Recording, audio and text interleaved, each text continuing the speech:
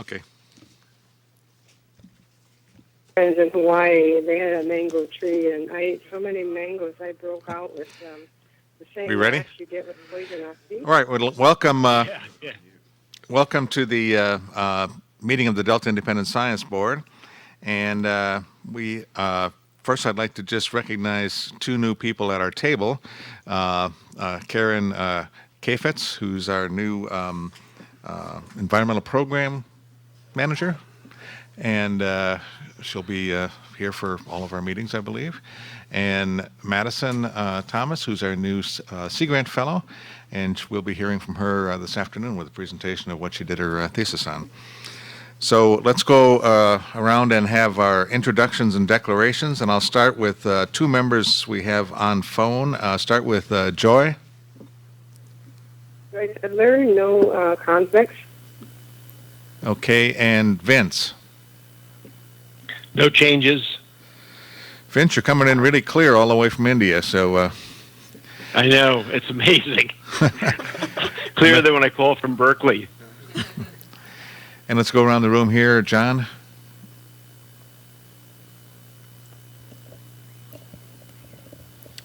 No changes. No changes. No changes. Joe Fernando, no changes. Jay Lund, no changes. Liz Canuel, no changes. Steve Brandt, no changes. And Tracy Collier, no changes. Okay, today's agenda is a little bit different than normal, so we're going to start out with two of our reviews, summaries on the IEP and the Marine Enterprise review, and then we'll move into a workshop on invasives, and hopefully our panel members will show up by the time we start, and hopefully we'll start that about 9:30, and that'll run till lunch hour. And then after lunch, we'll go into what might be called our normal routine with reports from, I guess this morning we'll also have a report from the council. And then before the ecosystem workshop panel. And then this afternoon, we will have our lead scientist report. We will discuss specifically about the DPIIC letter and where we go from here, and making presentations to DPIIC on that. We'll then have a break and have a presentation by Madison on some of her work, so we'll get a chance to get to know her a little bit better. And then we'll go into our reviews of and reports about our other reviews. So without any further ado, we'll go to Vince on the IEP review. Okay, well, thank you. Sorry that I can't be there. I wanted to start off by expressing the appreciation that the working group has from all of the DISB members for their comments, and we know that we sent them on very, very quick notice, and we got really excellent feedback. In the past 2 weeks, we've had 2 conference calls regarding this report. The first was among the working group, and the other was with Steve Culberson and Stephanie Fong of the IEP, the Interagency Ecological Program. The second call was really made in regard to a request for some quantitative information about IEP's budget and various activities that some of the members of the DISB requested we include in the report. Now, unfortunately, and I know we'll want to talk about this more, in terms of the information that we received from the IEP, we found that it really isn't feasible to provide the quantitative information requested. We're actually now considering that we may have to take a more narrative approach to the report in revising the draft that you've seen, again, based on some of the comments that have been made. The work group for the IEP review decided not to post any material for discussion at this meeting, and that's really because we're doing ongoing revisions to our report. Today, the work group would like the DISB discussion to focus on and identify the themes and topics to highlight at the IEP directors meeting on March 13th. At their last quarterly meeting, we presented an overview of the methods we were using and other information about how we were doing the review. But today, the working group would really appreciate any further feedback from the Delta ISB in terms of the items that were raised from your internal review. Now, you've all seen the introduction and description of IEP from our report. The findings and recommendations, there are now 10 of them. We dropped the 11th. The justification for the findings and the recommendations, the results of the questionnaire, and written comments that accompany the questionnaire. So in terms of the next steps in completing this review and report, Dick and Tracy will attend the IEP directors meeting and make a presentation. Liz is planning to call in. And in terms of the next steps for the draft report, we'll update the DISB at the April meeting on the status of the report. That's kind of a long summary of where we are, and I think the easiest thing to do would be to open it up for discussions, and Dick and Tracy are there. And Liz, are you there or are you on the phone? I'm here. Okay. I'll fill in with what we have. So I think maybe we should start with some comments from the DISB members of the DISB in terms of your feelings about the draft that we sent about, specifically the recommendations and the findings. As we said, a lot of the quantitative data that's requested, we really are unable to provide or unable to have IEP provide.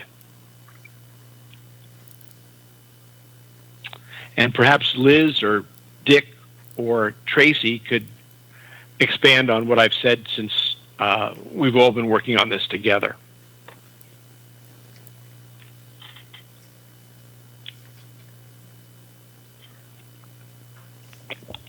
I guess we were provided numbers on sort of the allocation of funds and where the funds were coming from by Steve when he presented to us in January, and that all looked pretty good, but he backed off and said, well, those were estimates made by the prior leader, and he was not in a position to be able to actually say how he would do it now. One of the questions I asked was, well, do these numbers include the salaries of IEP scientists in the agencies when they are, writing a biological opinion? And, that could be IEP work. It'd be based on IEP work, but it's really regulatory science, it's not in the mandate of IEP. And Steve had to say, well, the agencies indicate to us how much they're giving or providing, but the money stays back in the agencies themselves. And so it makes it very difficult to actually account for how things are working. So that's sort of an example of the difficulty of keeping track with IEP finances. Yeah, let me add in, this is Tracy. So we got comments from some ISB members basically saying this is great, but we're making statements like IEP is under-resourced or needs more resources to meet expectations. How much more? We got questions about quantitation. How much more is needed? Can we be specific about that? Because we can't just say they need more. And so that's why we went back and had these discussions with IEP.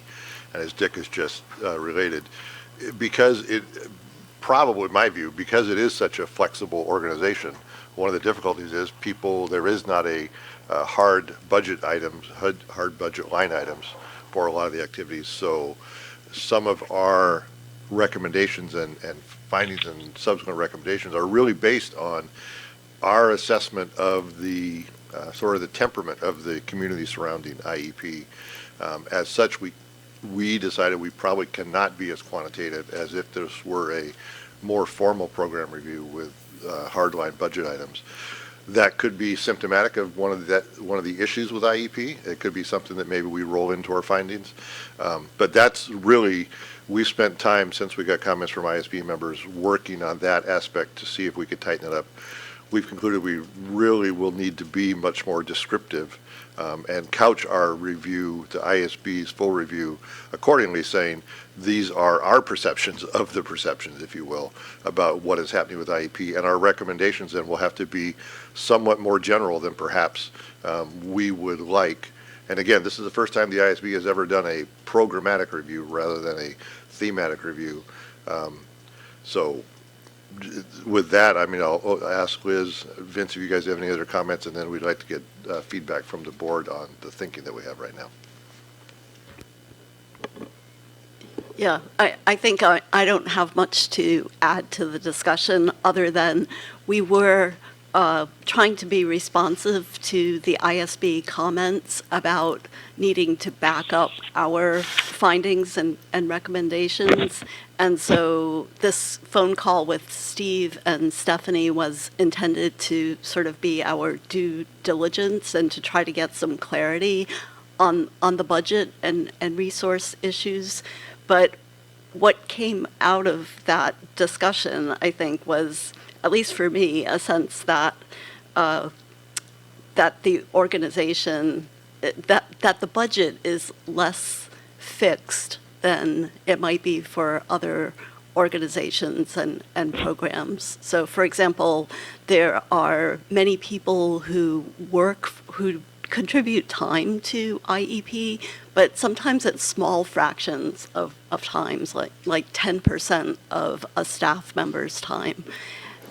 So anyway, it's a much more maybe difficult exercise than we expected at first. And so we want to update the board on that exercise, but also ask for your feedback about how to proceed from this point. Yeah, this is Vince again. I think that really puts it in the right perspective. That we're dealing with perceptions. It's very obvious from the detailed comments on the questionnaire that some of the perceptions, in fact, are contradictory with each other. But these were from the 111 respondents that are working with IEP, and then following through on this phone call, our perceptions were that these were the issues, and it was good actually that all of you commented that we really need to justify these, because we really just found out that it's going to be very hard to justify because the numbers are all over the place.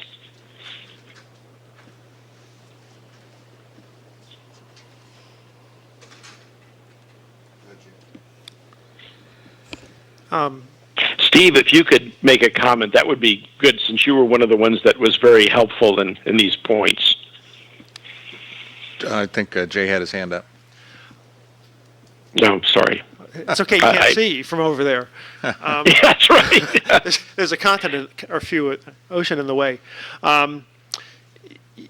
We might think about talking about that there seems to be a need for more resources, that the organization seems to be pretty stretched in terms of resources. But it is sort of a semi-formal organization in how it actually operates. And so I can understand completely how the accounting would be kind of informal. But they would probably be helped in getting more resources if they were more organized in looking at the larger whole and accounting for what they need, sort of making a proposal just like you would with a proposal. And so I think that fits in pretty well with some of the other things we've been talking about here in terms of larger sort of strategic analyses of what the resources and organizations should be for the science in the system, but also apply it to the monitoring. So I think we can probably sort of weave that in without doing violence to the useful informality of the organization. Yeah, I guess some general comments that I had is that, one, it was, I know that the findings are largely based on the surveys and questionnaire, and but also with some level of interpretation of those and some level of analysis, I think. And I think somehow clarifying that would be useful, to say that, okay, because the questionnaire is as Vince says, it's sort of the perception. Here's what folks think in the community about this, and that can be very quantified, because you have quantified it in terms of your bar charts, and stating that specifically. And then I think having some sort of a board analysis of that finding. What does it really mean? Is it something, with our other knowledge? And then more importantly, on when you go to the recommendations, it is, are the recommendations that also came out of the questionnaire, or are they recommendations that were based on board deliberations of what the next steps should be? And if there is some distinction between those, we should make that distinction and have, these are the board recommendations. And the funding one is a good example of that, because if the finding is that the responsibilities, there's not enough resources to achieve the responsibilities of IEP. If that is a finding, then I think how to resolve that could be a broad discussion. I know the recommendation was which is typical, if you don't have enough resources to do what you're required to do, you either limit your requirements or increase your resources. But a third option, which I think I recommended, was to, and as Jake alluded to, is to become more coordinated and have set some goals and set some priorities so that the resources can go towards what are conceived of as the top priorities.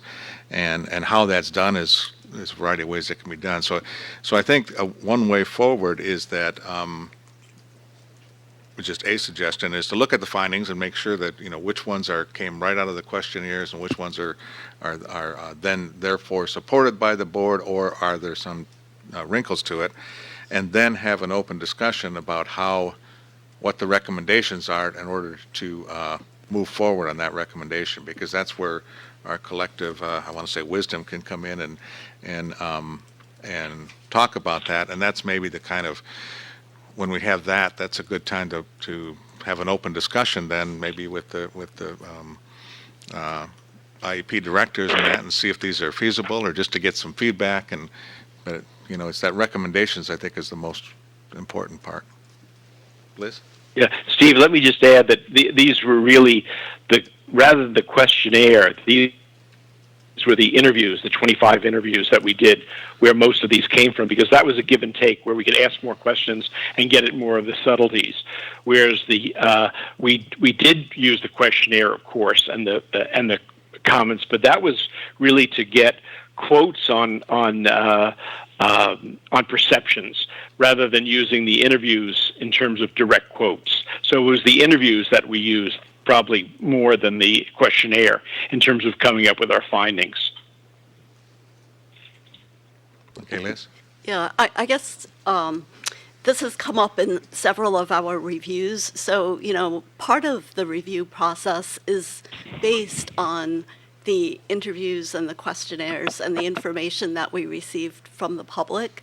But we also did think a lot about organizations that we've been a part of and our experiences of knowing, or, of being acquainted with Delta science. So they're not just verbatim what came out of any of those sources, that there was some analysis or thought, at least on the working group's part. And I think what we need now is to maybe bring in the rest of the board into the same discussions and deliberations that we had that brought us to that initial set of findings and recommendations. Tracy? And I'll just echo that, what Liz said.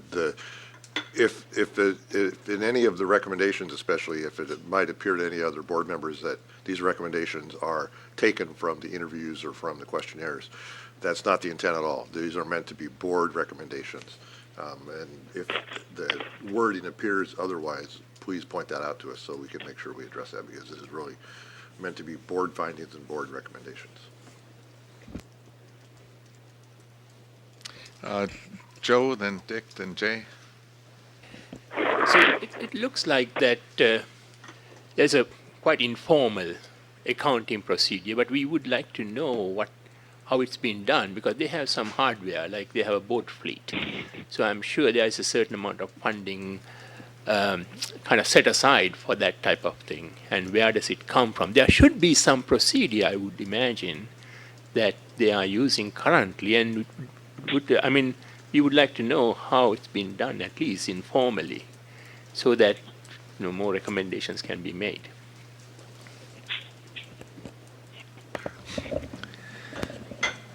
I think we need to get to a major issue, and that is that most of the agencies have agendas that are fairly short run. They need to deliver water or fulfill ESA requirements, and the science and the monitoring of the science that many of the agencies see is more immediate.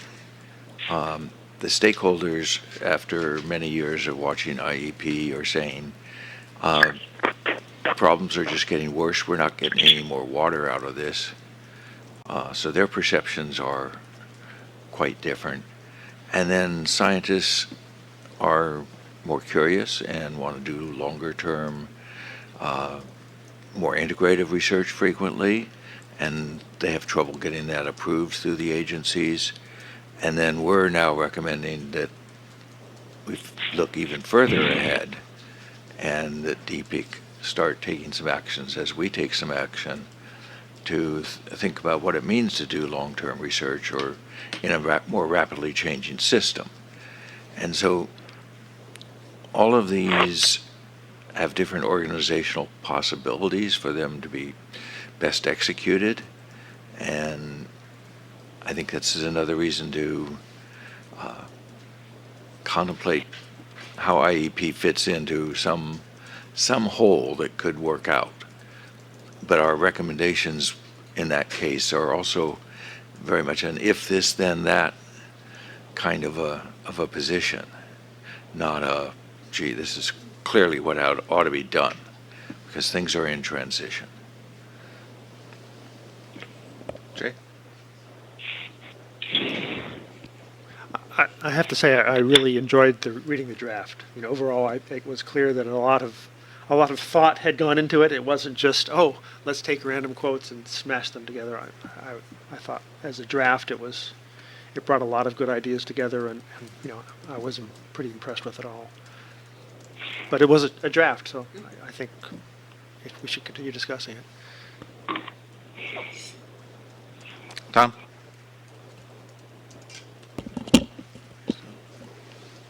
I agree with your comments, Steve, about the management aspect of the program. And one of the things that I struggled with when I read the report was I didn't get a sense of priorities with the findings, and that might really be the big priority considering the audience that we're dealing with. And just one experience I remember from participating in the interviews that really, for some reason, it stuck with me, and I think it was because it was a real important observation, and that had to do with the level of the director's participation. And we were talking to, I've forgotten the person, but someone who had been in the program for a long time. And it was clear the directors used to be, according to this interview, more involved.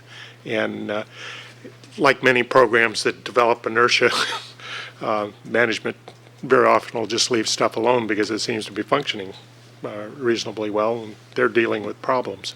And that seems to me could be connected to this to get the directors more involved in the hard core of the program, which is the funding. Yeah, of course, that was one of our recommendations and findings that was echoed many, many times. Tom, you're right. Yeah, and that was maybe we didn't fully capture it, but that was also something that we that was one of the themes that we developed in the findings section. So yeah, so I guess maybe we could sort of transition the discussion just a bit to what we want to present to the directors at next week's meeting. What are we sort of, what themes maybe resonated with the board or were that the board is comfortable to move forward to the directors meeting, or any guidance from the board about how to approach that meeting, that would be really valuable.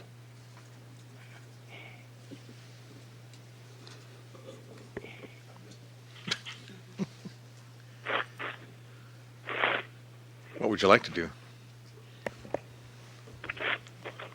Yeah, so I mean, this is very broad, but, I think, well, we feel like we should not present anything too concrete yet, since we're still in the process of developing the review.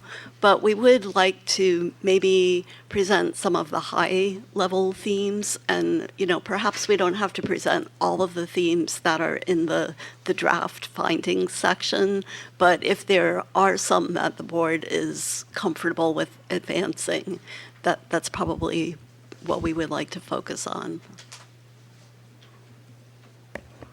And I would add to that. I have a comment. Oh, go ahead, Joy.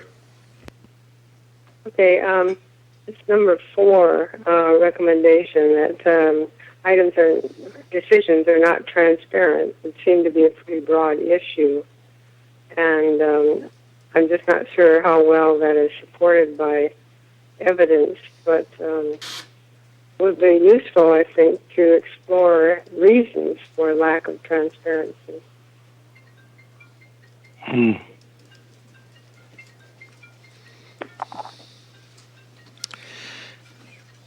Yeah, I think I'll go back to this. It was good to hear that the findings are sort of your analyses of the interviews and so forth. And but I still see words in there, and Joy points out that particular number 4, which is transparency. And there's a strong, even in there it says there's a strong perception, and I think it might be useful to say to point out what the perception is, because you have some data and that's clear, and it's sort of like undeniable information, and having that as this is the perception, and if there is a perception of a lack of transparency, that's, to me at least, that's okay to present, because that's derived from the data. And I would think the basic topics are probably fine. If you just go and look at the topics, synthesis and data and transparency and directors' involvement and resources, those are kind of the topical areas that are being discussed, and specific recommendations to be evolved. So this is Tracy. Yep, this is Vince. Go ahead, Vince. Go ahead, Tracy. Oh, okay, this is Vince. I've always been of the idea that our findings, presenting them, and again, in however we want to do it, would be the best way to go. What kind of threw us off was this phone call with Steve and Stephanie, in terms of we've been talking to them regularly and hearing things regularly, but this was I have to admit, for all of us, quite discouraging to hear how things are going. So that's really one of the reasons we're asking all of you for input on this. Tracy, go ahead, please. How do I follow that up? Let's see. I'm not that discouraged, actually. I was thinking that we would, in talking to the directors next week, we would let them know sort of where we are in the process, let them know that the individual board members have seen not yet public drafts, that some of the feedback we got was what we just talked about this morning, that there was a request on some board members to have more quantitative information. So we spent some time trying to develop that, and have concluded that we really can't, for some of the reasons we've just talked about, which again may be symptomatic of one of the issues with trying to review a fluid program like IEP. And then I think, again, some of the language that some of you gave in your individual comments, we need to tighten it up and be a little more, less pejorative in some cases and less laudatory in others, and just be a little more objective.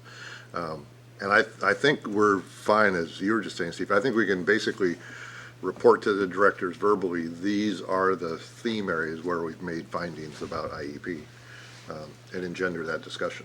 And that we are still having the full board discussion. We'll be bringing it up again in our April meeting to talk about what our recommendations, how do we make them as constructive as possible and as direct to the point of the findings as possible. That's how I'm looking at it. Dick, do you have other thoughts on that?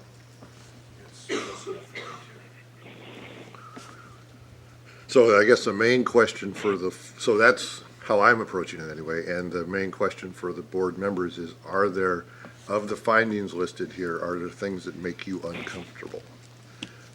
Based on your experience with the interviews, because all of us participated, with the exception of Liz, all of us participated in some of the interviews. We've all been exposed to some of the community of IEP implementers and stakeholders. So are there things in here that are not consistent with how you viewed things? Yeah. Go ahead, Liz. Oh, and I just wanted to add, maybe I think what we would like you to focus on is the findings section with the thematic areas, not the specific findings and recommendations section, because,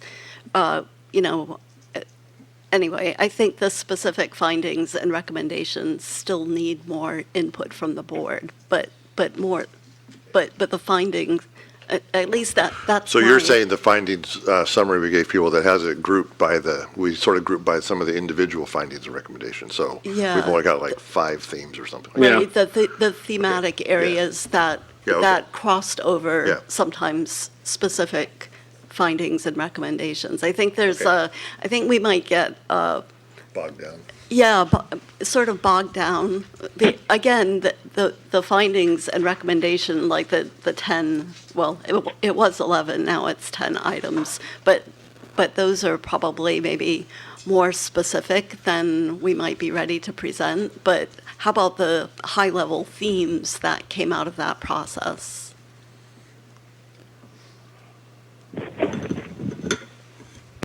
If you do that, I would think hard about the priorities of those groups, because it seemed to me the organizational structure was, at least for this audience, is the most important one. And what you lead off with is usually what sticks in people's minds. And they fade off slowly on a decay curve. This is Vince again. I think the DPIIC letter really fits into this, because things are changing so fast within IEP in terms of the importance of synthesis, the big changes that are happening in legislature and funding, and the role that IEP will play or won't play in those. I think perhaps maybe even tying IEP into that DPIIC letter in some way may be not a bad idea, or in a follow-up to that DPIIC letter, because it's clear that like we say in terms of the changes in the Delta, the changes in the IEP are occurring very fast as well. Yeah, that sort of fits in well with the point I was going to make, that I think as a programmatic review, it's very important to sort of tidy up and make sure we say what we want to do on the programmatic review by itself for IEP, but IEP is it's a large part of the larger science ecosystem, if you will. And, yes. I'm not sure if it's a predator or a prey or whatever, but it is, part of many, academics are sometimes accused of that too. But I think trying to put it in that kind of a context and in this changing context of the changing demands on the system, I think would be particularly the useful addition to this review and make it fit in well with the larger needs of the system.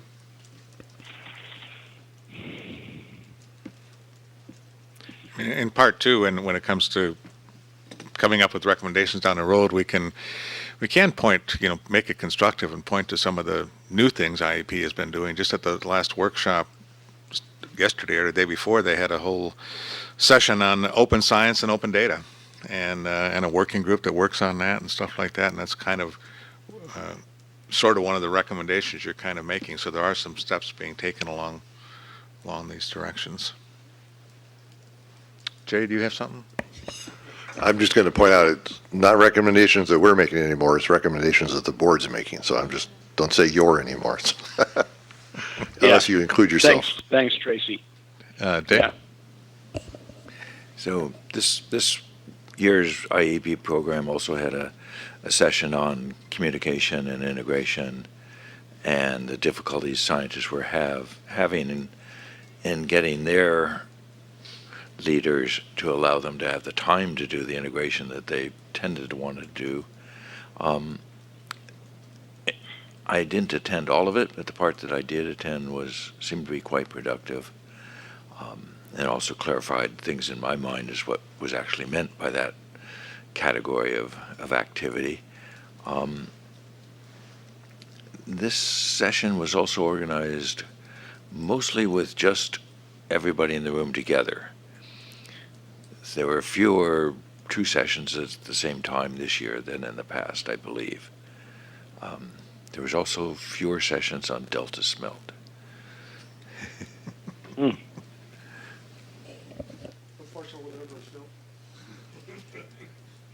have a comment. I'm looking at numbers 8, the recommendations or findings 8 and 9. And to me, they're a little bit contradictory and perhaps overlapping. I suggest taking a look at those again.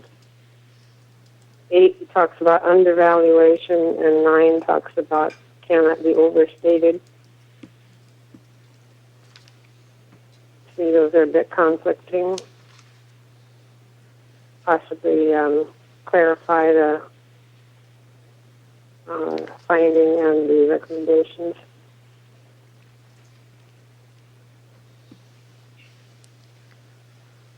We certainly can do that.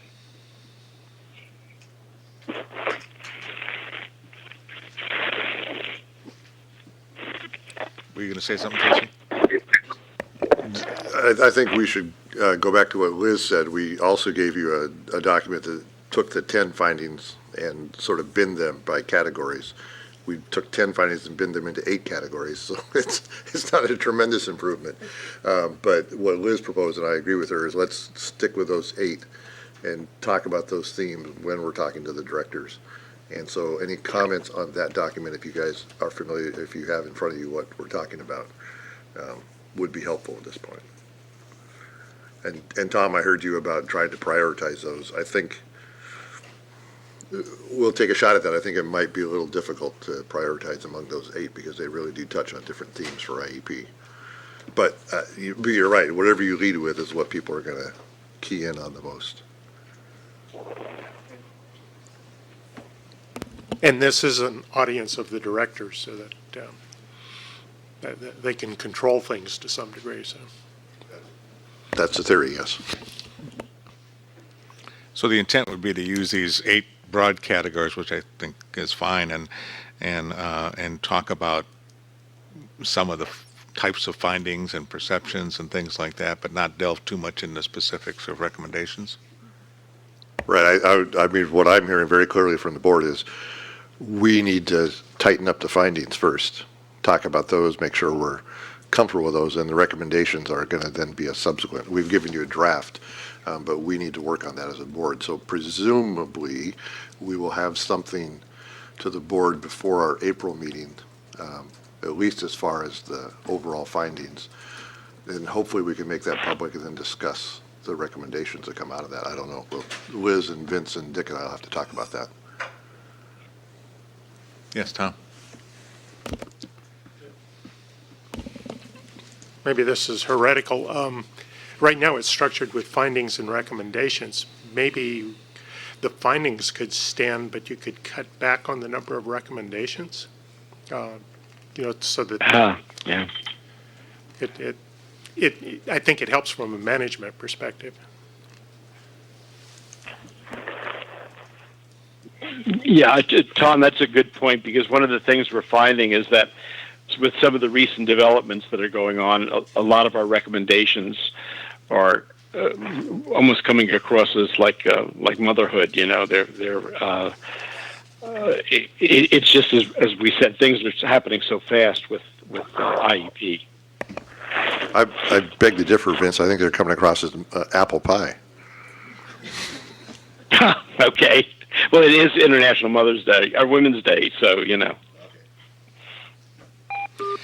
I think that's a great recommendation, because I think that might be something where there may be a couple of recommendations, kind of like what Jay was talking about in this broader approach and setting priorities that could resolve a number of the findings, rather than nitpicking one by one.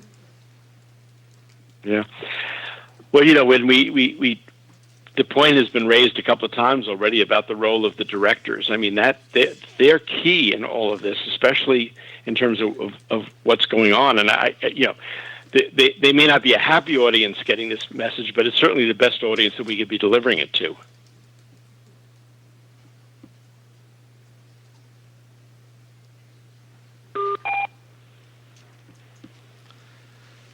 So do you think you have enough guidance for next week?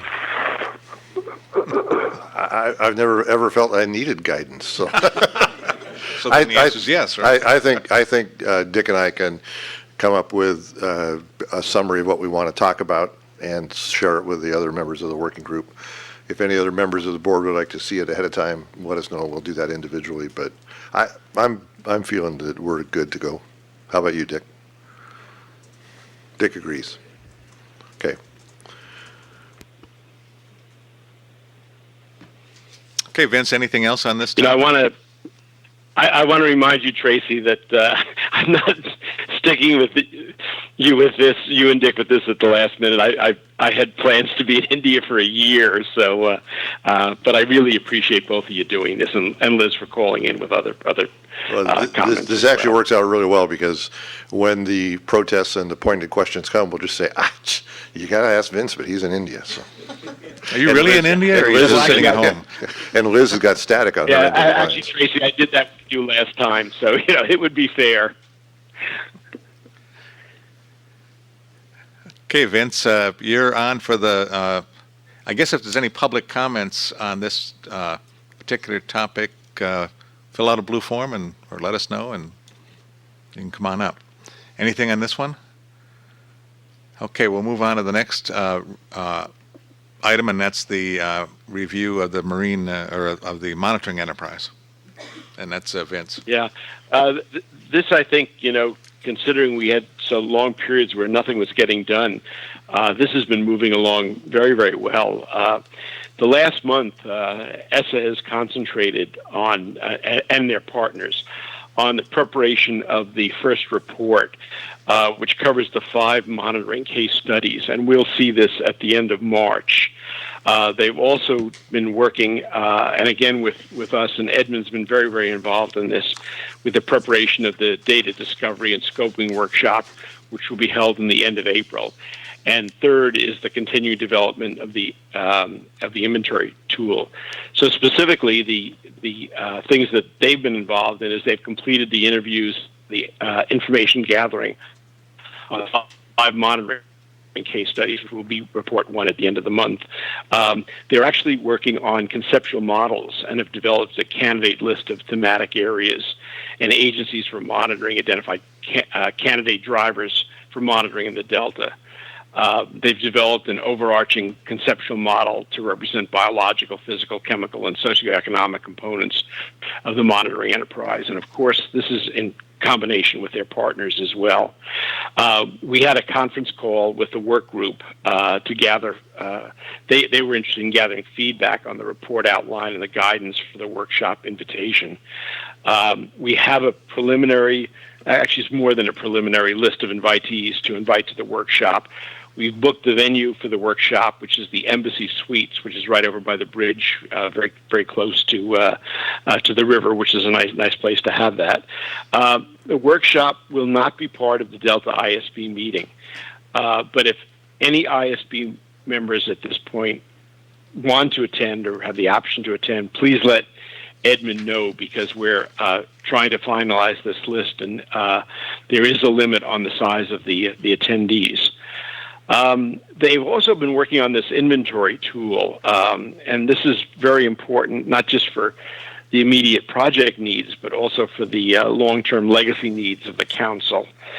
And this interim report number 1 will be available March 28th. The data discovery workshop will be April 30th. May 1 will be a meeting between ESSA and the Monitoring Enterprise Working Group to try to summarize the material that came out of that conference. And then, of course, we'll have our meeting following that. One of the things that we've been talking about is if you remember, there was component 2, which was the was to work parallel with component 1. Component 1, of course, was the inventory of the programs, the case studies, if they could develop the conceptual model.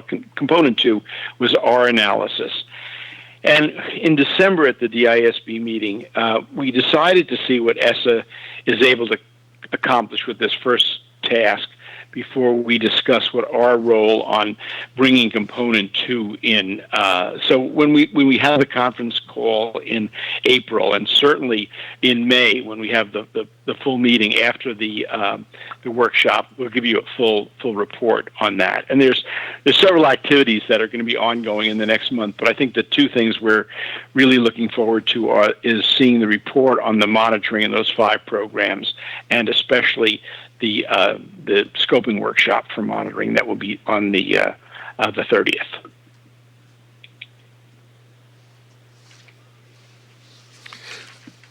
Thanks, Vince. I just had one question on the May 1st meeting of the work group with ESSA. Do you think it's worthwhile to have the work group also have sort of an independent meeting amongst themselves to talk about component number 2?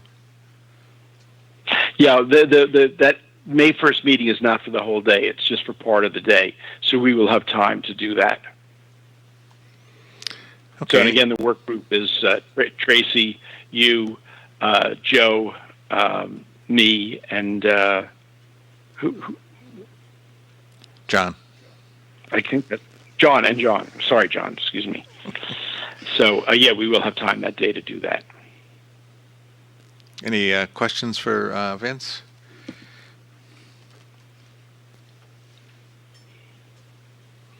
Okay. Any public comment on the monitoring review?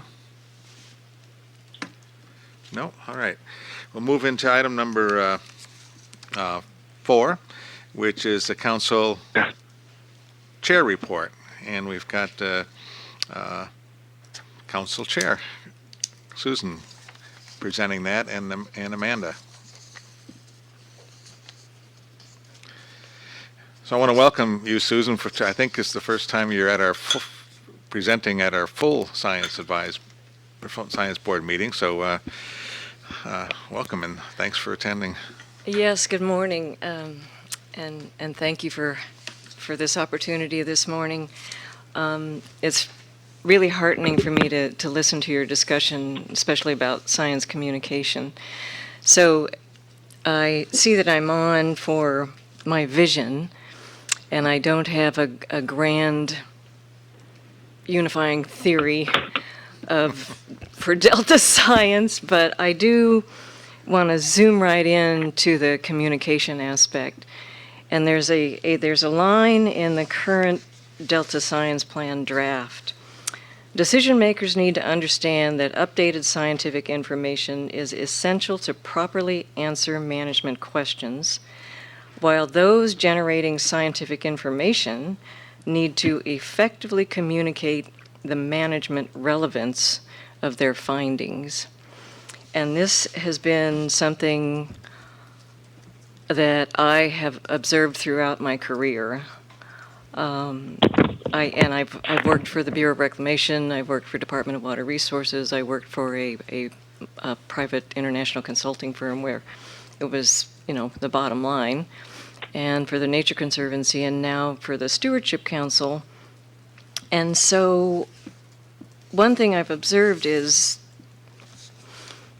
that we need to really clearly define the management questions, because from the different perspectives of different water managers, we can't assume that we're all understanding which management questions we're addressing with which scientific endeavors. So I did write a vision statement. My vision for Delta-related science is that more policymakers realize how critical best available science is to their decision-making and see the linkages among those policies affecting the Delta watershed. And I know that's really broad. I'd be happy to talk offline about examples of what I'm meaning. My mission related to this vision is to find and support ways to communicate scientific information in a manner that more immediately or vividly shows its relevance to implementing policies that affect the Delta. I had the privilege of attending some parts of the IEP workshop. I also this week attended the Biological Objectives Scientific Advisory Panel. And because I'm a big fan of science and I'm really interested in science as it addresses water policies, I really enjoyed these venues. Unfortunately, we have policymakers out there who question the need for science. I've been asked such questions as, don't we have enough science? And do we need yet another study? And I think if we can more directly show the value added by our scientific endeavors, we could begin to change the mindset of those who question the need for the science. And so I would be happy to talk with you offline and work with any of you about methods and ways we can more vividly and directly demonstrate the applicability of our scientific endeavors to the specific policies. And one example, just from this week that I'll cite is our folks at a council meeting were presenting the climate change vulnerability assessment project that we've got going. And they were explaining phase 1 and phase 2, and I was very excited. I thought, this is great, and they're doing a great job presenting it. But again, the question came up of, do we really need to do this sort of comprehensive study? And someone even stated that, there are so many climate assessments out there. And so somehow, even though I thought the staff was doing a terrific job, the connection between downscaling climate data and existing climate science, specifically to the Delta, wasn't registering. So any suggestions you have or ideas you have about, communicating science, directly showing which policy, which study is addressing, even showing the policies that these findings do address, because in my mind, so many of the findings coming out of the science community address more than water policy or water quality in the Delta.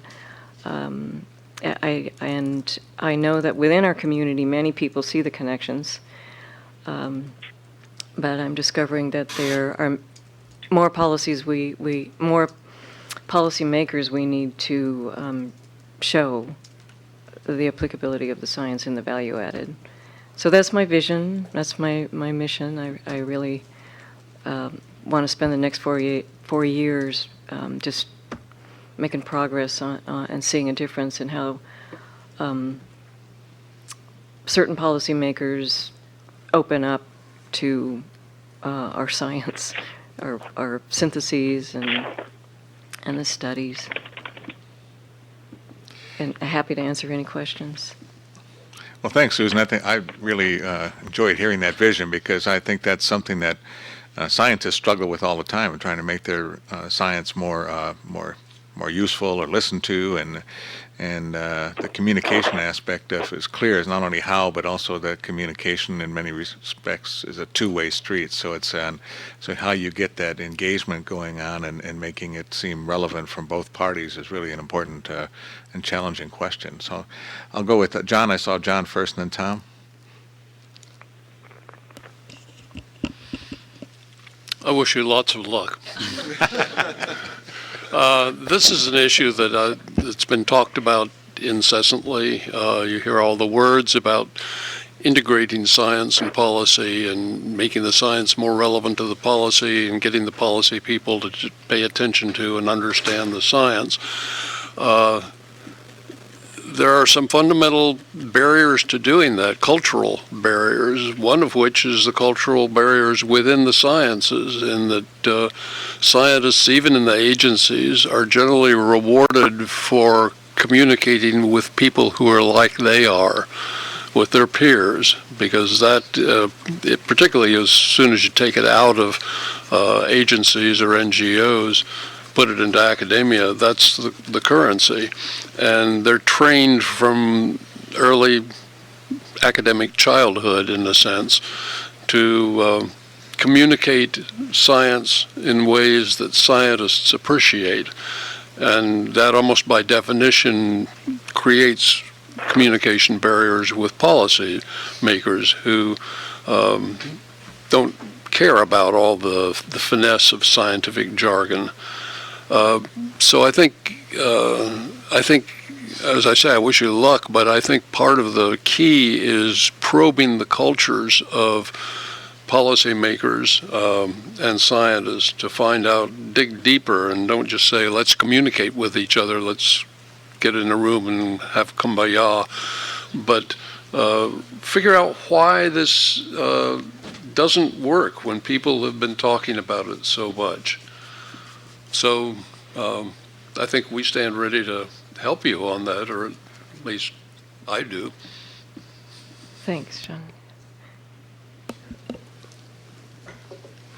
Susan, I'm going to suggest something that might be more doable.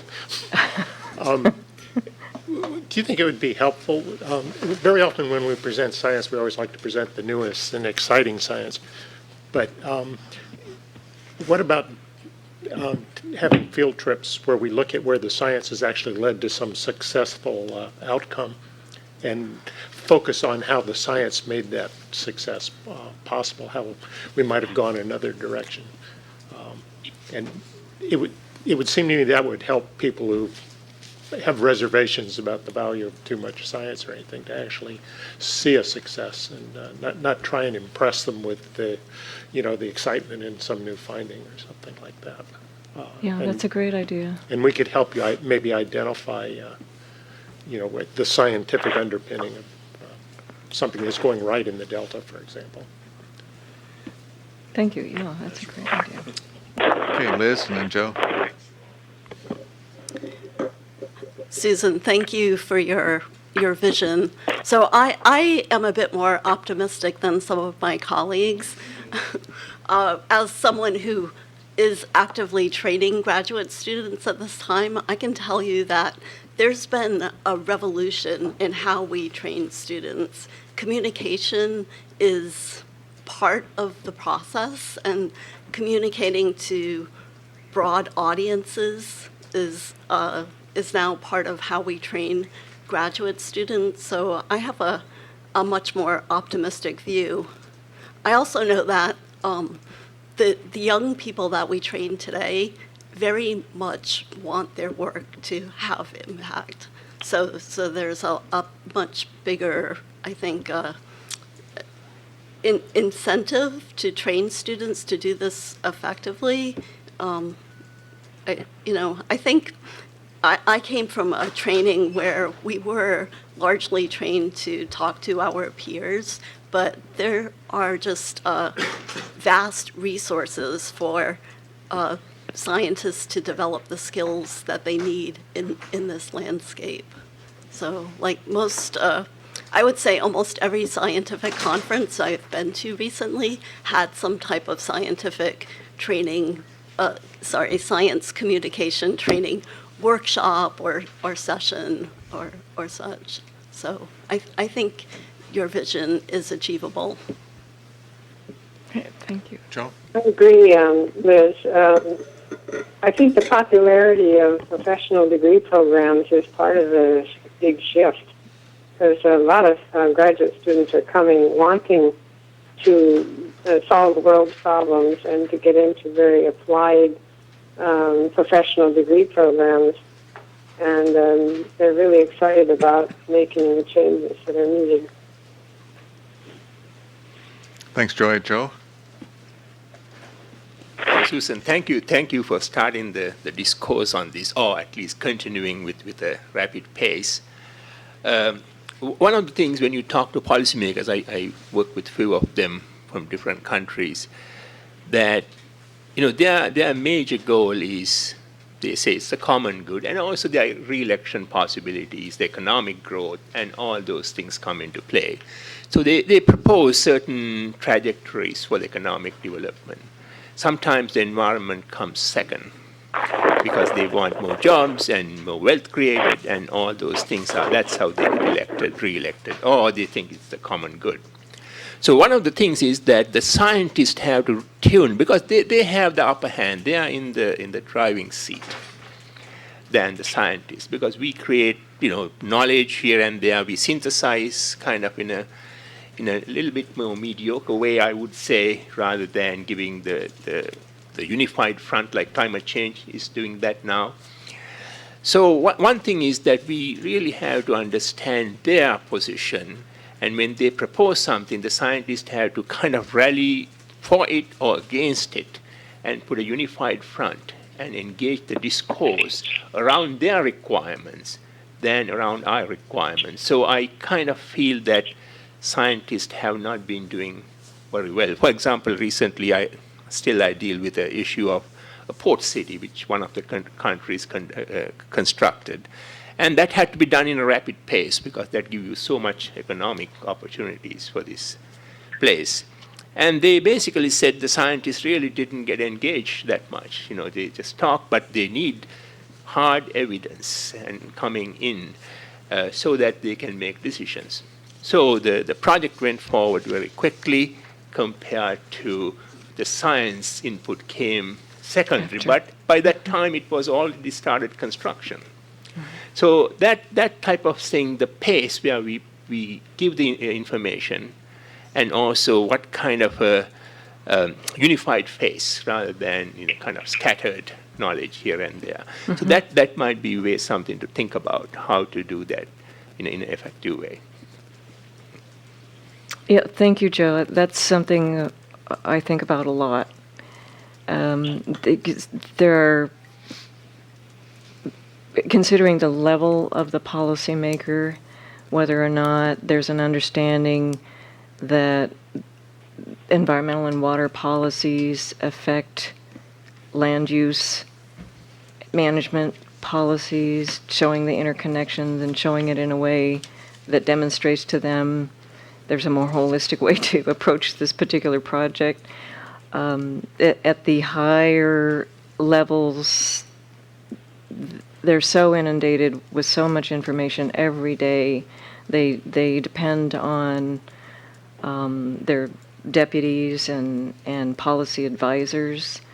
At the policy advisor and senior management level, usually they've come from some sort of engineering or scientific or economic background, but they're faced with, briefing the higher level and screening what's coming to them. And at the research level on the ground, whether it's water operations research or biological research, I've seen folks get interesting questions. I remember a question. This was back in the 90s, and I was working for a chief deputy who was faced with the question of, do we shut down the pumps next week or not? And he said, ask Randy Brown where the fish are. Where are they right now? Where do we go? And it was such as so, of course, I went to Randy Brown, and Randy said, well, where is this question coming from? And so the disconnect from the monitoring research that was happening to the question of the day really struck me and stayed with me in my career. So I agree with you. It's the pace, the timing, the question itself. So thank you. I thought that was a really good answer, Joe. What worries me most about what your problems with, I like your vision. I think we can all agree on that. But what worries me is the problems you see in attaining it on the policymaker side, which of course are very busy, very smart people, but their busyness and their self-perceived smarts often slow them down from being able to absorb, reduces their infiltration capacity in hydrologic terms for science. It's not just us being bad, not being able to talk good, it's also them having trouble listening. And so I wonder if for some of these policymakers it might be worthwhile to have the science program offer a concierge service where you could go to a policymaker and say, surely there are some things you're curious about in this system. And then you sort of pair them up with some people that would be enthusiastic about helping them with that in a non-talking down way. Because that's often what people really need, I think. We all have our curiosities. I think even policymakers are curious about many things. And we just need to hook them up with some people that have a little bit of time to sort of pursue that. That's my delusion anyway for the day. Just to follow up with that a little bit, not your delusion, but the topic, and with what Liz said, is that I'm also optimistic in the sense that there is the whole field of stakeholder engagement is really evolved, and I think there are people that are trained in this sort of methodology to link the science and the stakeholders, and stakeholders are broad, including policymakers and politicians and everything like that, and there are techniques and ways to do it and mechanisms to really make that an effective engagement. It's not necessarily putting a policymaker in the same room with the scientist and trying to get them to talk. It's there are people who are trained in that interface and how to make effective inroads. So I think that's I think there are some positive ways forward, and we're certainly anything we can do to help, by all means, because I think what I'm hearing is we all certainly have the same kind of a vision and hope. So, any other comments on Susan's vision? We really thank you for bringing that up. It's a really good topic. Oh, certainly, yeah. Thank you for the opportunity. All right, I think, Amanda, do you have more to report? Yes, good morning. I was just going to give a quick update on the most recent council meeting, the upcoming council meeting, and then also the upcoming DPIIC meeting, which you are all very aware of and engaged in. So just a quick recap from the February council meeting. As Susan mentioned, we had our staff who are working on the climate vulnerability assessment and adaptation strategy present to the council about the project, the program, and kind of where we are and where we're going. I encourage you to look at the presentation online. It was a very thorough presentation, and the staff report is there as well. And as Susan mentioned, they discussed guiding principles and kind of where they're going next. Staff is working on a technical approach to it, and they have developed a technical advisory committee, which if anybody's interested in who the membership of that is, I'm happy to get that to you. And they do know that you would all like a presentation on what they're doing, and they're working on that. And so I'm sure they'll be in contact with Edmund and Karen about that in the future.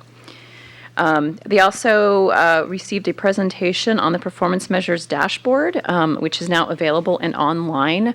And I will also suggest that you check out the council's website to look at the presentation and the guidebook that staff developed. It's actually a really thorough, both the presentation and the guidebook are very thorough in terms of describing what the dashboard does, and how to access it, how to use it.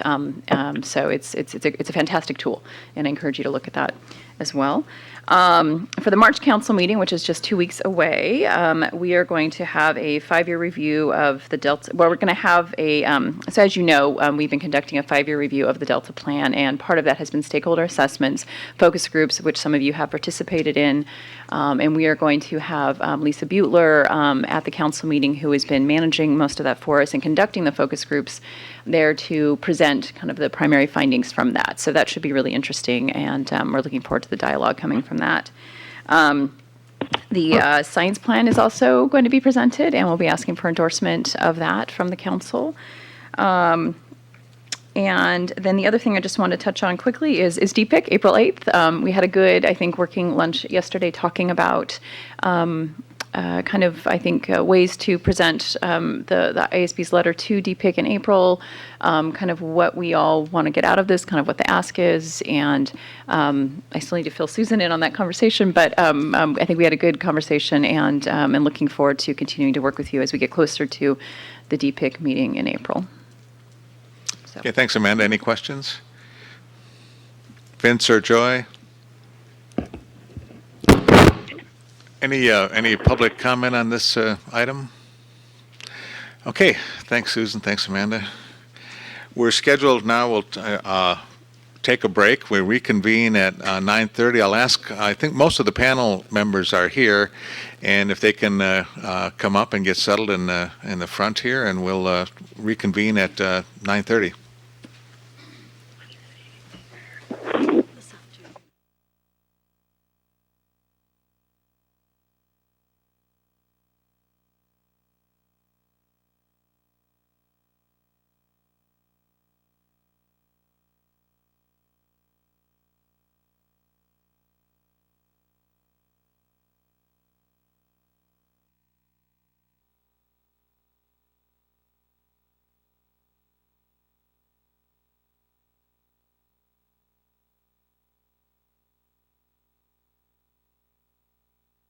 Have our seats. We'll get started.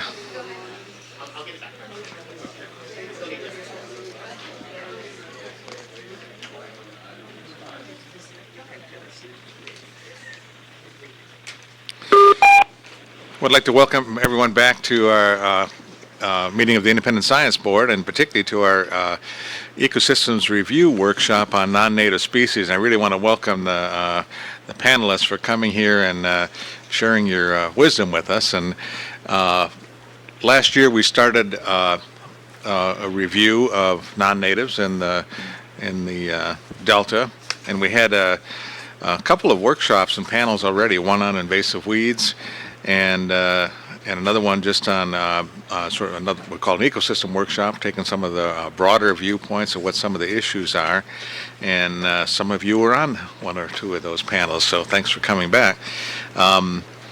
Today we have another distinguished panel and on topics that range from vegetation to fisheries to reptiles to hydrological changes, and also looking at the Delta Interagency Invasive Species Coordination Team and what they're up to.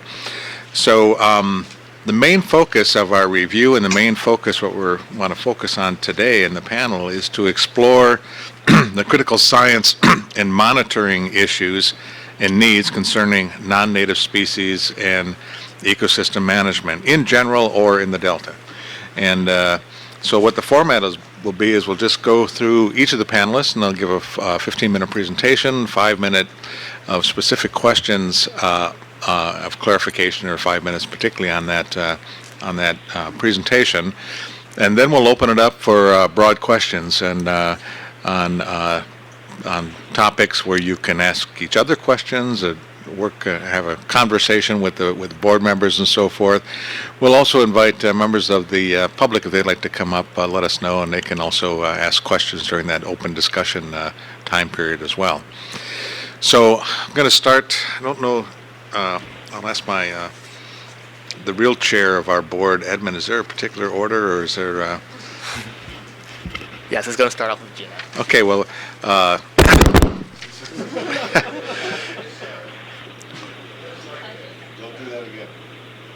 Okay. We'll start off with Gina Darren, who is the Senior Environmental Scientist at the California Department of Water Resources. Ooh. How do you not touch it? Okay. Thank you very much for inviting me back. Today I will be presenting on the coordination group called the Delta Interagency Invasive Species Coordination Team, which for ease from here on I'm going to call the DISCT. So there are a lot of coordination teams out there for invasive species, all taxa, all geographies. But the important part about this one is the geography, so Delta, Sasoon, Marsh, and tributaries. Interagency, so it's really a focus on the agency partners, and we do have some non-government and private partners, but focus on interagencies. Invasive species, so all taxa, so from plants to reptiles to fish to nutria. And then, right, okay, so that's what we're talking about here.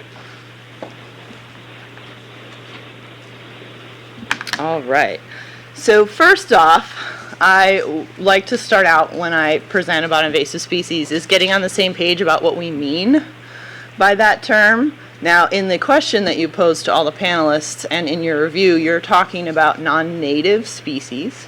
So invasive species can certainly be non-native, often are, but keep an open mind that there can be some natives that can be considered invasive. So the invasive, when I'm talking about invasive species, I'm talking about species that spread rapidly, likely due to being released from some kind of predation or competition or disease, and therefore these species can then put all of their energy into reproduction and not have to put energy into defense, which when you co-evolve in an ecosystem with predators and diseases and competition, you do have to worry about defense. So these are species that are spreading rapidly and causing economic or ecological harm. So on the screen, I have maps that I do not expect you to be able to read. I'm just using them as to make a point. So the first set of maps on the top is a progression over time of Phragmites Australis in the Sasoon Marsh. This is also called common reed. It's a very tall grass. It's native. It has a Eurasian biotype that has come over and is mixing with our native Phragmites. So they're very difficult to tell apart morphologically. It can be done more often done with genetics, but I can tell them apart from their behavior. So our native Phragmites does not spread like this.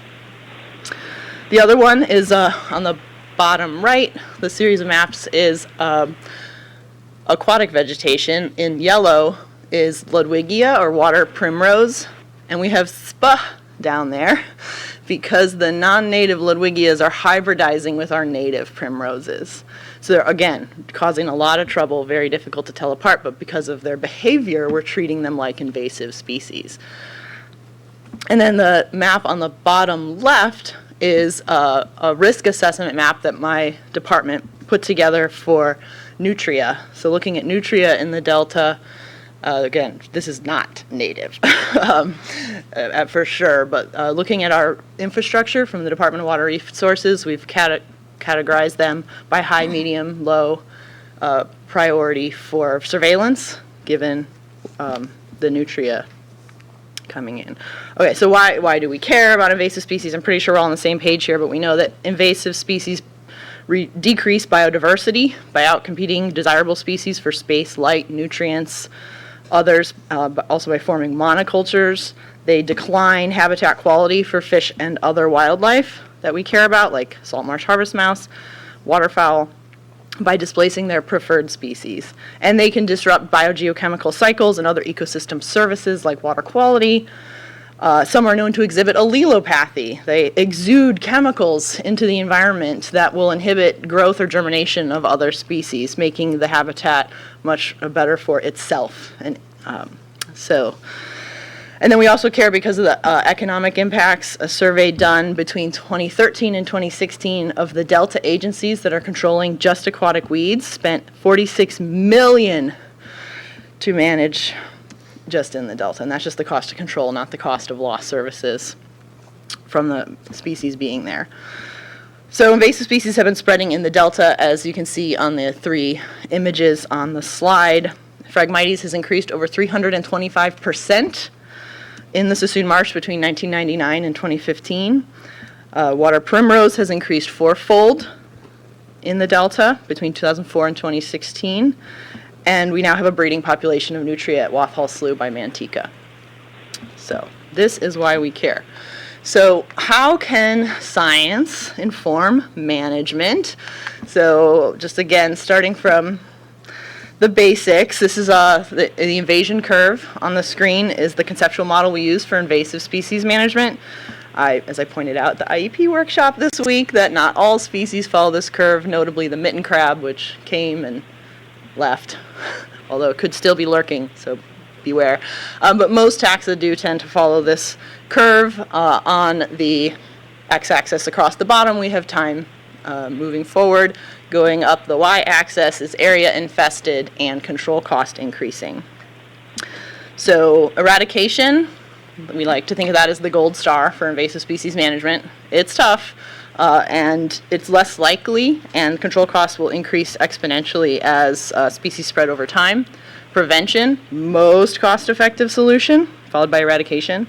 And if a species is not detected early and removed, then intense long-term control efforts will be unavoidable. So it's that early detection is where we need data and monitoring, which I know you're very interested in, and then effective control techniques is also needed, especially in the very complex system of the Delta. We're running into a lot of delays in being able to treat invasive species due to permitting, coordination, things like that. Important things. So this curve is scalable. So for example, you could look at it statewide. Yellow star thistle follows this curve. Invasive aquatic veg in the Delta follows the curve. I did not touch it. All right.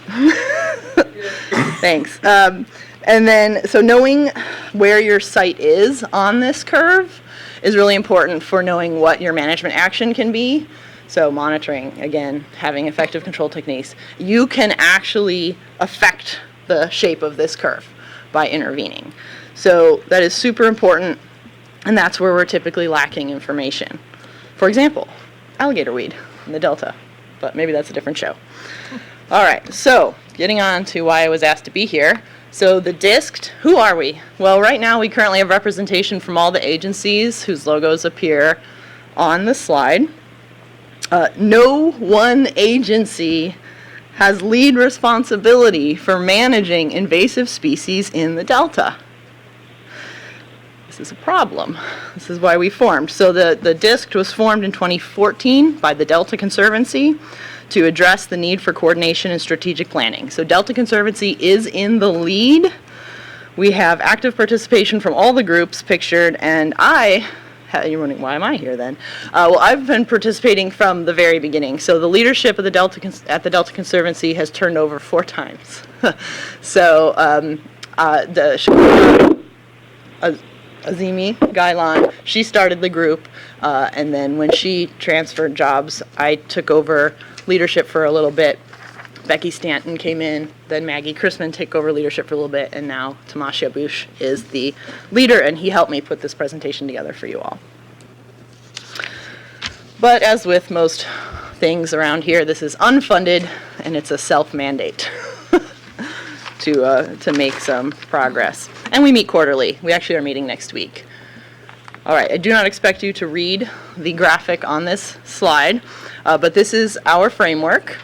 When we first got together, we had its ideal vision for what we were going to accomplish, and it included information exchange, implementing projects, doing education and outreach, supporting funding, reporting, monitoring, data management.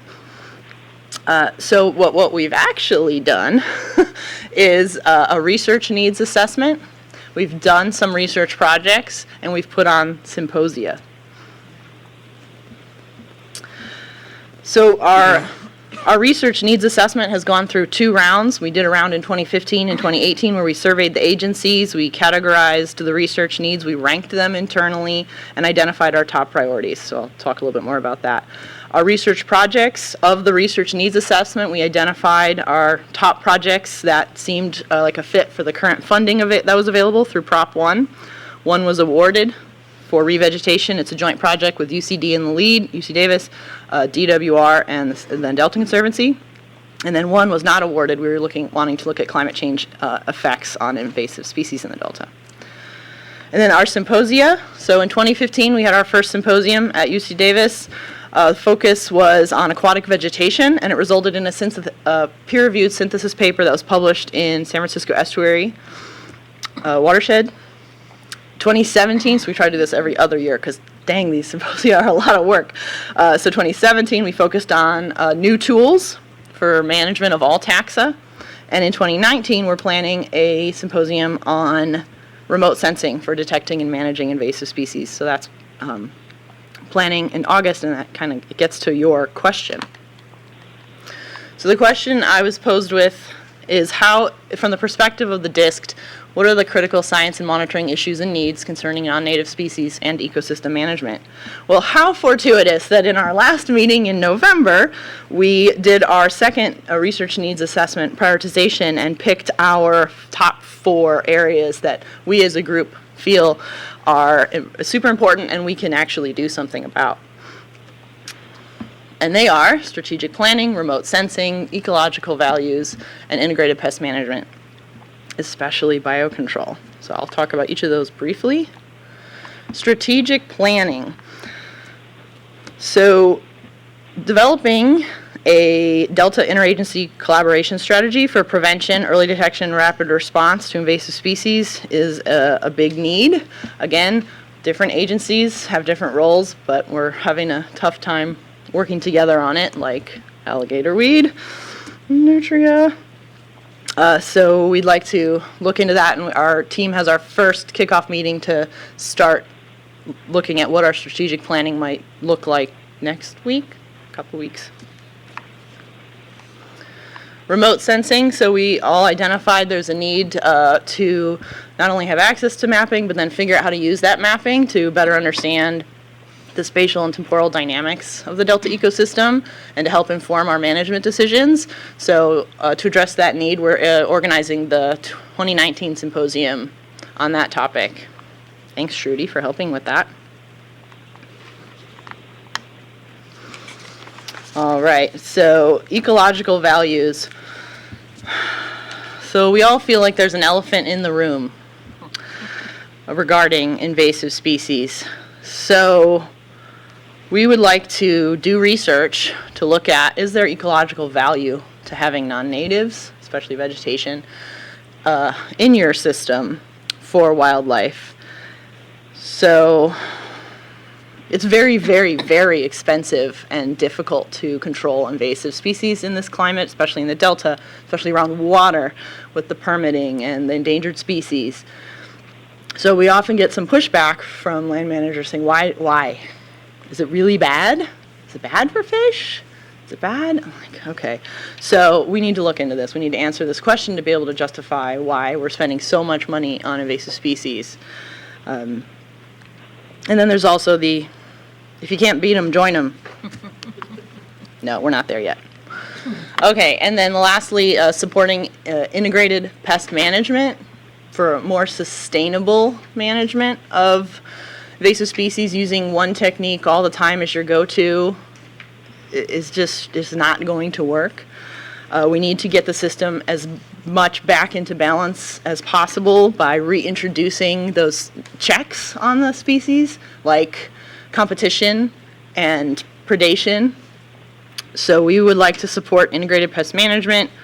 We're doing that with the research on revegetation, trying to see if we can fill the niche of the invader by using competitive natives. We also would like to support research on biological control, bringing agents back from their the weed's native range to eat them. So there is a picture of a water hyacinth weevil that's currently being used in the Delta, and then there's a group of us touring the USDA ARS biocontrol facility looking at what's new. And then I got an email from Paul Pratt from USDA yesterday. He's in Argentina. He's like, I found some more bugs on alligator weed. So hopefully hear more from him soon on that. So those are the issues and needs from the DISC perspective. Any questions? It's assessment. I have a question. Okay, go ahead, Joy. Okay. What is your time frame for expectations with weed control? Are you thinking about controls that are in the 1 to 2 year time frame, or 7 to 10 years or longer? To clarify, are you talking about the invasion curve, the time frame for I'm that? thinking of your plant controls, like the expectation for planting competitive natives. Ah, yes. Definitely the scale of years. Studies have shown that using active revegetation for the purpose of invasive plant management takes quite a few years of more intensive gardening. Ooh, there's me. So you would have to weed your area, garden it, and remove weeds, and then retransplant dead transplants, and really give them a leg up. So once the competitive natives are healthy, and they should be able to outcompete. Now it's, again, with biocontrol and revegetation, you're not expecting to eradicate the species. You're expecting to bring it back into balance and make it behave. Thank you. Is your needs research needs assessment report available? I would have to get back to the group on that one. It is, we're all government agencies putting this together, so I can't imagine it's not available. But it is like a written report? It's a Google sheet, and it's a living document. Okay. Go John, then Dick.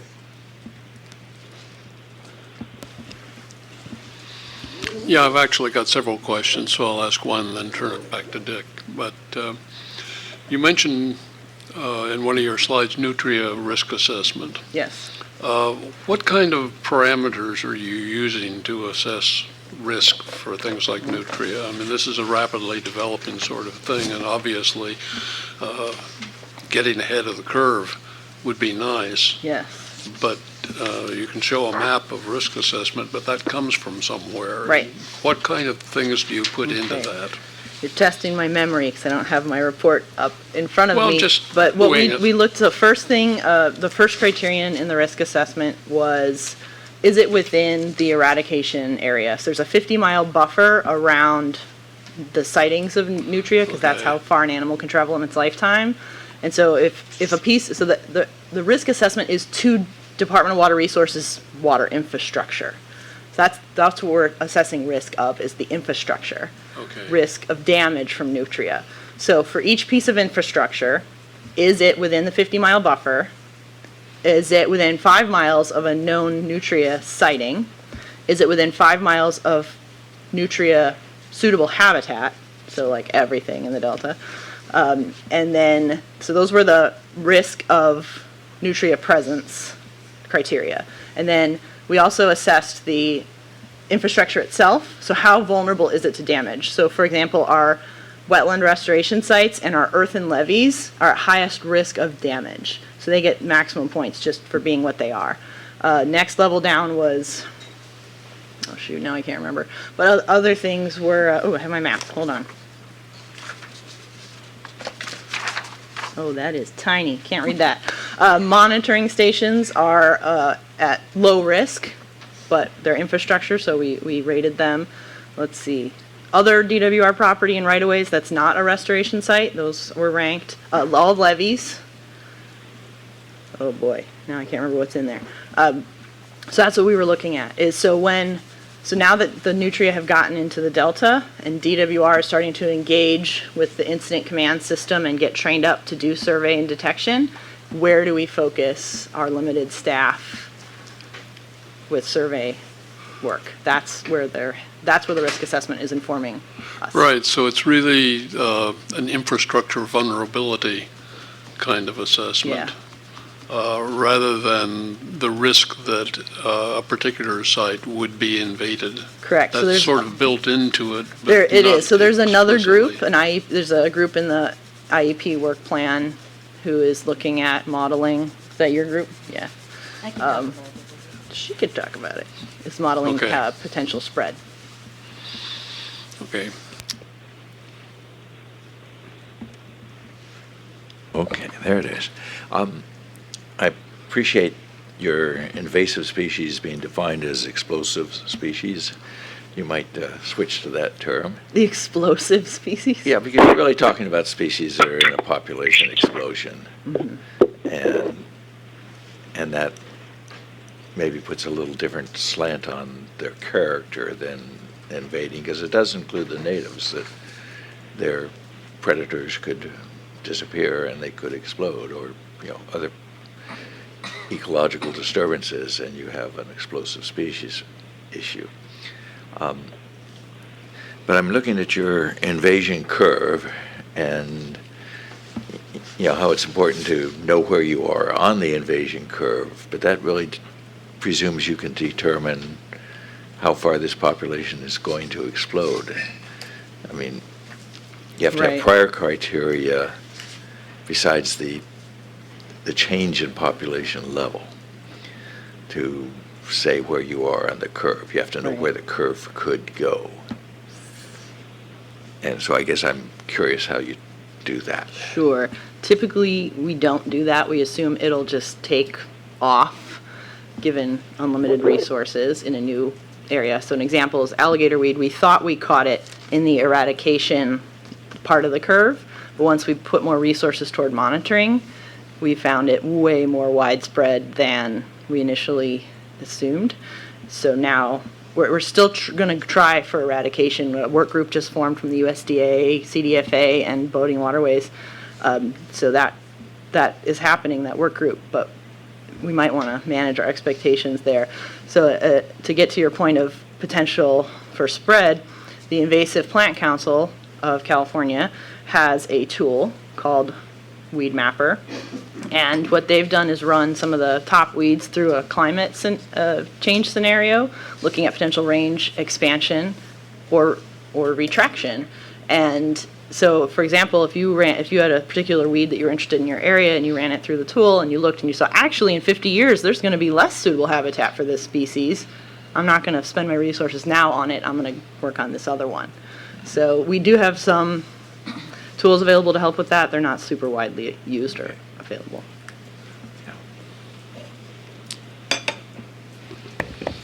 I'm just curious, you just mentioned that you don't have to be non-native in order to be invasive. You can have native invasive species. But it sounds like the examples you gave were native species that had some hybridization or some genetic mixing with other non-native species. So are there truly, because we've been trying to use the term non-native so as not to be pejorative, but on the other hand, if it is an explosive species, maybe pejorative terms are appropriate. But I'm just curious, are there truly native species that have not mixed with other non-regional types that are now out of control? Yes. Okay. So a couple examples are in the Delta, coontail, blanking on the Latin name here, is native. It is, so another part of the definition of invasive species that I should probably have included is invasive species is really a value statement. It depends Right. on, is it impacting, harming what Right. you value? Right, So if you value navigation in the Delta, right, it's invasive. then a yeah. native submersed, well, actually it's a submersed floating, it's a very special aquatic weed.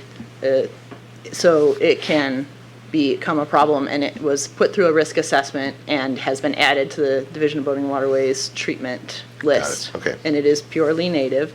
If you look in the weed book, another one that could be trouble sometimes, clogging up marinas, is the native Pennywort. That one did go through, and my knowledge is it did not get considered. I've got Pennywort in my pond at home and I cannot get rid of it. Yeah, so that's another one, native, but Somebody told me it would not when persist. when the system is not in balance, it can Okay. get out of control. The the weed book of California, the Great. Joe DiTomaso's book lists tules and cattails. Also can be very weedy. If you have an irrigation ditch and you want to move water, tules and cattails can be super persistent. So it really depends on what you Yeah, value. so I'm just asking because I was the one pushing a lot for us to use the term non-native instead of invasive, but maybe we should go back, I don't know. Anyway, and then a real quick question on your team. Number one, I think you should call it DISCT. I think that's an easier acronym to pronounce. DISCT. Instead of DISCT, that's harder to say. DISCT is one of Yeah. our control methods. Okay. Deal with invasive. Is there a reason that NOAA's not part of that group? Is it just their logo wasn't listed? Since I worked for NOAA a long time, I'm just, why are they not Right. playing nice? People on the team, has Noah participated, and I forgot to put their logo on? I don't I'm just- recall I was having curious. participation. It's not that they are not welcome. Don't care. Anyone is welcome to join the team, but let me warn you, we are a team of action. So if you join this team, you will be working. Yes, no reason why Noah is not involved. Joe? A little bit of non-technical question. I mean, it's quite important topic, and you said it's unfunded and self-mandated. Why it is so? The group. The group. The group, we are not funded. We have, all of us are volunteering our program's time, thank you supervisors, for us to participate and do this work. So you get some support in that sense. In that my state time goes to To this that, effort, okay, yes, yeah. but if we want to do research like the revegetation projects and other things, we go for grants. So there is a California Invasive Species Council, which seems to be more of a formal, quasi-funded thing.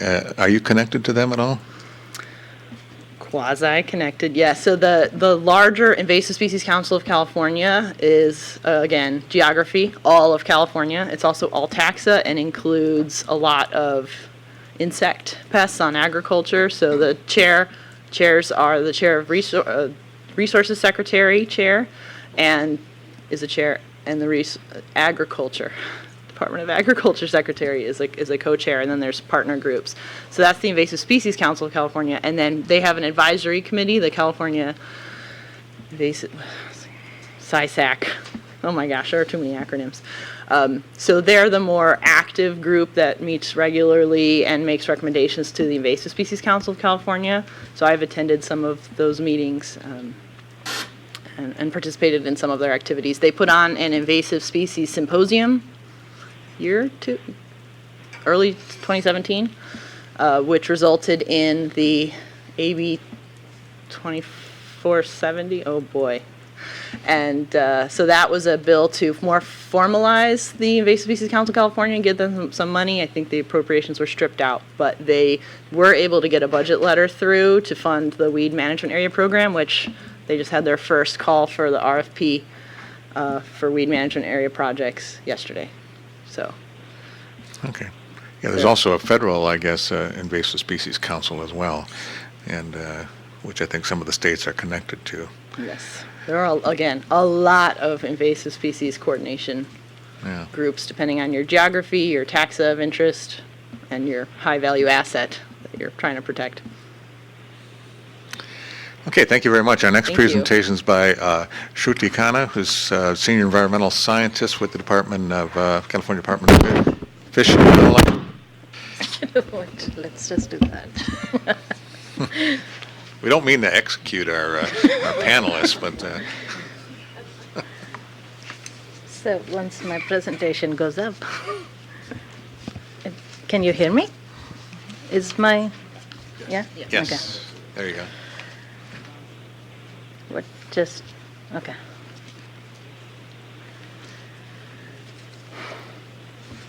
Okay, so I am Shruti Khanna from CDFW, and I've been working on looking at, so my focus, different from Gina's, is mainly focused on vegetation.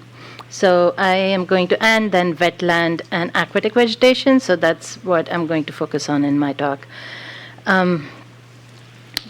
So we know there are a lot of non-native species in the Delta, And we know pretty well some of the impacts on the delta ecosystem, but I figured that I'd go over them because of the question that you posed. And some of the major ones are, we know that invasive species are ecosystem engineers that are able to modify the physical habitat.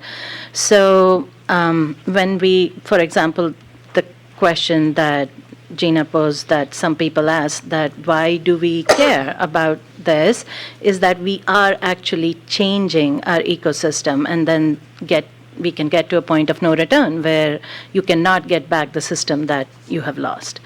Some of the one thing that's well known about them, especially about floating species, is that the dissolved oxygen levels really fall under those mats, and that can act as a barrier to fish movement.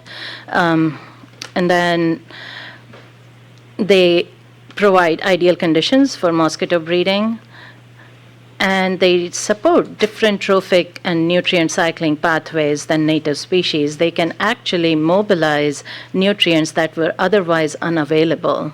So again, they modify the environment that they live in.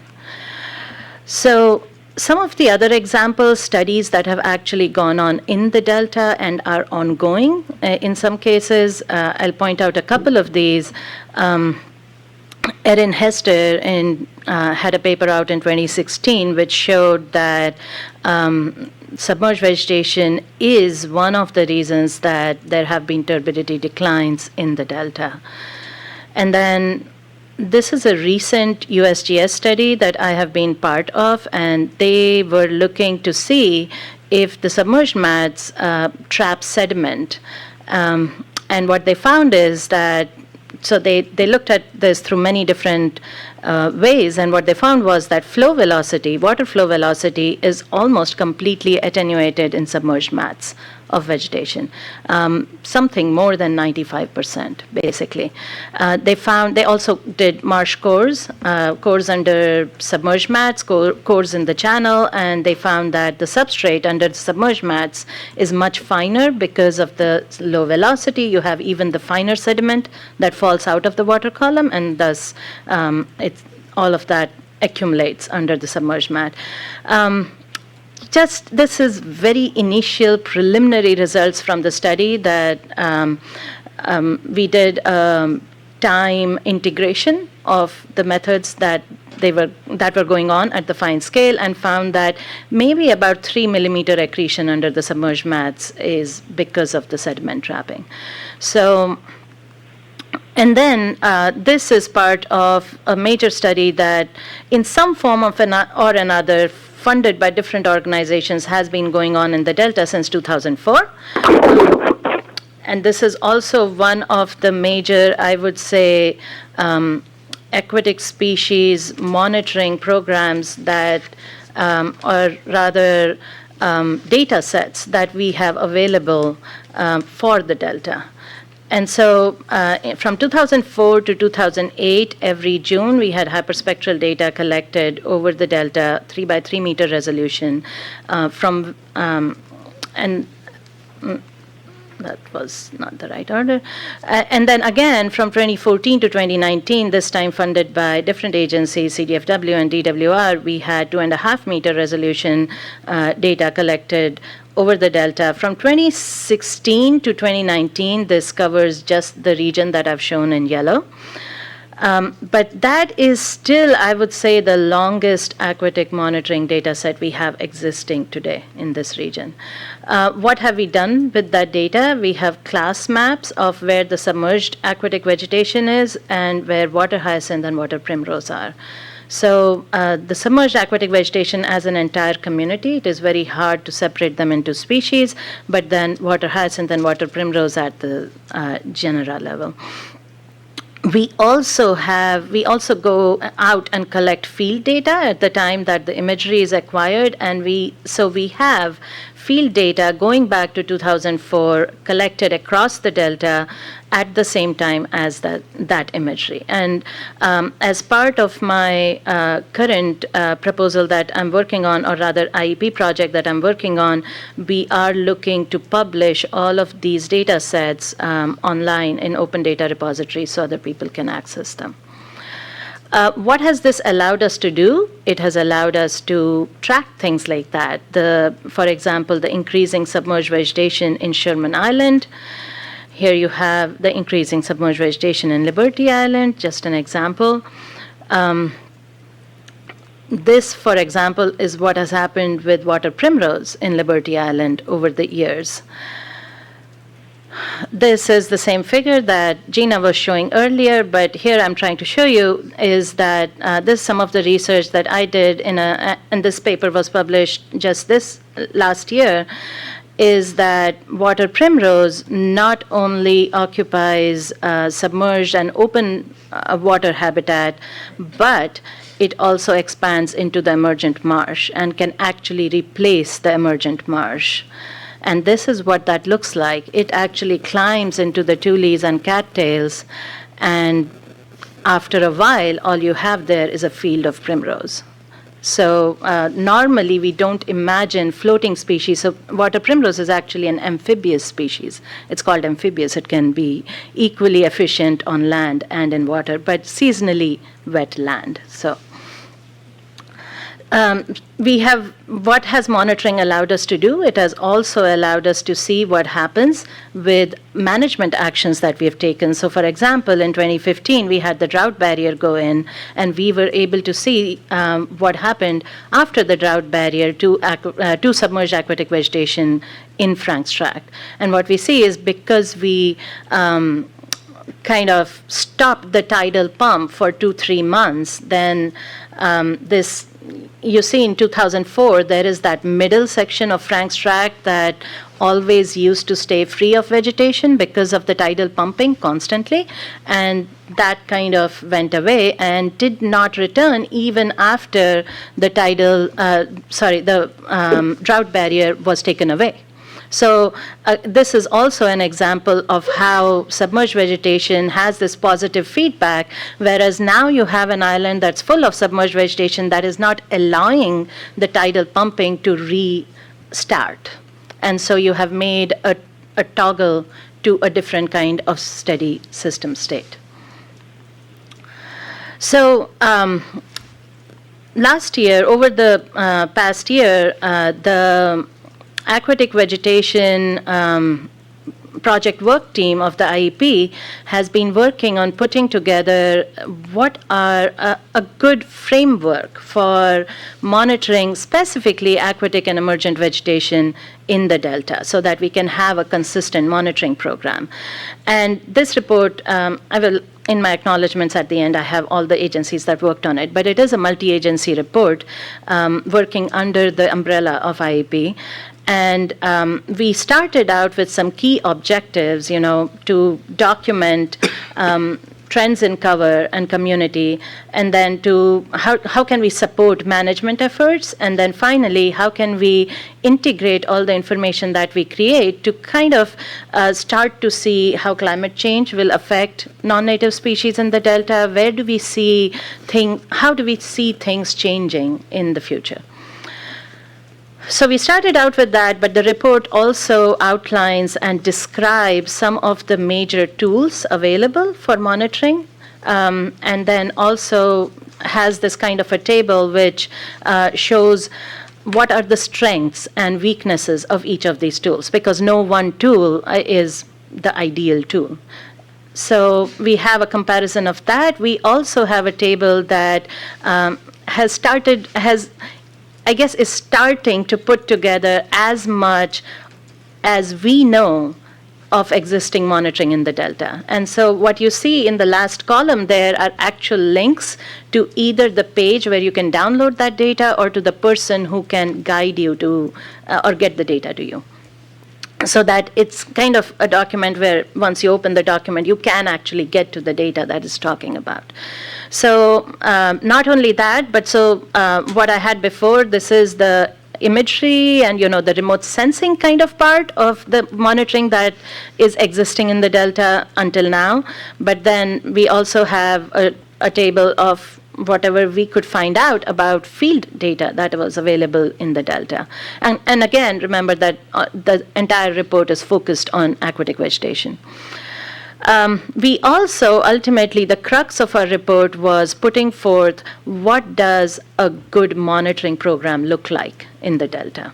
And so we went through what would be the specifications of that program, what products would be expected out of it, and what is the return for investment by following through on that monitoring program.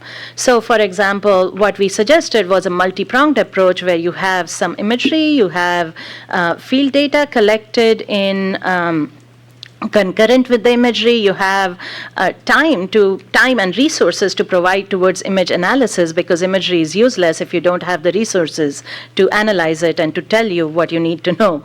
And then you can have, we also suggest some hydroacoustic data collection, which is a better method to get at some of the submerged vegetation estimates.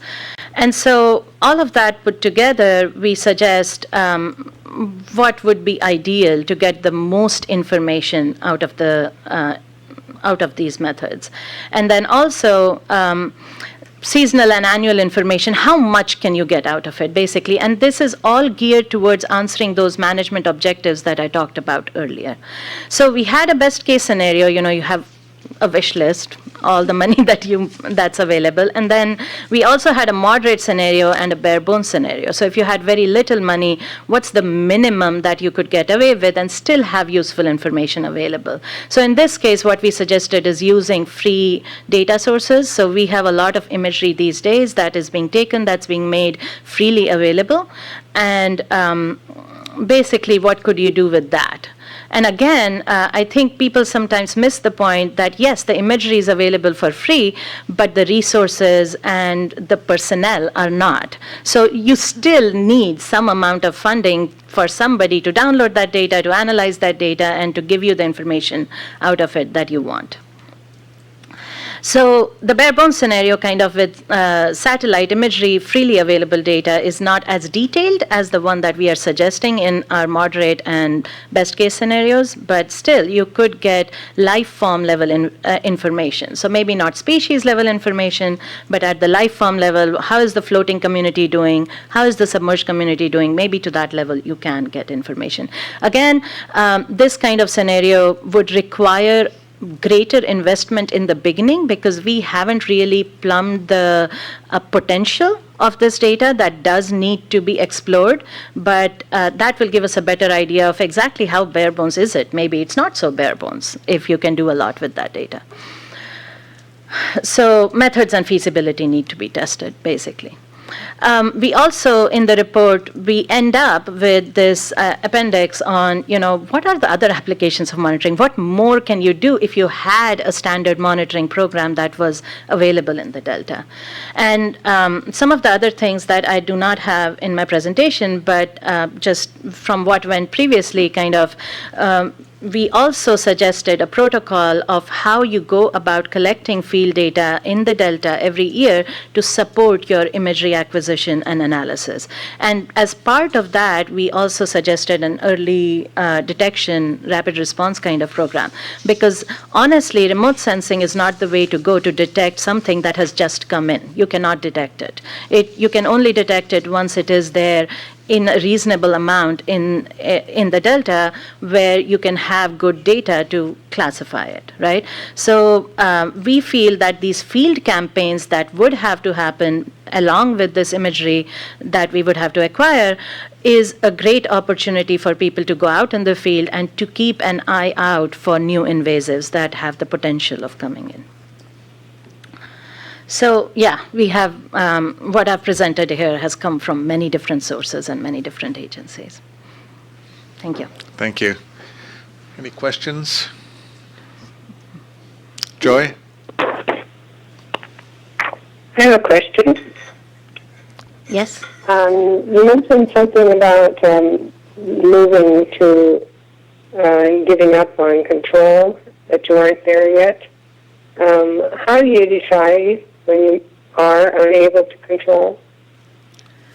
So one part of, the long data set that I showed you, the long monitoring data set that we have, one of the IEP projects right now is looking at the control efficacy. So we are starting to look at, we have our species maps from every year, and if we can get the information of where the species were controlled, then we can start to see not only if the control was effective, but what makes control effective. So, is control effective if you do it 2 years in a row, 3 years in a row, or maybe if you attack the nurseries versus, everywhere. So what is a good strategy to go for control? And I think that strategy can be developed only once you have examined how the control is actually doing, where it's working, where it is not. And so we have a great opportunity in terms of the data that we have available to start looking at from way back to 2004, how control has done. And so that's our plan, that we have that study currently ongoing. And so, to answer your question, that would tell us whether control is working or not, and how can we modify it to make it more effective. Thank you. Okay, thank you. Our next panelist is Ted Sommer, who's with the lead scientist for the Department of Water Resources. Great, thanks. Can you hear me? Okay, Go great. So I'm going to try and give you a coherent view of some of the needs for sampling alien fishes in the Delta. I do have a bit of a cold, and I'm a little fried from the IEP conference this week, so hopefully this holds together. Just a second, is your presentation on? It should be soon. Okay. That's not me. No, it's Ted Sommer.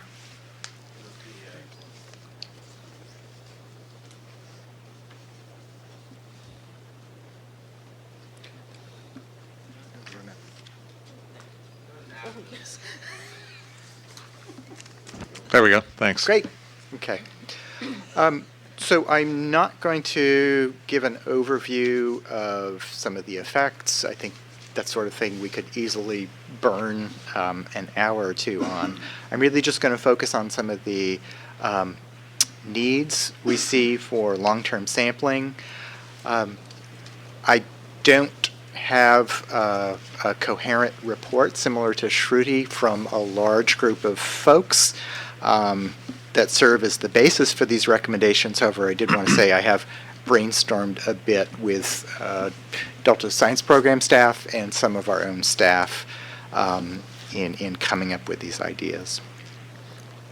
So it's no surprise that the Bay Delta is one of the most invaded estuaries on the planet. I mean, arguably we're kind of ground zero in the country for invasions. These are some species lists from one of our long-term monitoring programs, and we're blessed with high biodiversity of native fishes in the Bay Delta. At the same time, though, we have an epic number of introduced fishes, many of which have been here quite a long time. And we're able to identify those introduced species because we have terrific long-term sampling out there. So I want to emphasize the first major need, which is continued long-term sampling. A lot of the emphasis these days is really on, what's the most management relevant monitoring, and often that is focused more on operations. It's also focused on, are we really addressing the critical endangered species? And I'll be blunt, a number of the long-term surveys don't necessarily do the greatest job anymore with either operations or the highest profile species. But they do a remarkable job in allowing us to detect some of the long-term trends in invasive species. So here's an example here from one of the surveys that we don't use that much for operations, the beach seine survey. It's used a bit for the salmon side. But here you see a long-term analysis we did recently looking at trends in biomass over the past several decades, and we see a relatively explosive march of invasive species. And this is contrast to similar analyses we've done in pelagic habitat. And then, again, this is despite the fact that a number of these species have been here a long time, and yet we still see this long-term pattern. And unless we understand this, we really can't put some of the other effects like operations into context. So again, whatever we can do to support as much of the long-term sampling as possible. That doesn't mean our long-term programs couldn't be modified for different purposes, but these surveys are just like gold. We do have a big blind spot, though, in those long-term sampling programs. The principal one being most of the surveys really focus on little fishes that can easily be collected in tows or trawls and things. So here's a plot of largemouth bass. Louise Conrad managed to cobble together some relative trends here based on fishing, but we are largely ignorant of the true population trends of some of these types of predators. Similarly, there are other pelagic predators like striped bass that we actually have pretty good sampling program, but that program from Department of Fish and Wildlife is often under fire and hard to keep going. And I should mention too, this gap doesn't apply just for the alien species. We are kind of lacking in good consistent sampling programs for a number of the natives as well. So some of the types of tools that we might use include new visualization techniques, videography, DITs and cameras, electrofishing, definitely something to keep on our wish list.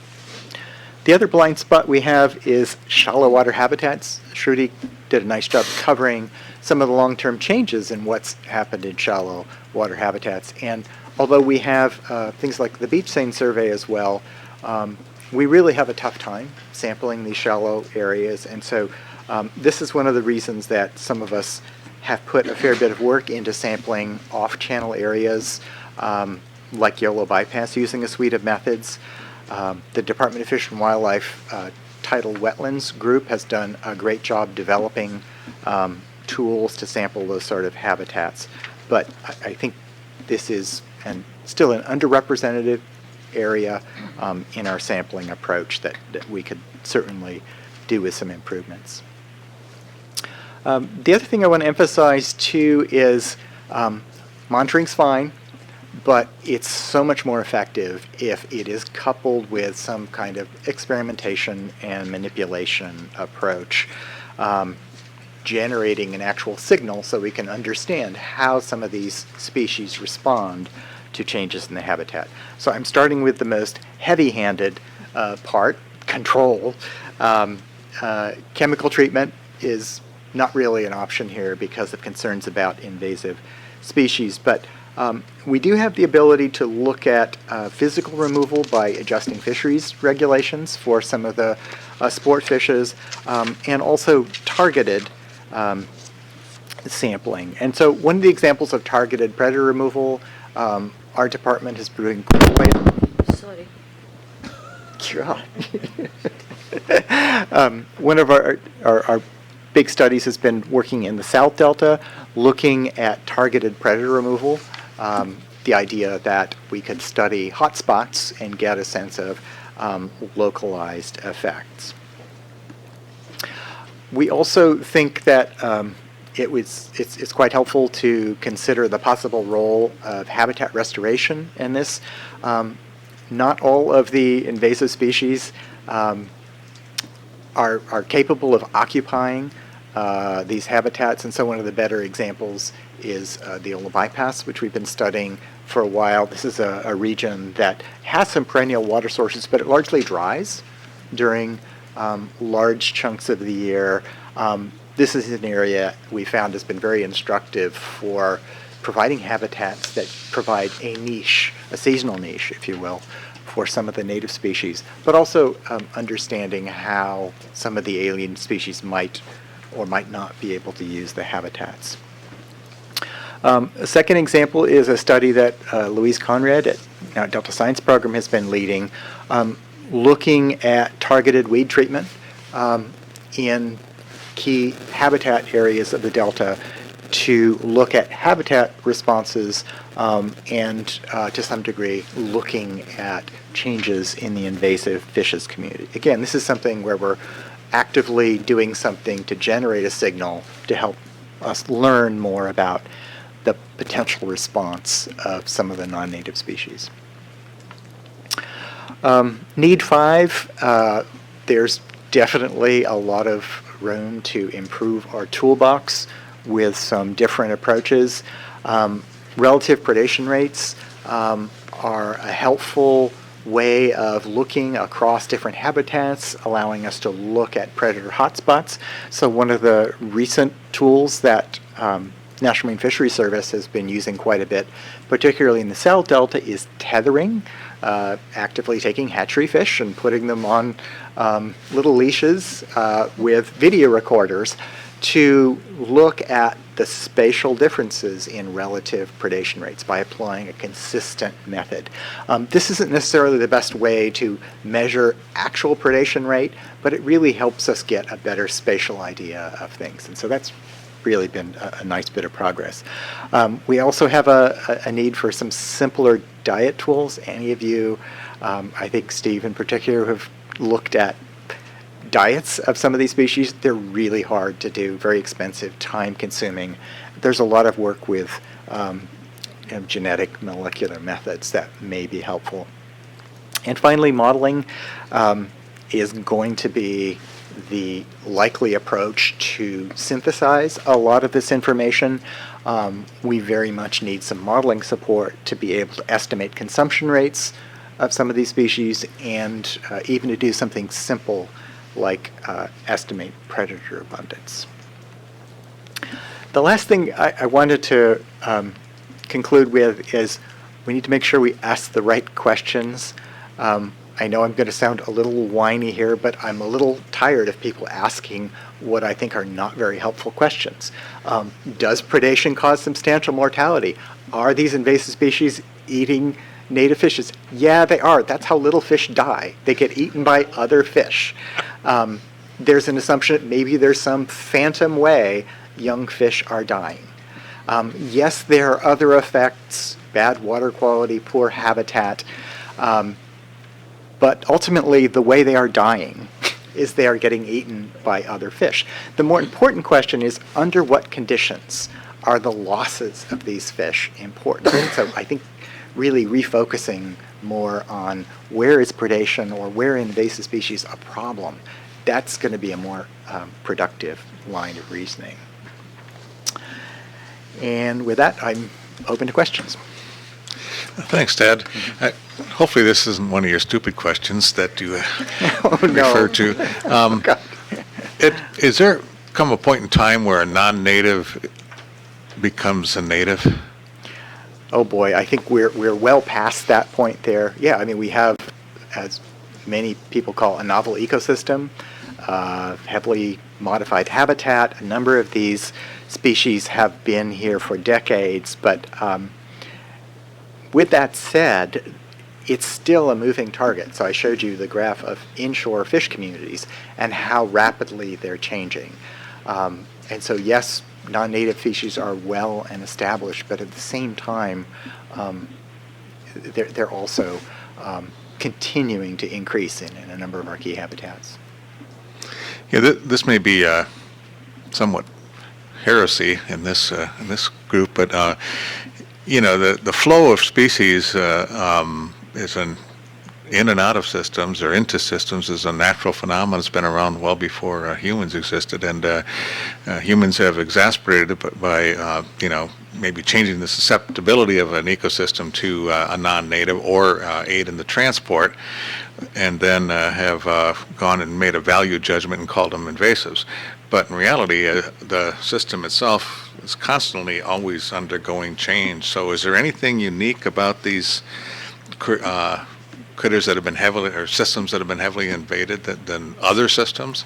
Do we need to consider it from a management point of view and continually categorize these guys into different categories? Okay, so I Because they think have this some is a- innate difference or yeah. something? So this is a value judgment, and we talked about that a little while ago. But yeah, we have made a conscious decision to try and value some of the native species and sport species out there. And the success of a number of these invaders has come at the expense of a number of those types. At the same time, a number of these invaders are really popular among the sport fishing community. So we probably do have to modify our thinking a bit. But at the same time, we do have an accelerating invasion rate going on out there, which is a real worry. For those of us who are involved in resource management, it's hard to predict where things are going if it's constantly a moving target. And it's a moving target because the habitat changes are rapid out there, and we have a number of different vectors, a number of different avenues that allow these species to get in there. That's quite different than historically when, yes, you always had colonization, but this is different. Okay, John and Liz?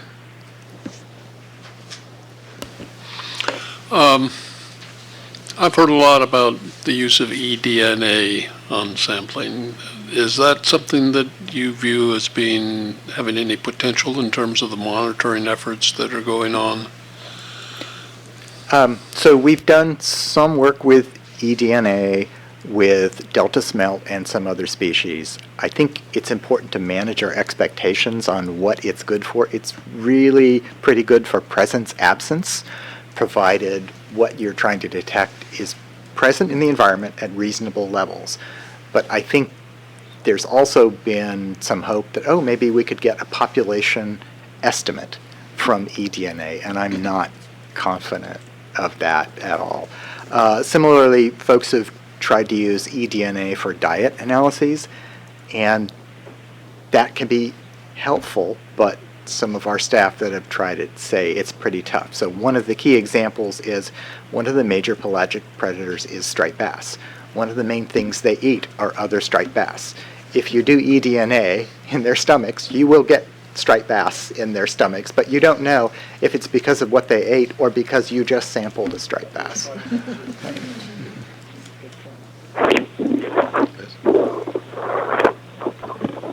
So I want to touch on Steve's comment about sort of changes in populations being a natural part of systems, and also your advocacy for the benefits of long-term data collection. So when you're using the long-term data collection, I'm wondering, are there companion efforts to look at what are the mechanisms for change over time? And in particular, I'm thinking about just some of the natural cyclicity in these systems. So for example, better or tighter control to the ocean system, or changes that are happening in the coastal system that then impact the recruitment of new species to the delta. So, yes, there are quite a few companion studies that are more process-oriented to understand some of the effects of these species and how the food webs work when they are present. I haven't seen much from the ocean side in recruitment that direction, other than some of the detailed sampling in the bay on ballast water introductions. But I don't know that we've ever had a really good study on an invasion from a delta fish, sort of from cradle to grave, where, hey, it was detected downstream and we were able to detect it moving upstream. One of the better examples of how we've managed to track an invasion is probably the Siberian prawn, Exopalaemon, not a fish. Nutria are also a pretty good example of our ability to detect a change, but we haven't been as successful at tracking a fish invasion.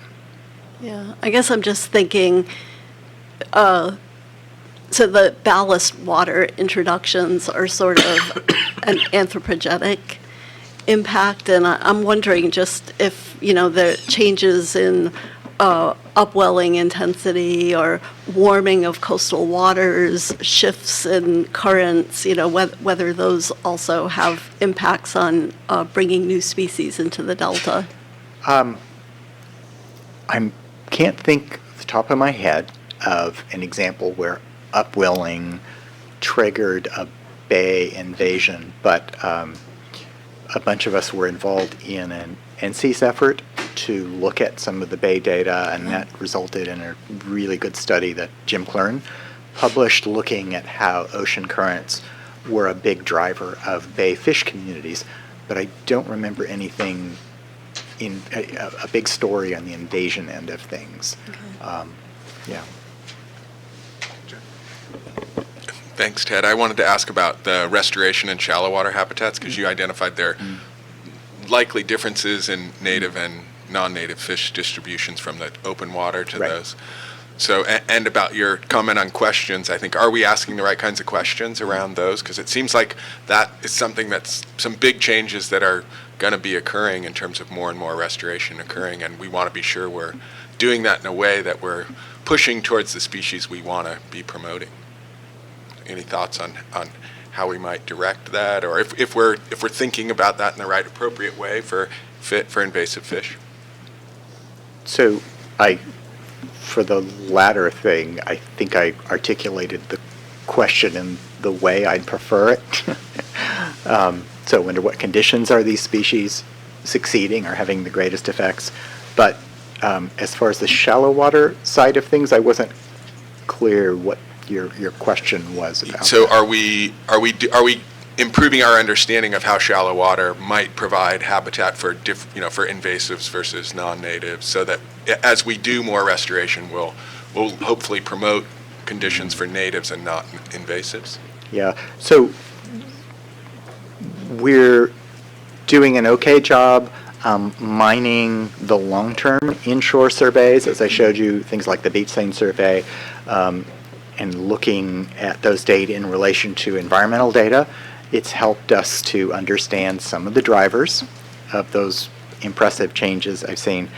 But at the same time, as I mentioned, there's a lot of work in developing a standard suite of methods for seasonal floodplain habitat and tidal wetland habitat, and that has been fairly successful in giving us a hint of what kind of attributes out there may promote some of the species that we care about, but more would always be helpful.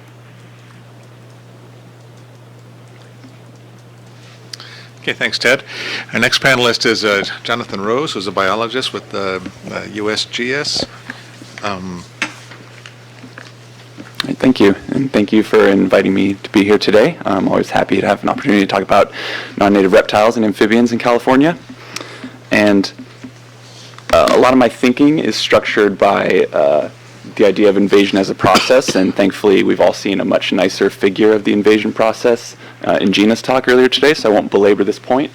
But what I want to sort of structure and focus my talk around is the idea that the questions we need answered and the management actions that we can take are both focused and constrained by where a species is on this invasion process. And so I'm going to talk about a couple different non-native species here in California, some that are in or near the Delta, and talk about what actions we might want to take, and those actions are going to be driven by where they are on this process, and we'll have examples from each of them. So when you're early in the invasion process, maybe it's a recently established single population or a couple populations, you're looking at things like population management, and you want to know about their current distribution, how are they getting here, how might they spread, can we detect their spread, can we monitor them, and can we actually eradicate them, especially if they're fairly limited in space right now. And that's where my focus has been, just my background as a population ecologist, but more and more I'm recognizing that perhaps I and more people need to think more about the ecosystem management, especially for these species that are already invasive, widespread, and have maybe even been integrated into California's aquatic communities, where we're not going to just physically remove all of them, but can we sort of manage the ecosystem, can we do things like control hydrological regimes to make them more favorable to the natives versus the non-natives? And that's something we've already talked a bit about today. So first, I'm going to talk a bit about non-native water snakes in California, and this is work I did while I was a graduate student at UC Davis, and it's kind of a passion of mine. The northern water snake and the southern water snake, that's a northern water snake pictured on top on the right, been introduced to California. And I found out about this shortly after I moved to California. Not a lot of people seemed to know about it or to be very concerned about their introduction. And one of the reasons that I and many others now are concerned about their introduction to California is because of species like the giant garter snake, which is a native threatened species found in the Central Valley. Now it's in the Sacramento Valley and the Delta. It's been pretty much extirpated from San Joaquin. And the giant garter snake is sort of an ecological analog to these water snakes. The giant garter snake's endemic to California. These water snakes are from eastern United States, eastern North America, east of the Rocky Mountains. But they are very similar in many ways, and there's concern that these water snakes could compete with the giant garter snake in particular. To give you just a little bit of background about these water snakes, the northern water snake and the southern water snake, as I said, found in eastern North America. The range of the northern water snakes in blue, and the southern water snake is in pink on this diagram. They are widespread generalist species. They can live in pretty much any aquatic freshwater habitat. They're also very generalist predators. They eat pretty much any fish or amphibian that they can catch and swallow, but historically have not been found west of the Rocky Mountains. They're also very tolerant of human disturbance, so they'll live in pretty much any water body. They'll live in suburban parks, even urban areas in some cities. And so when we were looking at what's the potential for these species, knowing they've been introduced to Central California, what's their potential as invasive species, one of the first things we were interested in is, given their native distribution, how much of California appears suitable for these species and where, and is it connected to their current locations? So these are maps we made from models projecting the suitability of habitat and climate in California for these two water snake species. And on each of these maps, the blue are areas that are roughly unsuitable for the species, and the yellow and orange, the orange is kind of the most important, those are areas that are suitable and connected to a known population of the water snakes. And the black outline in Central California is the current range of the giant garter snake, which is our native species of concern. And the stars on each figure are known established populations of the water snakes. So from these maps you can see there's quite a few areas in California that have suitable climate and wetland habitat, at least looking at a coarse scale for these water snake species, and that a lot of the range of the giant garter snake and a fair bit of what I think is classified as the delta also appears suitable for these water snakes. So that's sort of a big picture view, and we did this to sort of look at a risk assessment to California and to native species for the water snake invasion, potential invasion, and but then we really said, okay, well, that's what could happen, but what we don't know at this stage is what is their current distribution, how widespread are they? Because people have seen them a few places, but it doesn't mean that they haven't spread to other places. And so we focused in on the populations of each the southern and northern water snake in the Sacramento area. And I'm going to talk now just a little bit about our monitoring detection efforts for the southern water snake in Folsom.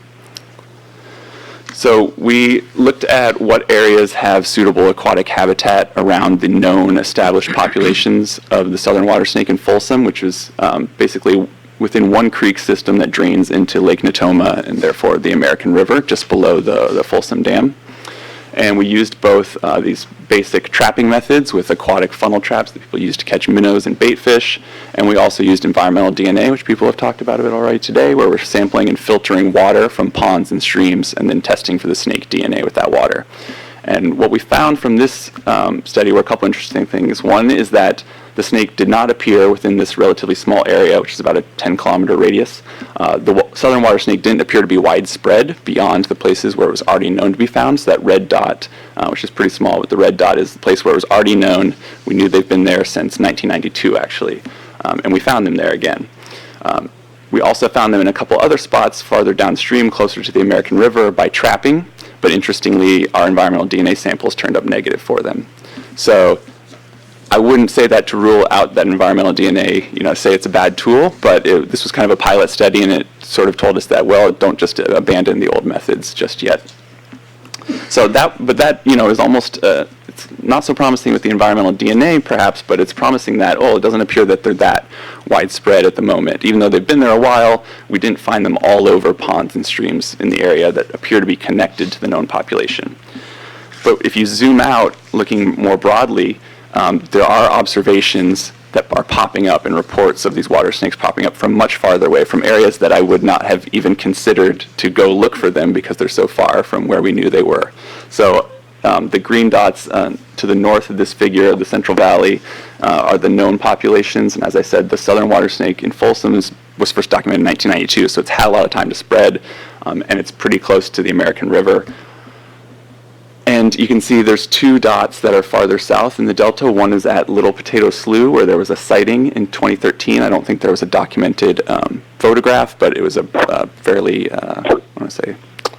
legitimate sighting. It seemed possible that was a water snake. And at French Camp near Manteca, a southern water snake was captured. There was a confirmed photo.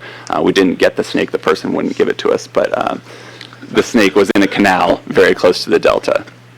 So those were very distant, that either represent dispersal events or separate introductions, we don't know.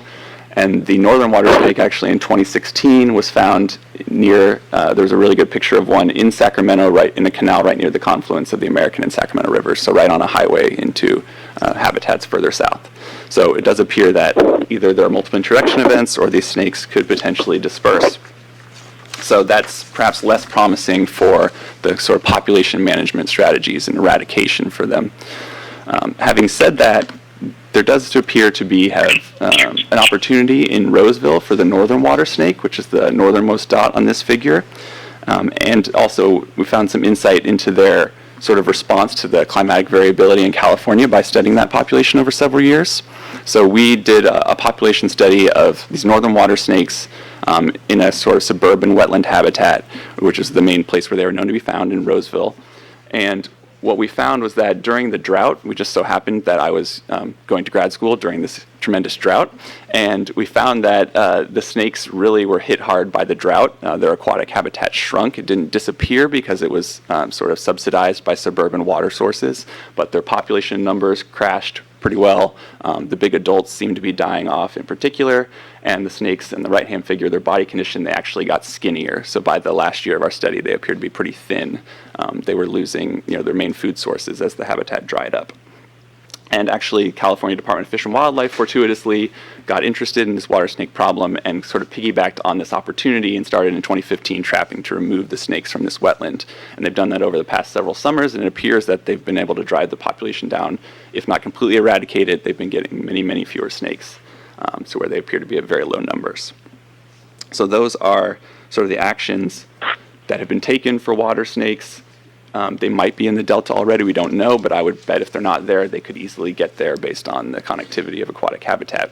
So what do we need to know about them? And as an example of a species that's fairly early in the invasion process, we still don't have a good enough idea of their current distribution. We also don't know perhaps enough about the current distribution of the giant garter snake in the Delta, although that's something we at USGS are working on right now. We really need a system for monitoring and early detection. Is there any way to get an idea of where these snakes are when they arrive somewhere early on? It's a huge area to cover. Most of what we learn are just from people who happen to see a snake that they think this seems odd, this doesn't belong here. And they send a picture. There is a person, a scientist who runs a website about California water snakes, but it's just kind of something he does on the side for fun and because he's interested in it.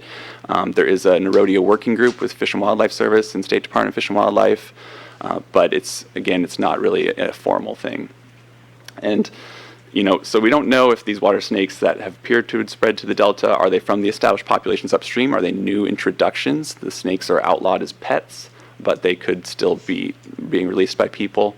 We also don't know what pathways we really need to be looking at to monitor them. And we have some evidence that trapping could be effective at eradication if their populations are still restricted to small areas. Moving on to a species that's a bit farther along in the invasion process, the red-eared slider, depicted on the top right there. And the big concern with the red-eared slider, which is a turtle, again, it's native to the eastern United States, kind of southeast and the lower Midwest. There's concern that it competes with our native pond turtle, in this case the northwestern pond turtle, which is a species of special concern at the state level and is currently having its status reviewed by the U.S. Fish and Wildlife Service to see if it belongs on the endangered species list. And the red-eared slider has a pretty bad reputation. It's not, that doesn't say top 1,000, that's top 100 world's worst invasive species. It's found all over the world. I went on my honeymoon to Thailand, and the first reptile I saw was a red-eared slider in a park there.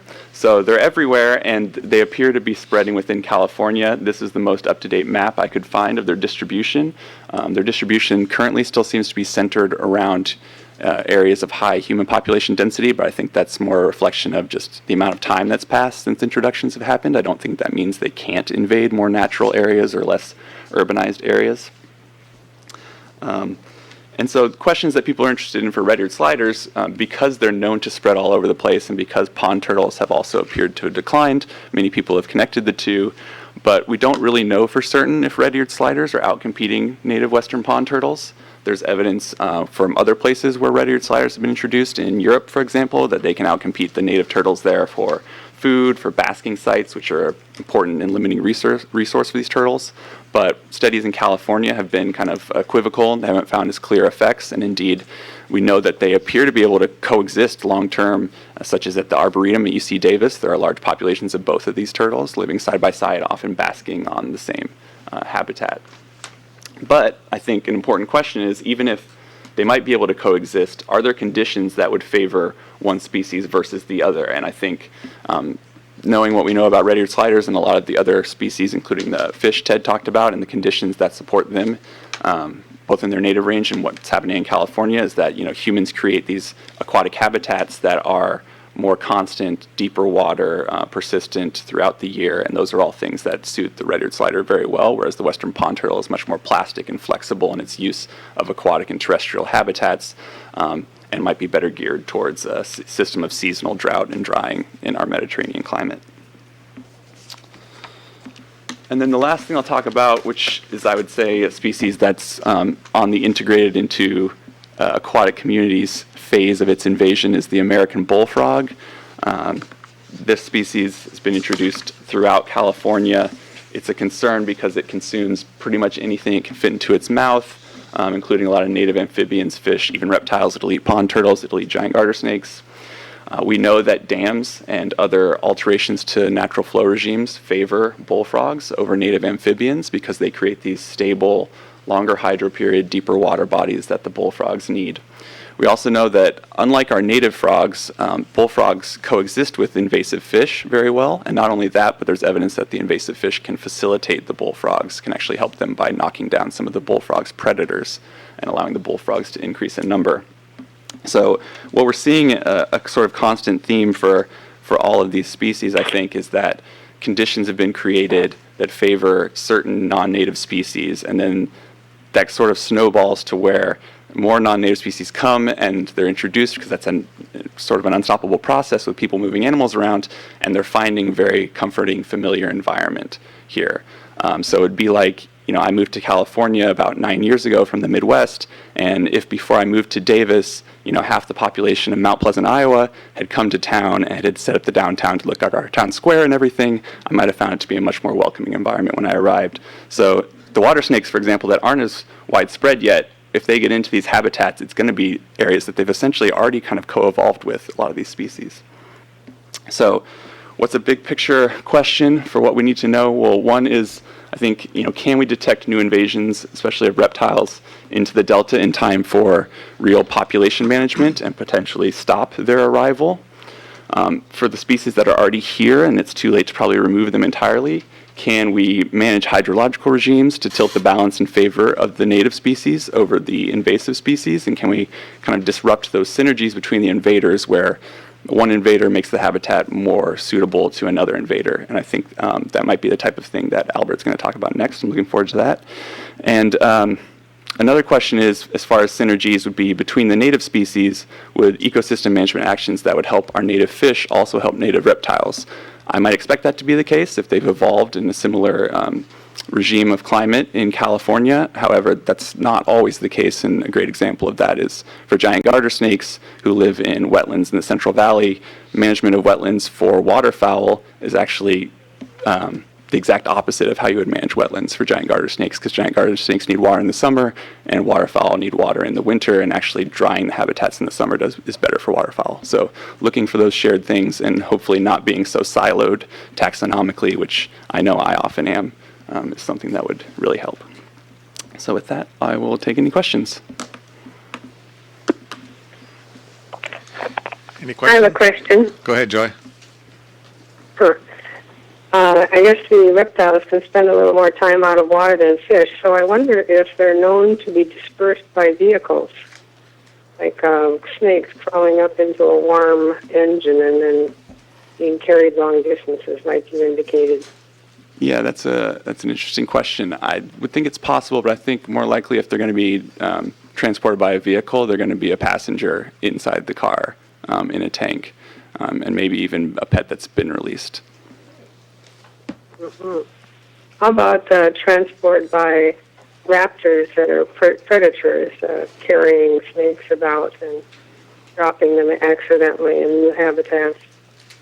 That could certainly happen. Raptors are predators of the water snakes, so I don't know how common they're being dropped by the birds are, but yeah, these long distance dispersal events are really kind of enigmatic because it doesn't take much. It takes one big female that's gravid with 40 offspring into a new spot, and suddenly you have a population there. Yeah. Thank you. And do you have any, or does anyone have any statistics, even qualitative statistics, if there is such a thing, on the role of pet releases in distributing reptiles and amphibians? I mean, it certainly occurs, but how frequent is it and how much of a problem is it? As you point out, it doesn't take much to get something started. Yeah, so not off the top of my head, there's a very good book on alien reptiles and amphibians from 2009, so it's still pretty up to date, and I think pet trade, especially for reptiles, is, I think, the major transportation pathway for invasive species.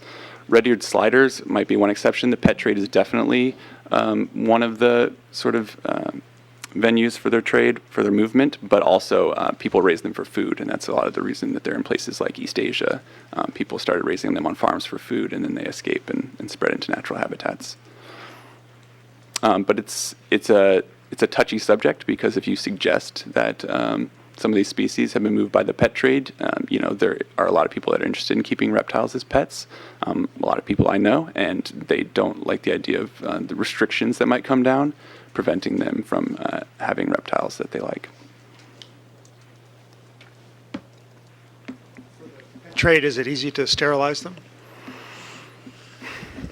That's a good question. I really don't know. I would certainly think it's possible, but I also wouldn't trust it to be 100%. Yeah. Go ahead. What about secondary effects of diseases? Like, is there issues with non-native species, in addition to causing impacts through competition, bringing in diseases that might affect native species for reptiles and amphibians? Absolutely. So bullfrogs are a classic example of a disease reservoir. They carry but are fairly resistant to chytrid fungus, which is a major disease of amphibians in California and worldwide, and has caused huge declines in things like the mountain yellow-legged frog. So bullfrogs will be in these ponds and carrying a load of this fungus, but surviving with it, and therefore can spread it to native species. With the turtles, the red-eared sliders, I know that's a concern. The only study I know of didn't find any evidence that they were causing increased incidence of a variety of diseases they carry and could spread to western pond turtles. But again, it's especially a concern for something that's being kept as a pet, because in the pet trade, whether in someone's home or in a pet store, that's kind of a breeding ground for disease, keeping them in dense, close quarters in captivity. And red-eared sliders are still traded as pets here in California. Okay, thanks, Jonathan. Jonathan, our next panelist is Albert Ruhi, who's assistant professor at the University of California, Berkeley. Okay, thank you. Thanks for inviting me. Very excited to be here. And as a disclaimer, I would like to say that I have not worked in the Delta yet. I'm coming from the American Southwest, from Arizona, where I was a postdoc. But I think that some of the questions I've been thinking about are relevant to today's topic, and I also think that some of these methods I have used, I hope to be able to apply them elsewhere, and particularly here in the Delta if we have long-term data. So I've been working on how mixed native and non-native communities respond to novel flow regimes, and I would like to start by saying that water scarcity is widespread, that is the inability to meet both ecosystem and human needs. There's water scarcity in all continents, and some of the areas that are already water scarce are predicted to increase in aridity by the end of the century, even under optimistic climate change scenarios, and that's the case for the American Southwest. So it's that's going to affect many of our freshwater ecosystems. They are at risk, especially small streams. But it's not just about how much water do we have in streams and rivers, it's also about flow variability. And freshwater ecologists often say that the flow regime is a master variable because it controls many aspects of the ecosystem. I've been studying flow variability and how can we measure and identify changes in variability over time. And this is a plot from the Colorado River. I know it looks a bit esoteric, but it's representing how flow variability has changed over time in response to a dam. So this is Glen Canyon Dam when it was built in 1963. You can see how these colors changed. So here in the horizontal axis we have time, so we are plotting over almost a century worth of discharge data. On the vertical axis we have periodicity, so like what are the flow cycles that we observe in this river, and then the colors show how strong are these cycles. So we see that there was a strong seasonality, like something very strong going on at the 365 days until the dam was built, and after that this seasonality is really dampened, and now all the variability that we could find within a year, now we can find it in a single day. So that's obviously affecting biodiversity. And my question is, how can we predict what are the effects of these changes? So a natural flow regime can look like something like this. So there's this seasonal variation and there's interannual variation, just because we have dry and wet years. But what we are observing more and more is that these high flows are muted in reservoirs. We find some significant trends, oftentimes negative trends in these charts. And we also see like some effects on periodicity, so these seasonal trends that are dampened or changed. So the question here is how is biodiversity responding to novel conditions? And many animals and plants have evolved a wide range of adaptations, whether it's life history or morphological, behavioral adaptations, but that those adaptations are responses to the natural, not to the novel flow regime. So today I'm going to present two brief stories. One, the first one is about flow regime alteration and invasion, so the topic that's relevant to today's topic. And then I'm going to show hopefully how understanding these flow ecology relationships can help us with thought experiments about how we could restore or manage aquatic ecosystems in a greener way. So the first story is about flow regime alteration and invasions. There's a lot of theory on invasion biology that suggests that when we change the environmental regime where organisms live, that can open opportunities for non-natives to colonize or to spread. And this is something we see oftentimes in rivers. This is again the same site in the Colorado River before the dam was built to the left, and after it was built you can see that seasonality is gone, and we can also see that native species now are receiving this dual negative impact of this changing environment and non-native species that were not there or they were not as abundant and have invaded. So a challenging question is whether native or the native component of biodiversity is depending on the effects of flow or to the flow-mediated effects of non-native. So we have this triangle, and understanding like what is affecting what, it's really challenging. And it's challenging mainly because everything varies spatially or co-varies. So usually in a highly altered watershed, that will be also highly invaded. So it's really difficult to understand whether natives are responding only to the environment or to these flow-mediated effects of biological invasions. So something that can help us overcome this challenge is using long-term data and time series methods. And I'm not going to go too much into the details of these methods, but this is what I have been using for a while, and my lab now is really refining some of these methods to try predict outcomes if we simulate different flow regimes. So this is a combination of methods. We are using methods on the physical side, so this is discharge over many, many years. We can identify departures, or what we call anomalies. If they are positive, it's a high flow anomaly or a high stage anomaly or a low flow anomaly, and then we can plug in this data as a covariate in a community dynamics model. So we can see, okay, what would be the effect of changing this flow regime slightly, or we could tweak particular aspects of the hydrograph.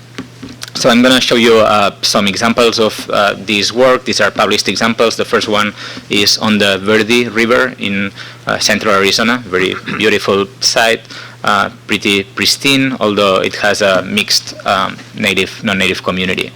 It's free-flowing, but it has been affected by groundwater pumping. So we asked whether these low flow events, especially during the winter, how would they affect the native and the non-native community and the interactions between the two. So this is what we got. This is just the coefficient of the model, so we can see that everything seems to be pretty close to the zero line, meaning that the effects are not very important, except for the effects of non-native on native. And this is modeling all the species at the same time. So this was not a surprise. We know that some species like the red shiner, they prey on fry and on eggs. But the more interesting question is to what extent this is mediated by the environment. Like, what are the right conditions that are allowing these non-natives to have a negative effect on the natives? And these models can tell us something about this. This is species by species. In green, the natives; in red, the non-natives. We were able to identify particular native species that did really poorly after dry winters, so low flow anomalies, and some non-native species that actually responded the other way around. And we could identify a particular species, which was the green sunfish that often thrives below beaver dams. It really likes lentic conditions. So this species really exploded after dry winters. So these models can help us understand these species-specific responses, and then how that creates the right conditions for non-natives to have like a negative effect on the native component. This is just a particular case study. We have also applied this to larger scale studies. This is the same modeling exercise, but across 10 rivers in the Rio Grande and Colorado river basins. What we found was that many of these streams have shown significant trends in anomalies. So this is not discharge per se, but rather discharge anomalies, so departures from the expected flow. So what we see is that these departures are getting smaller and smaller. So the flow is getting more and more stable. So our question was whether, again, like this is affecting the native and non-native component of biodiversity in a similar or different way, and can we predict what's going to happen in 10 years from now? So this, just as a teaser, I cannot go over the paper, but this is what we found. Responses were very variable, but some patterns emerged, and natives in general had an increased quasi-extinction risk. So this is the probability of crossing an 80% decline threshold. So it's this measure of risk. It's like what IUCN does for the listing, for example. So we found that this probability of risk, so this risk was increased under the current conditions. So if hydrologic change is going to continue as we have observed it over the last 30 years, the native component will have this increased risk. But the same change was actually decreasing the quasi-extinction risk of non-natives. And we were able to explain this based on the life histories. We found that most of these winter non-natives are large-bodied fish like bullheads, catfish, carps. They are so-called equilibrium strategies, so this means that they invest a lot on the progeny. They have a high juvenile survivorship, and they really like these stable conditions. So they were thriving just downstream of smaller dams and weirs. They don't care if the winter gets too dry. And on the opposite side, the losers, the natives that are suffering the most under this novel flow regime, were this strategy that we call periodic strategies. And these are species that their life histories are really coupled with the seasonal flow regime. So if we have a mismatch between the life histories and the environment, these are the species that are more bound to go extinct. The extinction risk will be increased relative to the basal risk. So this is just two examples of what we can do if we have long-term data, both on the physical side, so long-term discharge. Here we had 30, 40 years for most of the sites of daily data, and then we had yearly data for the fish coming from state agencies and some monitoring programs. And what I would like to do, moving forward, and now especially that we're starting this exciting research program at Berkeley, is try put these flow ecology relationships at work and think how can we simulate what would be the outcome of a different flow regime, whether it's climate or whether it's via dam removal or reoperation. There's this research, some of this research is a bit contentious on this idea of designer flows, like whether we can recreate ecosystems that support multiple functions. I think it's a very interesting idea, and that there needs to be way more science, showing what's possible and what are the limits and potentials of this. Just as an example, this is the outcome of one of these models. We tried to simulate what would be the effect of a different operation of the dam. This was a hydropower dam. We modeled what was the past response of the community to hydropicking, so these very drastic changes in flow to cover peak demand in power. And we found that you could really, at least on the paper, theoretically you could reach a sweet spot where you create hydropower maybe season on, season off, and you decrease the risk at the community level. In this case, this is functional risk, so the probability that many of the traits of that community will be extirpated. So there may be room.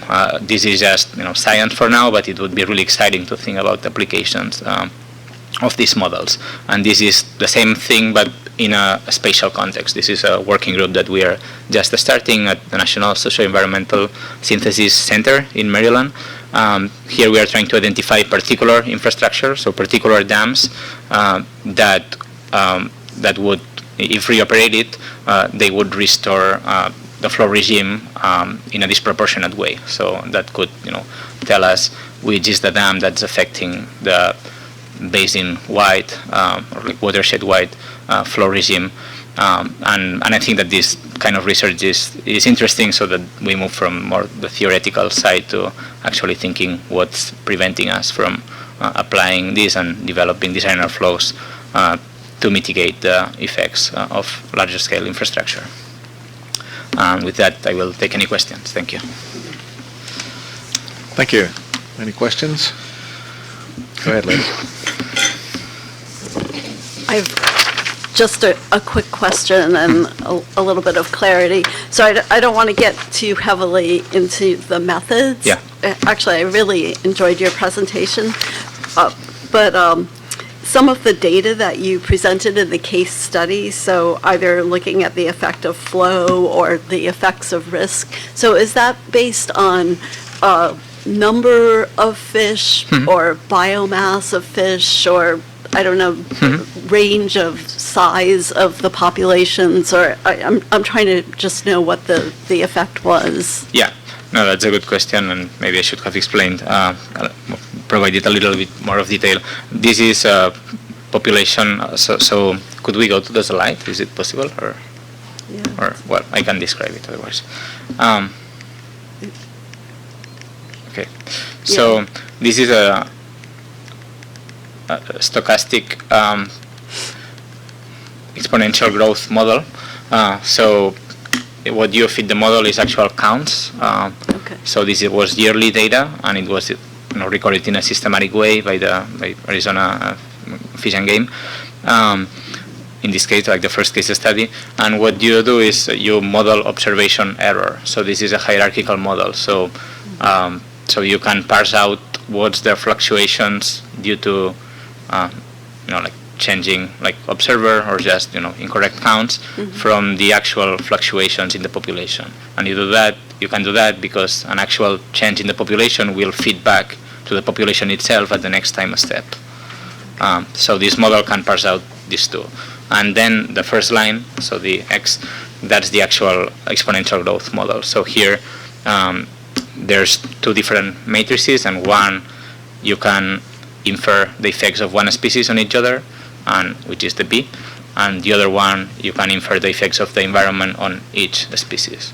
So here we are modeling counts, and there's in this hierarchical way, and we have this time series of the environment, one time series per species.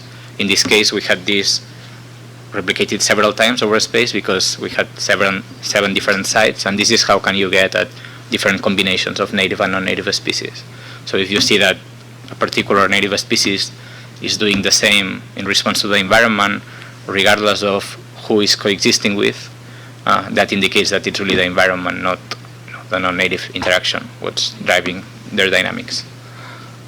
Is a bit clearer, or? Yeah. Mostly I was just trying to understand like what aspect of the population you were looking at. So yes, it's number of, it's number of species. Yes. Number of the fish. Yeah. Okay. Thank you. Yeah. Okay, John. Your analysis show what you can do if you have long-term data on both the environment and the biological systems. I'm wondering, in the sense of looking at perhaps optimizing frequency of monitoring or something like that, have you probed these long-term data sets to see if you, for example, remove alternate years or sets of years? How can you parse out or prune your data sets and still see some of the same patterns emerging? And when do those patterns become overly sensitive to the size of the data sets that you're using? Yeah, I think this is a great question, and there's not many chances to probe unless you just create data and then start removing time steps randomly. But I had the opportunity, so I got a really cool data set, seasonal data from that dam where we modeled different hydropicking scenarios. That was seasonal data for invertebrates. So I did this experiment of just removing some seasons and see when do you start to lose information. And it's the answer is always more complex than what you think. It's really taxa specific. Like some invertebrates, that was the whole macroinvertebrate community, will have very variable population dynamics, and in these ones you lose so the effects are negative right away.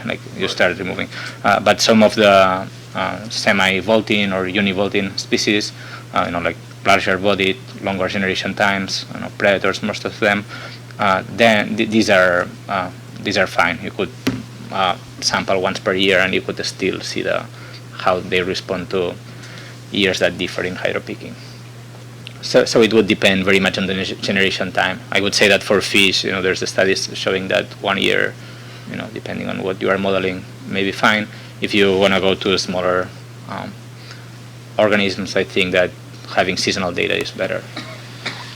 Well, and it's also frequently it is those outlying years that drive the dynamics of a system. So you get the weird year, And that puts a signal on the system that persists for some time, and the only way to then begin to deal with that is where you've got that long-term continuity, so you can recognize that it is a weird year, and more importantly, see the long-term signal from that weird year persisting through the system.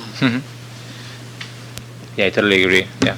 So with yearly data, you can do many things, including identifying the relevant lags, which I didn't talk about here, but an interesting question is to see if you understand the mechanism by which these species are responding to flow variation, whether it's recruitment or mortality of adults.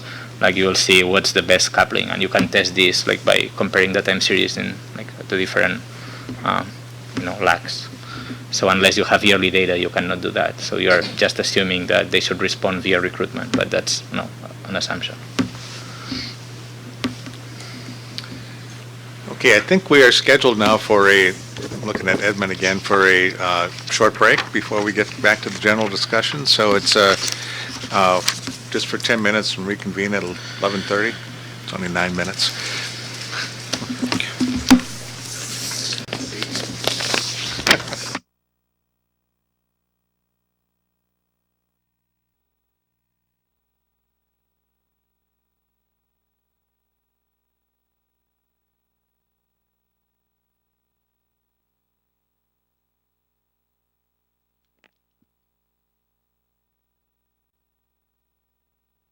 Okay, I'd like to reconvene our workshop and it'll open it up to the board first, or the panelists. You're also welcome to ask questions, not of us, but of yourselves. And the focus is on sort of the general question of what are the real science needs related to non-native species and ecosystem management. And start with the board members, see if they have any overarching questions. Tom's moving, so. Start us off here. But I'm kind of naive about non-native species, so I'm learning a lot and really enjoyed your presentations. But my question is, has anyone made an attempt at a sort of a risk matrix? I mean, ultimately, it's the ecological and economic impacts that we worry about, but how do we actually make decisions about which species are bad from those considerations?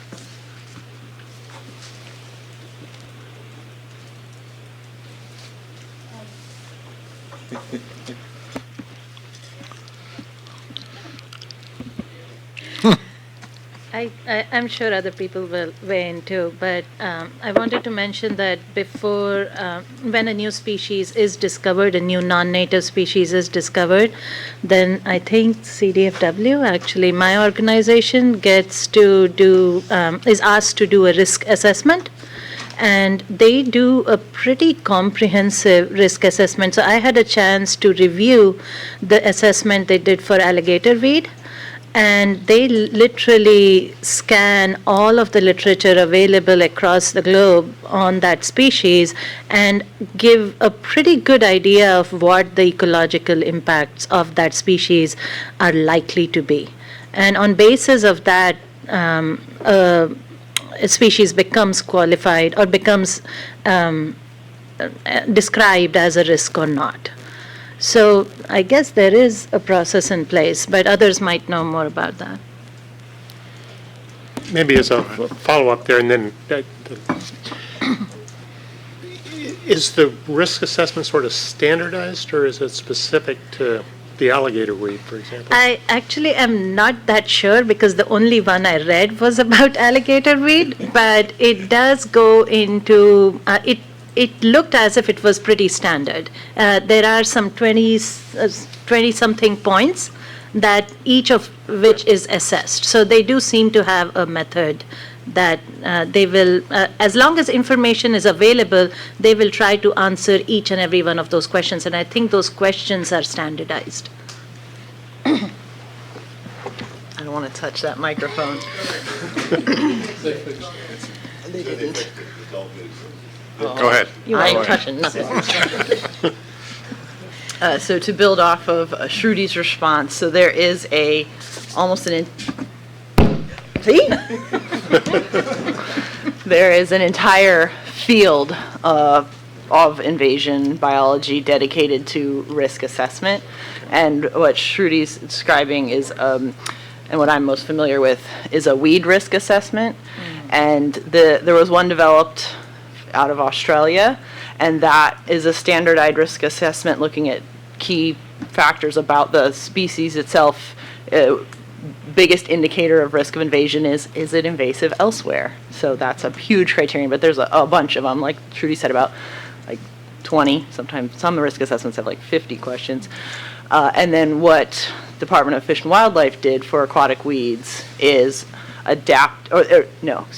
the risk assessment was adapted for aquatic weeds by folks in Florida, and then what we did was we took that and adapted it just a little slightly to match for the Delta. And then because of the question of, well, what if a native species is considered a problem, and we have to run it through the risk assessment. So Fish and Wildlife further tweaked the risk assessment. So if a native species is going to be considered for its risk, it goes through a little separate path. So that's why Pennywort is not going to make it. And then to just a little bit of a self-plug, I did my master's work at UC Davis looking at how do you take risk and apply it to management. So not only looking at different species of, in my case, invasive plants, but getting down to the population of that plant. So it can exist in multiple places in California. So what is the relative risk of it becoming a problem in that particular place? So it's looking at populations individually and taking into consideration information we know about the species itself. So that is supposed to be a management tool, and that has about 20 risk assessment questions in it. That's spatially based. It's online. It's called Whip It. Thank you.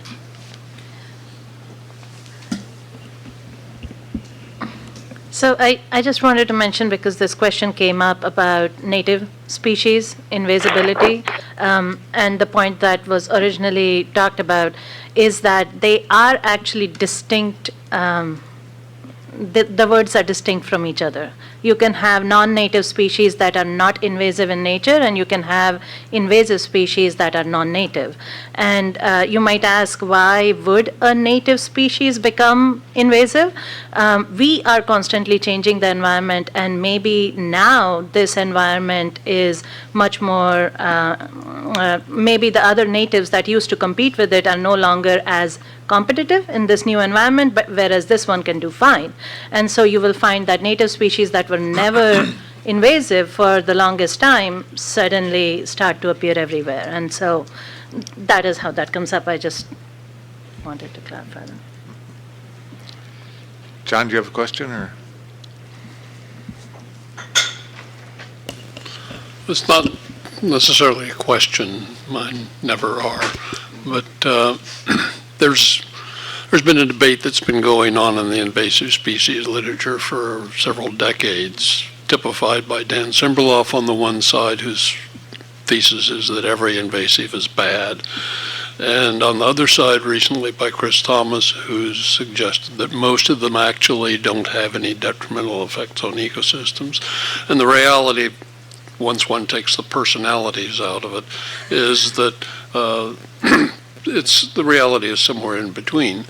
But this then leads to there is a question here, and it leads to the question of, really, is there a tipping point at which a species moving into a system tips and becomes a problem, which is a value judgment sort of thing, or simply becomes a guest species or naturalized species in the system? Is it possible, when one looks at the curve you presented on the growth of a new species in the system, is it possible to really detect or make any kind of predictions as to whether this is going to be a problem or not? Or is it so compromised by the variable and changing environment and by the variable and changing value systems that we are imposing on it, that it's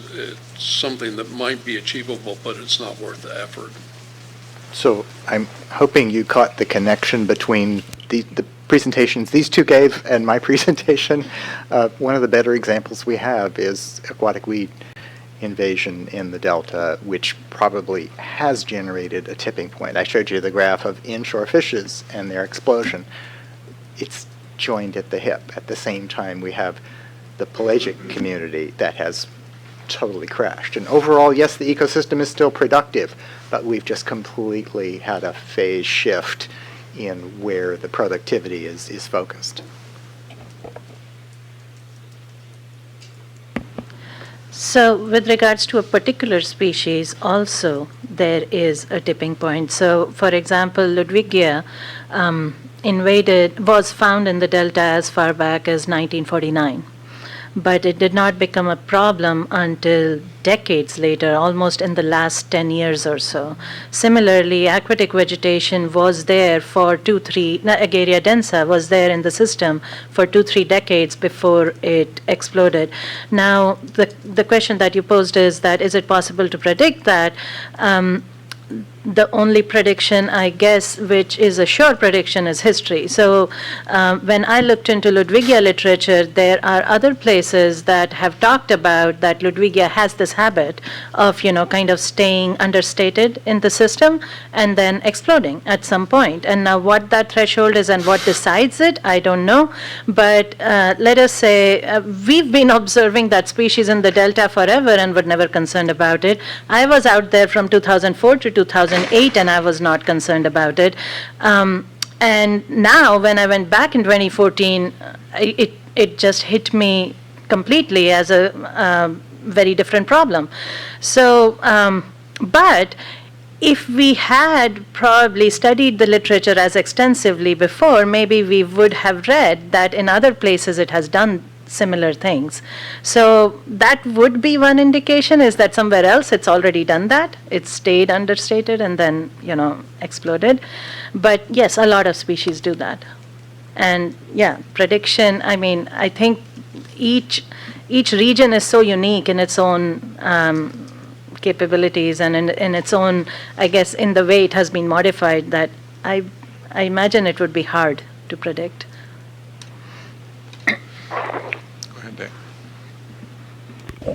Yes. So climate change is happening. It's happening faster than we thought it would. It's disrupting biospheres, the biosphere. Environments everywhere are changing. The Delta's environment is going to change. And at what point do we drop this negative term invasive species and start thinking about refugee species, or just how do we think about whole new ecosystems? And if we're trying to save species, assisted migration, but also assisted receptivity to species that need to come here. And it changes the whole conversation. And it seems to me we're at that point, or should be looking towards that point. And who is and what can we learn from them?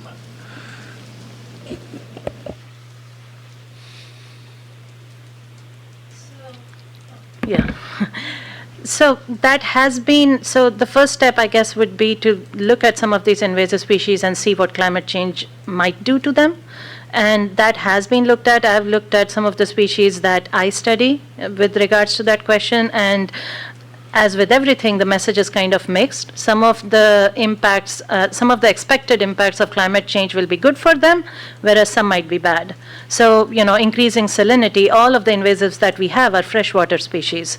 So if the variability in salinity goes up, we might not have such a huge problem 20 years down the line. So first of all, I don't think it's a foregone conclusion that non-natives are here to stay. Climate change might do different things. We don't really know how they will affect them. Secondly, for example, what SFEI has done is, predicting where is the new niche space, right, for our emergent marshes and for everything else. Like, as emergent marshes drown, there are new opportunities towards the other side, right? So I think a little bit of foreplanning, I guess I'm more optimistic is what I'm trying to say. I don't think that we need to think in a completely different way, but we can be strategic about how we plan for it. Your response was we can start thinking about how the physical environment will be changing, but the most important part of any species environment is other species. And as those changes start happening, I think we are in a less predictable world. Albert? Yeah, I think it's a very good question, and I don't think we know whether the physical or the biotic is more important, and probably the better question is where and when biotic versus abiotic may prevail. And I think there's reasons to be optimistic, and like with these great amounts of data we are getting and like new niche modeling techniques, we can do many things we couldn't do like 10, 15 years ago. But at the same time, I think we need to be wary about the limits, especially when forecasting in the future or applying niche models to different regions. And there's many examples why these models often fail. One of them being that sometimes the fundamental niche of the species changes when it gets to the invaded region. And there's many examples of European species that have been invasive here in the US and vice versa, occupying like really different niches across the continent. And using the data from the US, you could not predict where it should be found in Europe and the other way around. So there's many limits. This is one example of niche modeling gone wrong when trying to predict in space, but the same thing can happen over time because there's rapid evolution. Usually, when you have data to create one of these niche models, you are not capturing the whole fundamental niche, only parts of it, and then when you use that to predict into the future, there's really you really don't know what's the limit of the species. So they come with many assumptions. I would say that it's exciting. We can do many more things than what we could do like some years ago, but still we are pretty far, I think, from predicting invasive potential. And so far we have been thinking about from the point of view of the invader, but I would say that invasibility is also something that we need to think about. We have highly altered ecosystems. These are more prone to invasion, so we should cross, we should do this modeling exercise from both points of view. Like there's some properties of the species that would make it easier to get there, to spread, and so on, but environmental change also, favors invasion or spread once they have colonized. Gina? I have a question. One more answer we have for this question, Joy. I just wanted to add a little bit more. One thing you brought up regarding climate change and that the invasive or the moving colonizing species are here to stay is something that we also in this field have been struggling with, and that is what I think it's been called reconciliation ecology, and kind of at what threshold are we willing to live with non-native species being part of the community. And it all comes back to what do we value, what ecosystem services do we value. These species, to get to another part of the question earlier, how do we know which ones are going to explode? How do we know which ones are going to cause a problem? Well, I mean, 99% of our non-native plants are not a problem, and they're crops. They're not doing it. Most of them aren't causing any harm. Most species are not going to cause harm. What we find is that there's like 1 to 10% of the non-native and naturalized species cause a problem, and they're the ones who get all the buzz. So how much non-native ratio are we willing to live with? Another thing you mentioned was assisted migration. There was it the Delta Science program that put on the assisted migration symposium a while back? That was fascinating, and I think the key takeaway I took from that was we don't know enough to be messing with assisted migration. they're doing fine on their own, migrating. But we were talking about assisted migration for refuge species. Say, I think one of the examples was, what if there's a Delta smelt equivalent down south, and we need to move it north and add it to the Delta? Are we okay with that, to save that species that's not going to make it in home range under climate change scenarios? So there's a lot of discussion about that. But we're very focused on with the assisted migration, not moving around potential invaders, and those top 10% that become real big problems, we call them the ecosystem engineers. They can really mess up a system, and those are the ones we're working on: the aquatic veg, the predators, the water snakes, the predatory fish. Those are the ones that are causing a big problem.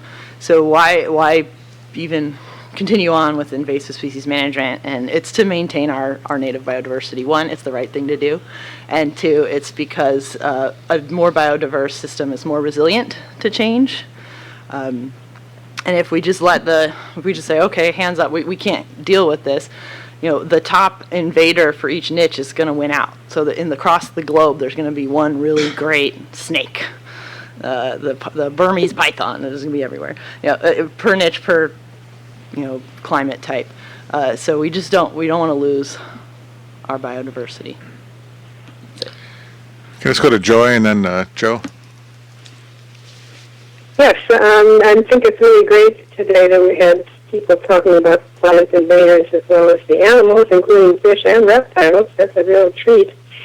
So I'm curious if the invaders, regardless of their phylum, have been mapped, and do the invasive plants affect the fish mostly by shading the water column and creating anoxic areas, or are the plants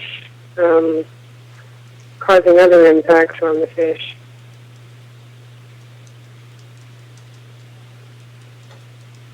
Anyone can answer.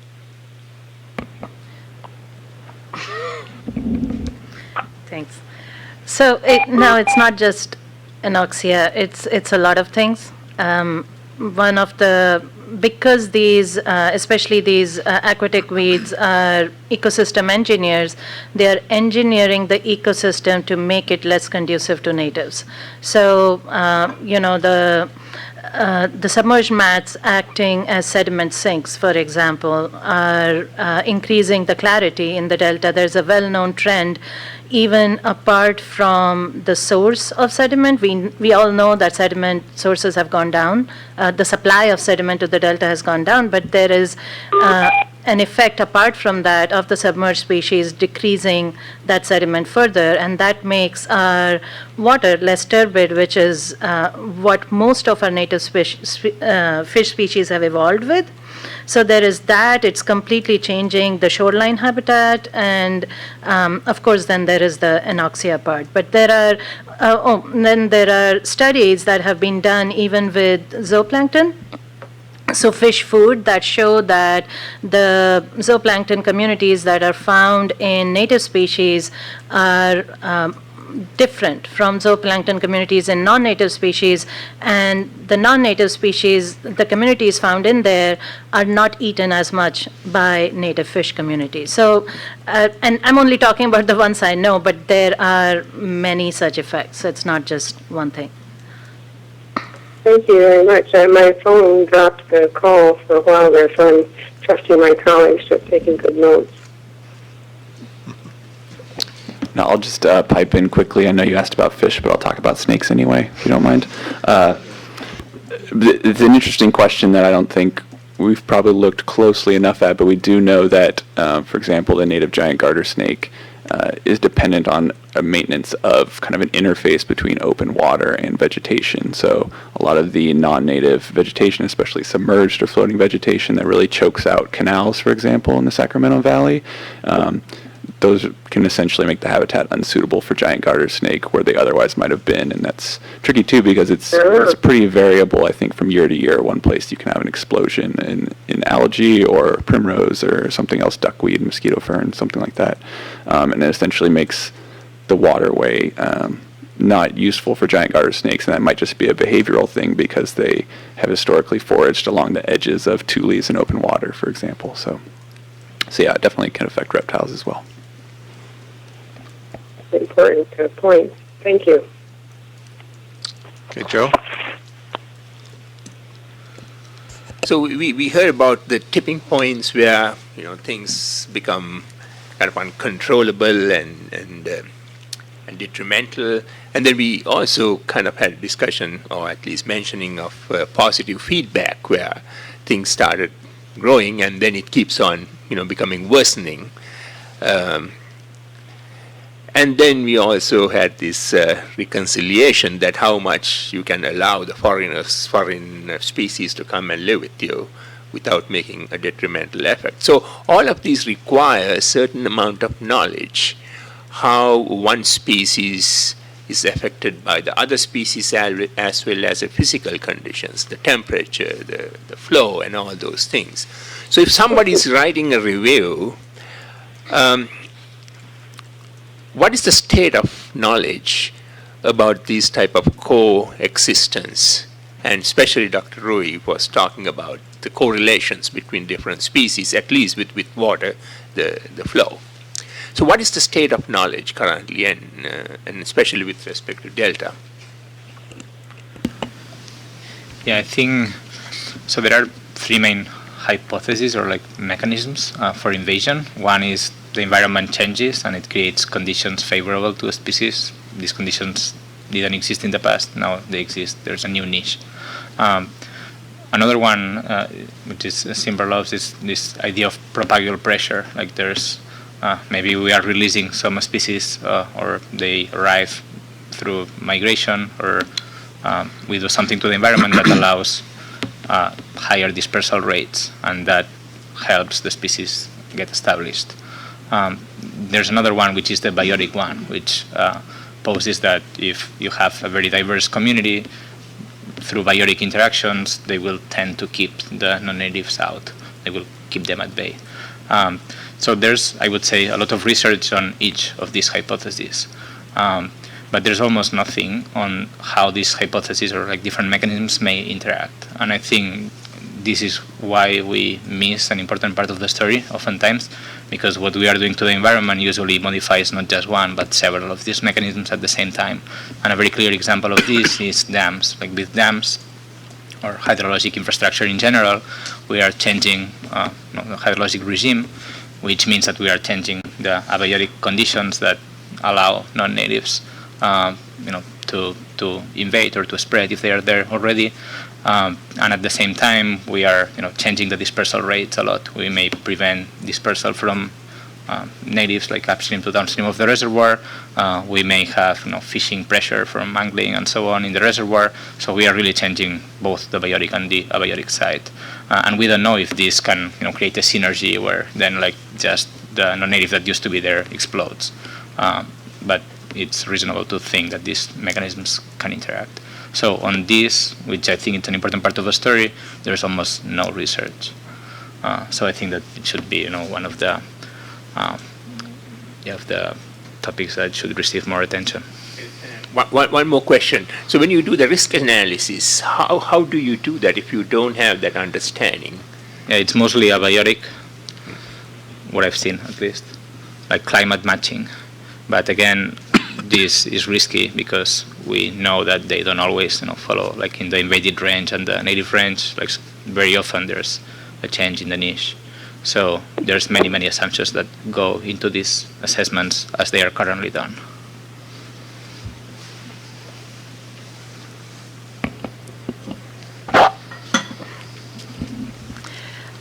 So I just wanted to add to that what Dr. Rui is saying is the overall picture, the big picture, where you look at the entire community by itself, but at our local ecosystem level, for example, at the Delta level, we have tried to understand all of these interactions between communities better for our community. So, for example, looking at what I showed you with water primrose invading emergent marsh communities. So we have looked at how water hyacinth, water primrose, the submerged community, and the emergent community interact with each other, and how much of a negative or a positive impact they have on each other.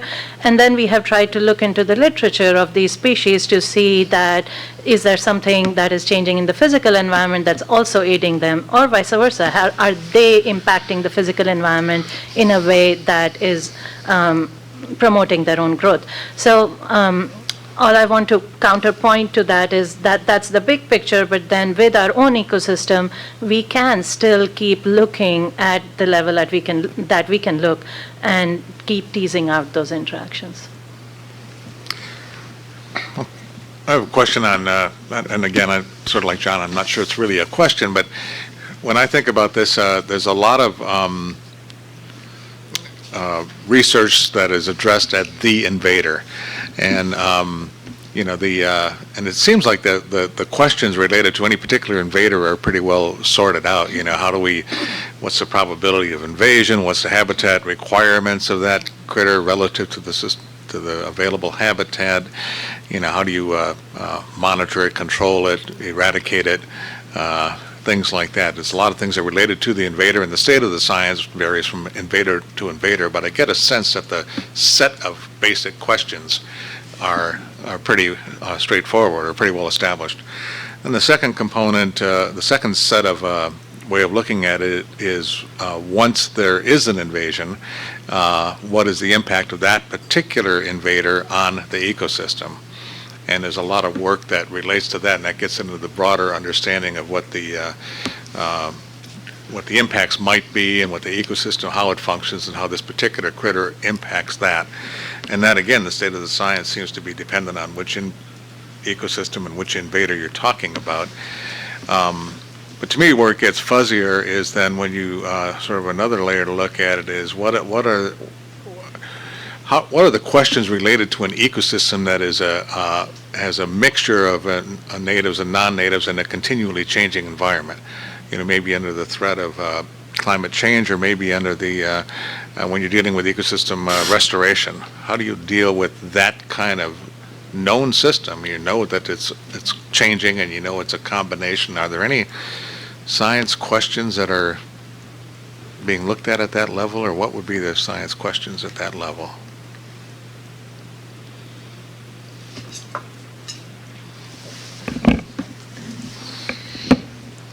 So regarding habitat restoration, I work on the fish restoration program, joint program between DWR and State Fish and Wildlife Department. And we are on the hook for restoring 8,000 acres plus of tidal wetland habitat for listed fish species.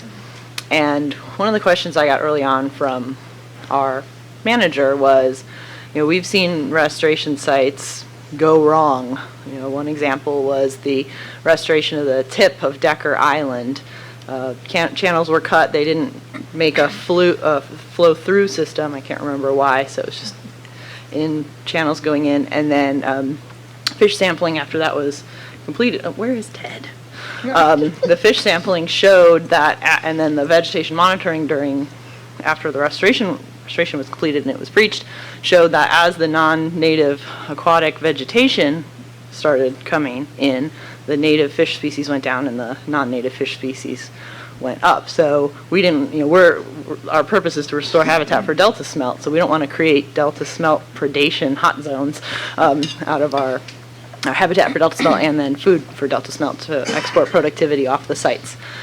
So I was asked early on, what can we do? What design features can we incorporate into restoration sites that will deter or delay invasion of species, of the non-native species? And we looked, and it was very difficult to find anything on this. So there's some question. We see some kind of natural experiments like Liberty Island doesn't seem to be super invaded, right? So what is it about that? Is it the depth? Is it the flow? Is it breach depth width? Well, with permitting challenges, I couldn't do experiments on breach width and channel depth and all that very easily. So the low-hanging fruit was vegetation management. So that's why we're looking at, instead of opening up new habitat like what happened with the Blacklock restoration site in Sasoon Marsh is it was mostly tidal mudflat inside. There was a planned breach. It breached on accident right before the planned breach. We went ahead with the planned breach anyway. And then now it is a Phragmites nursery. So Phragmites came in and took that wide open habitat and really filled it in over time. So we want to prevent that as well. So we're managing the weeds, and one of the experiments that my group is doing, this is the one that came out of the DISC in partnership with UC Davis, is to look at revegetation with vigorous, native, locally sourced native species to see if we can fill in that space so that the invader is less welcome to colonize initially. And then hopefully those natives will kind of take a hold and keep the invader out. So that's, what was the question? Sorry. I don't remember, but yeah, so we think there is a tie between what we do with our habitat restoration sites and their success, and we know that restoration sites have gone bad because they've been invaded, so we are trying to prevent that, but there isn't much, so we're trying to do it experimentally as we go. Even in the Decker Island site, for example, where the other place where you're planning to breach, you did, yeah. So treating in advance, getting the invader at least out of the near vicinity. So not exactly answering the question about the big questions with respect to restoration, but there are practical things that that are in our mind to do to prevent the possibility of invasion. Yeah, I would just add that, confess my own lack of knowledge about specifics in the Delta. I'm not sure that I know like the exact questions, ecosystem level questions you need to ask, but I saw, one of your handouts out front talked about adaptive management, and I think it has to be done. It had to be done experimentally in an adaptive management context, and there's naturally resistance to that because people are risk averse, and especially working with listed species, there's a great fear of doing something that's the consequences are pretty unknown and that you could have a negative effect. But these large-scale manipulations, it sounds like, are going to be more and more necessary, and you're going to have a system in place for tracking that and being flexible and responding quickly to what you learn as you do these big manipulations. So that kind of reminded me of another point that I think is extremely important, and that is monitoring a restoration project in the long term. And I recently reviewed a paper for SFEWS, which was talking about how monitoring has been done in the past for restoration projects in the Delta Sasoon area specifically, and recommendations for the future. And I think that is extremely important. If you don't know that Phragmites is going to become a problem 10 years on in your restoration site, or that submerged vegetation is going to come in, and you're not monitoring the system, then you've lost it. So that's definitely an important component, which also plays into adaptive management. You can adaptively manage if you know there's a problem, and you know there's a problem when you monitor. So. John, did you have a question?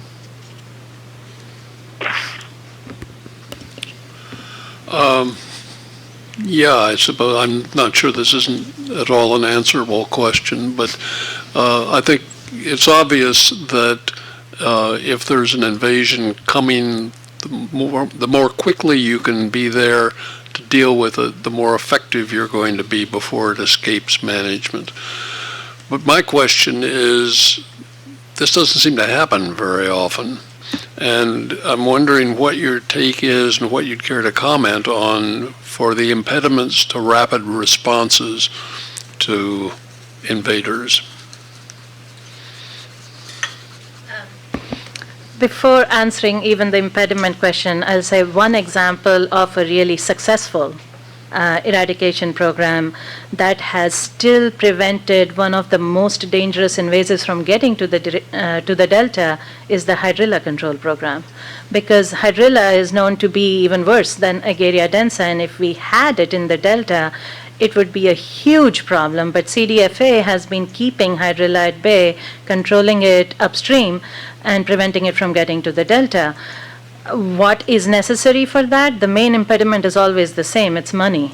So And I guess I would add foresightedness, because if you can see that, 20 years down the line, if you haven't put this money right up front, you are going to be faced with a multi-million-dollar control program that's going to continue forever, then people would be more willing to put that 12 million in the first year and eradicate the species. So now, for example, alligator weed, we have hopefully in the early part of the curve, maybe we need to, nutria, right? We need to mobilize as much as we can. And I think with nutria, we have tried to do that. I mean, I'm not saying we'll win that battle, but everybody mobilized really quickly. And that is the key. Money was put into it, and money, time, resources, all of that, rush it to where it's needed, and you can get the job done. Is that because the immediate threat of nutria to things that were of economic concern was more apparent? Absolutely. Yes.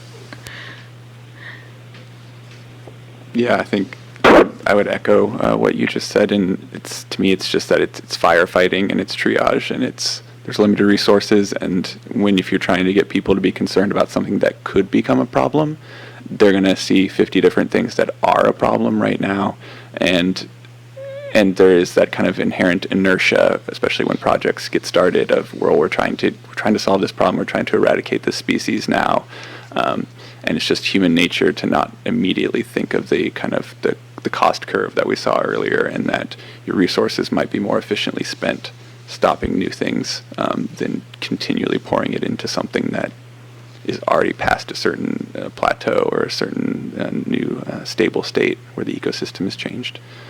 But how you create those structures and those institutions that are flexible enough and quick enough to jump on the new problems, I don't know.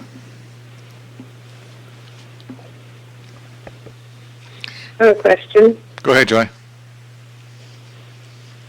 I'd just like some feedback on whether or not there is a research effort in the Delta to explore ways of using these pest plants, and that came out of a recent paper on hyacinth, where they harvested it, put it into a digester, captured the methane, and made a profit. And I don't remember where that paper was, but is there any effort like that you know of for species that are way too abundant in the Delta?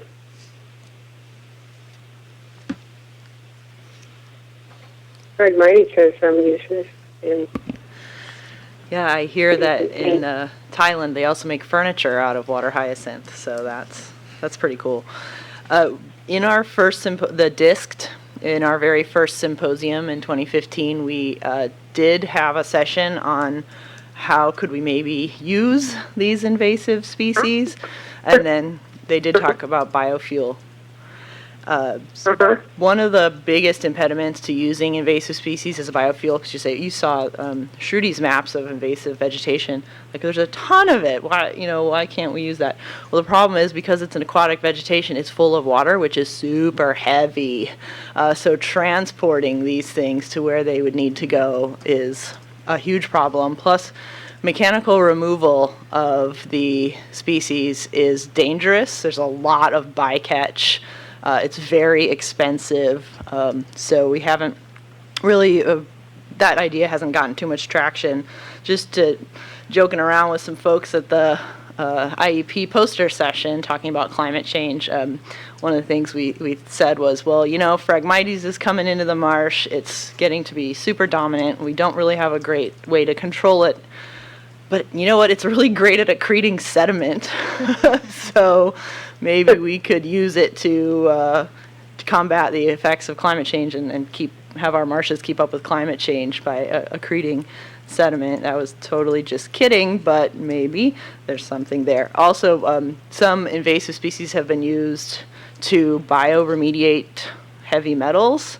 So they're really good at taking up heavy metals. So if we had a way to control something post using it, it might be good for Superfund sites. Another example is Oregon has a mandate to switch their energy production over to more renewables, and they had the brilliant idea of coming down to Southern California and harvesting Arundodonax and then growing it in plantations. So I just, what could go wrong there? But, so that's another way to use invasive species. But again, and then the nutria. In Louisiana, there's a bounty on nutria, but we don't want to put an economic incentive on folks to bring in invasive species. So we're not considering things like that for nutria. So far, I haven't heard any ideas that have gotten traction on how to economically use invasive species. But Shruti has an idea. No, I don't. No, she doesn't. No, I was just going to take off on the, water hyacinth. There are a ton of papers out there that talk about its ability for secondary, filtration of water. But that's the thing. It's so hard to maneuver these things, and we have so much of it out there. And Gina mentioned, physical removal is about 10 to 15 times more costly than any other method of control. So it's not an easy thing to consider.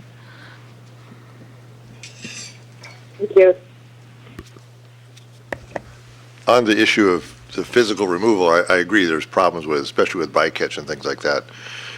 But again, we've brought up a couple times this issue that nutrients are a big part of the questions about what are we doing about nutrients in the Delta. Do we have too many? Do we have not enough?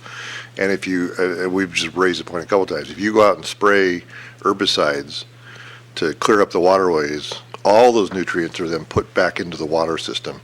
And if nutrient loadings are a problem in some of these cases, have we really considered the cost effectiveness of physical removal versus chemical control for weeds? And I'm just, again, I come from a background in toxicology. Chemical control is not going to work in the long run. We know it. We're going to build resistance. It's a great short term and it's inexpensive, but I think it's like the same thing with where you are on the cost curve of an invasive species. It may be really economically foolish to do that in the short run, and we need to be thinking longer term. So. That wasn't a question either.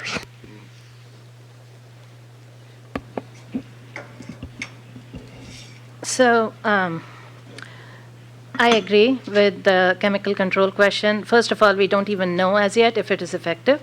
And then we are adding, regarding the nutrient status of the Delta, which you started out with, I would say that the jury is still out. Nobody really knows if the Delta is a nutrient-rich system. Is it eutrophic? Is it mesotrophic? What it is? And the reason I say that is that submerged vegetation, for example, is not a problem we will get rid of by having less nutrients, because submerged vegetation is known to grow in mesotropic environments. So floating species is definitely kind of known to love eutrophic waters, but submerged is not. So, the regional SAN is going to be an excellent test of how much will we change our system with lower nutrients, but I honestly don't know if we have enough leverage there.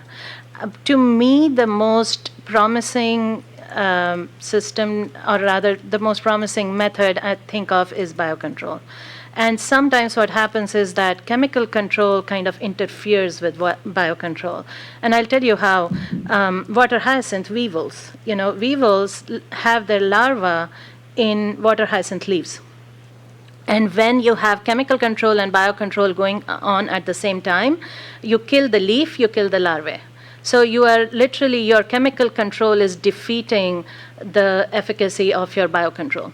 So I think these people are now talking much better to each other, the people who are responsible for one versus the other, and we might have, so until now, the fact that biocontrol hasn't been too effective for water hyacinth until now might have more to do with the way that we have implemented it than the fact that it is ineffective. So we'll see. Let me just ask if there's any questions from the public. Okay. Just come on up to a microphone. Thanks. Oh, sorry. Gina, is it? I was wondering, you talked about bringing in insects to prey on vegetation that is invasive. And I remember a few years ago reading about an experiment like that was done, and the insect started eating the native plant that I think they were trying to save from the invasive plant. So I'm wondering, is USDA investigating that kind of thing? Absolutely, yeah. You don't want to be the Australian cane toad that was brought in to control something and ended up eating everything else. So yes, so now, I don't know how recent that example was that you're talking about, but right now there are a lot of controls on what the biocontrol pipeline. You know, the first is to go to the native range of the plant and look for insects or pathogens or fungus or something that's actually just on that plant. And then I am no expert in the biocontrol system, but it goes through so many checks, including a quarantine test in a lab. So these insects are brought in, they're provided with lots of different options of things that they could eat, especially like you said, the native things from the area. So like we don't want to bring, it's very hard, for example, yellow star thistle is in the sunflower family, so you have to be very careful because we have so many crops that are also in the sunflower family. You don't want to bring in a biocontrol agent on yellow star thistle that's going to jump over to safflower. You know, so there's so many controls, and once an insect was done what's called host specificity testing, they're only going to eat the alligator weed, for example. And then you give it more options, and then they can start doing field tests. So it's quite a few years from exploration to getting a permitted agent out for release. But you know, going further with that, I just read a really interesting book by a researcher in the Netherlands. I think it was called Darwin Comes to Town or something like that. And he wrote about how quickly evolution is happening in cities where all these very novel environments have been set up by people. And so, you know, even if USDA did all these tests and in their testing period, this insect didn't go after native plants or anything else, you know, over time, it might do that. And that's, you know, I just don't know how they could test for that. There's absolutely a risk, I imagine, inherent with that process. Yeah. And I guess that also, you know, makes me think about what's happening in the Delta and how that's changing and how we can try to save certain species, but as the Delta changes, the species that are generalists are going to change with it. So I don't know. It's all a big experiment, I guess. So regarding the evolution question, that is one of the reasons that biocontrol turns out to be an attractive option, because here, even if the plant develops some kind of resistance to it, then it can evolve to eat the plant again. And similarly, if it were to start eating something else, we are talking in evolutionary terms or evolutionary timescales, then something else is simultaneously evolving to eat it. So, I mean, I don't think the concern is more on the evolutionary scale, the concern is more on the more immediate scale, which it is tested for pretty rigorously.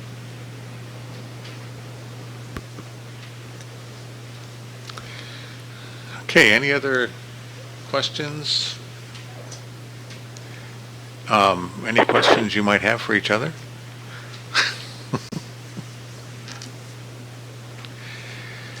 Okay, well, I want to first apologize. Ted did apologize for us. He had to leave early. He just didn't think it was boring and left. He actually had planned to leave early. So I want to thank the panelists again. I know it takes a tremendous amount of your time to come out here and that, and hopefully we can get back to you and particularly get some of your references and stuff, because I think, to me, it's been very instructive, and I think for the whole board to hear the wide range of issues, and yet there's some threads of similarity, and I know you covered everything from individual species sort of invader stuff to changing ecosystem structure to see how it can impact invasive probabilities and stuff like that. So I just want to thank you for all your help. It's been very useful. Okay. So I guess we are breaking for lunch, and we'll reconvene at 1:30.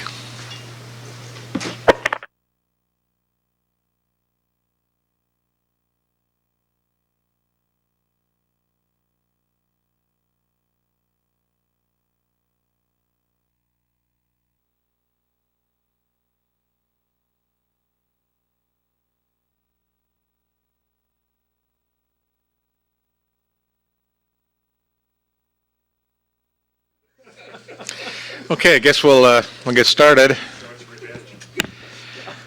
We're moving on to item number 6 on the agenda, which is the chair's report. I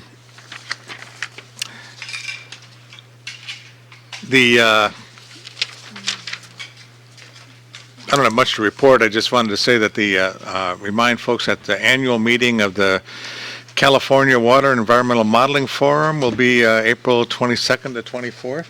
I don't know if anyone's going to that. Yeah, on the last day, the last session, we actually have a session on water supply reliability. I'll try to talk a little bit about. Oh, thank you. I'll try to talk a little bit about our workshop, and we'll have some other people talk, but just it'll sort of let people know what's going on, and get people talking about the topic a little bit. But it's not. We won't have anything to present in terms of findings or anything. But yeah, it's that Wednesday, the afternoon. Where is that meeting? Folsom. Same place as the IEP. Mm-hmm. And the IEP meeting was last week, and I think Dick attended. The IEP meeting was last week. This last week, yeah. Every day is a new week. Yesterday. So, yesterday, that's right. It was this week. And Dick, I think, I was there for part of it, and you attended the whole meeting, right? Do you want to report on anything you heard, or? Microphone? Yeah, I reported a little bit. I felt it was a very well held meeting. They had an overflow crowd. They weren't able to take everybody. Tracy almost didn't get in. Or maybe it was Steve that almost didn't get in. Yeah. But my recollections of prior IEP conferences were that they had more parallel sessions, and I think they had fewer parallel sessions and more sessions that were, I think, a little broader themed, or more presentations that were a little more broader themed. I did mention I thought there was noticeably less delta smelt studies being reported this time. You can't get paid for it. Maybe we're just going to pay for it next time. But yeah, I was very pleased with it, and especially important was the data open access, open data session, and the session on science communication, integration, synthesis, from the scientist's perspective, not from the policymakers' perspective. Well, I'm sure there were some policymakers there too expressing some interest, but it was mostly scientists, speaking up to what the problem is from their side, or the difficulties to overcome. It's a good meeting. Yeah, particularly the open data, open science session talked a lot about their a work group they developed, which are really computer people trying to develop a large database system for IEP data. And they have a platform accepted, and they got a whole work plan put together, and we made a lot of progress on that. And it was a an afternoon session that had a very interesting format, the way it was run as well. So it was, I think it was pretty well done. But it's something that I know in our IEP and frankly in our monitoring review, we're talking about things like that, and we need to follow up and make sure that we don't recommend something they're already doing. So, okay, that's really, I think, all I have is the afternoon session. We're going to have the lead scientist report. We're going to talk about the DPIIC letter and next steps. We'll have a presentation by Madison on some of her work, and then go through our reviews of on updates of our other ongoing reviews. So the next, unless there's any public comment on that, if you guys have a public comment, just stand up and wave your arms. The next report is the Delta Lead Scientist report. Great. Thanks. Thanks, Steve. So I'll start with the Nutria Pocket Guide. And thank you. So I'll pass around the Nutria Pocket Guide that I think some of you already got, but given all of the interest in the discussion in invasive species this morning, the Pocket Guide was put together by CDFW, the Bureau of Reclamation, the Science Program, and others, so that people out there fishing or anyone will have an opportunity to identify nutria. And there has been progress recently. So, you know, it was mentioned, there's definitely been some progress in terms of improved coordination between California Department of Fish and Wildlife and the California Department of Food and Ag in terms of their monitoring and their evaluation of the current population and their efforts at trapping. I think they're currently at about 400 that have been trapped. And the California Department of Fish and Wildlife has a budget request into the state to create 10 new positions to focus specifically on nutria control. So there's definitely interest and awareness. I think the biggest challenge is that those positions won't even be available until the fall, and then it'll take time to fill them. So the challenge, I think, is in the short term is doing something so that before the population the population is definitely growing, so to try to keep it down to a manageable level so that when there are more resources available, there'll be a real effort to eradicate it, because definitely the interest with nutria is eradicating it, not controlling it. So there's tens of thousands of pocket guides have been produced. They were distributed at IEP, and they'll be available through through bait shops and boat docks and everything. So we'll try to spread the word to make people aware of how to identify nutria. And then there is a contact information if you see a nutria so that you can report it, and that CDFW or Food and Ag can follow up. The second thing I want to mention is the science plan. So you all provided your comments. We've also gotten additional comment from the executive officers within the Stewardship Council, and Yumi and staff and myself have been spent a lot of time trying to address all of your comments. I think the document has improved a lot in terms of making clear what the goal of the science plan is, identifying what we're trying to achieve, how it links to other efforts, how it links to the letter that you've prepared to DPIIC, and how we might move forward as well, developing more specific, what we're calling topic-specific science plans, that I think was much of what some of your expectations were. And that will be, it's just, actually, Yumi sent me a draft this morning of the pretty much final version of it, and it will be going to the council later this month for their approval. So it will be, the final draft will probably be out on the council's webpage within the next week. So when that's available, we'll send that around to you. So any questions on either of those?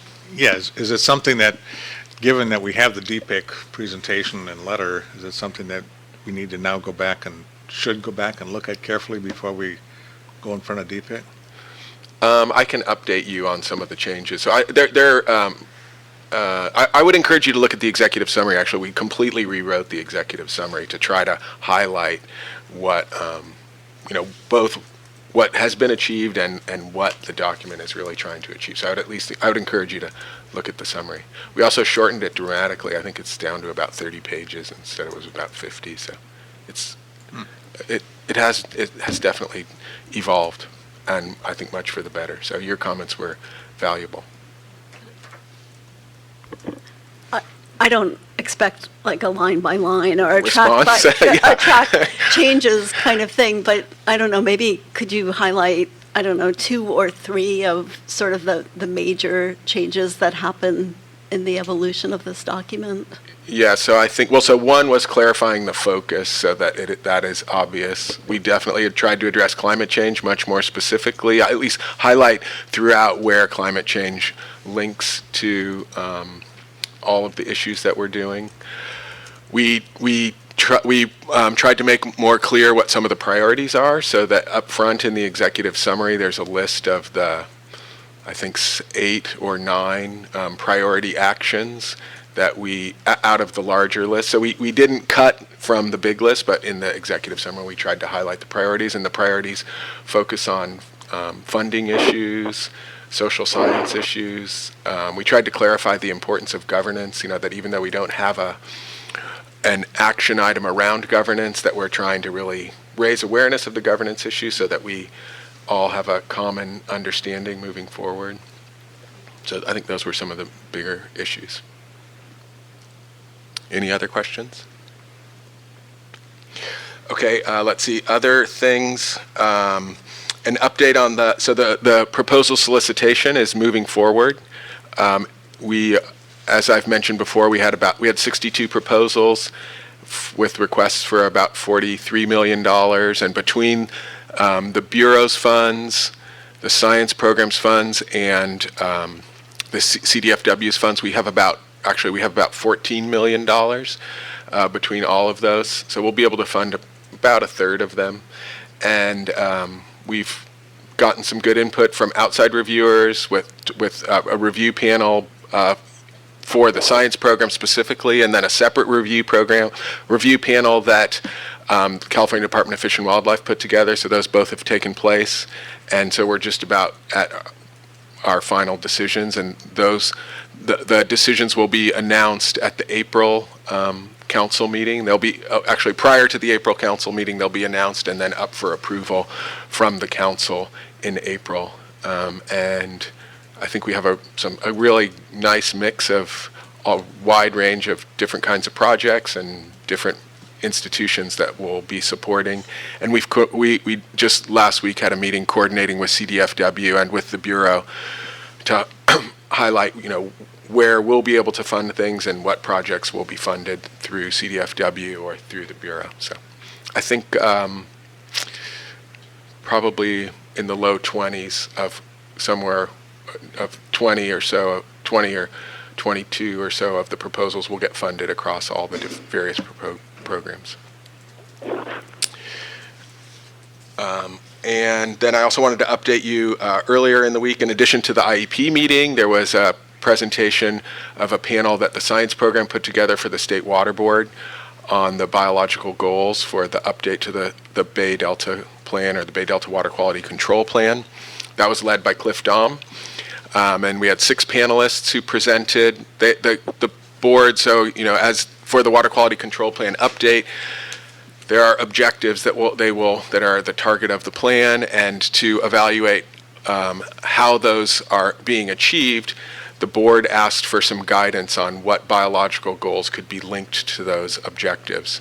And so the panel was asked not to identify specific goals or targets, but to identify what approaches should be used. And they were asked to do that specifically for salmonids, for other fish. They were asked to look at native fish, but they made a recommendation that both native fish and non-native fish would be valuable to look at for those issues. And then they also were asked to look at ecological processes or ecosystem processes. I'd say their recommendations are most specific around salmon, since that's where there's more data available and more work that has been done. And so they were asked to evaluate whether a viable salmon population approach, looking at abundance and productivity and diversity and distribution would be valuable. And they made some specific recommendations around that I think will be useful to the board in terms of, given the current available data, how that could be used across, and this is both for the Delta as well as the tributaries that flow into the Delta. And so they had some specific recommendations there. That for the native fish and for the ecosystem processes, they had more general recommendations, in part because the data are so limited. So, but they for the ecosystem processes, they really focused on primary productivity and food web support as a key component of what should be looked at, both in the watersheds as well as in the Delta. For the native fish, they highlighted both the need to look at more than just individual species, to look at the fish community in general, to target some different communities or different groups of fish that would provide input, so that there's pelagic fish as well as demersal fish. And they gave a series of recommendations around that. And then they also received input. There were presentations from Nature Conservancy, from a combination of the Nature Conservancy, the Bay Institute, and Trout Unlimited gave input.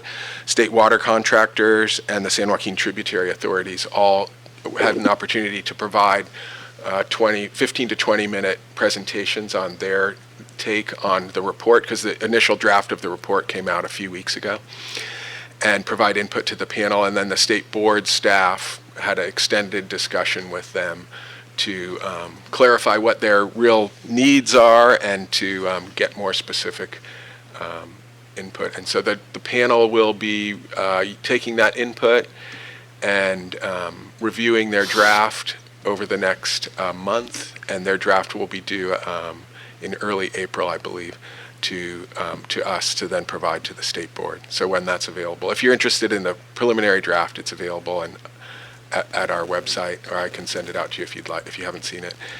And then the final draft will come out in April. Any questions on that panel? You could send it out. Great. Okay, I'll send that out for sure.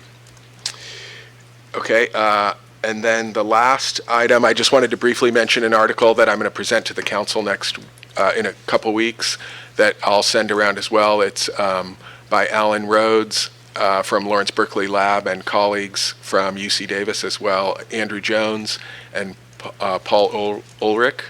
The changing character of California Sierra Nevada as a natural reservoir. This was in Geophysical Research Letters. It was just accepted right at the end of last year. And it highlights using models. They looked just at a high emissions scenario, but they were trying to highlight how the snowpack is going to change and what that might mean for reservoir management within the state. And under the high emissions scenario, there's dramatic changes, dramatic losses in snowpack. The snowpack will occur 4 weeks earlier by the end of the century, with a 79% reduction in peak water volume in the snowpack. And the impact is greater in the north because of lower elevation. So they look at different predictions across a range of models, different predictions with latitude, and really highlight, that there are some enormous changes that are going to occur in snowpack in the coming decades. So I'll send that around. Any other questions on any other issues? Thanks, John. Any questions? Okay. The next item is moving forward with the DPIIC letter. On the most of you realize the DPIIC letter was submitted to DPIIC on February 11th, and we, the board, are going to be present and presenting information to them on April 8th, and that's the next DPIIC meeting. And so I guess we had a lunch meeting. Did somebody want to summarize the lunch meeting yesterday? Well, I'll summarize my version of it, but then we had a lunch meeting yesterday, and Dick and Jay and I and Tracy were involved, along with Amanda and John and trying to remember who else. Pardon? Lauren.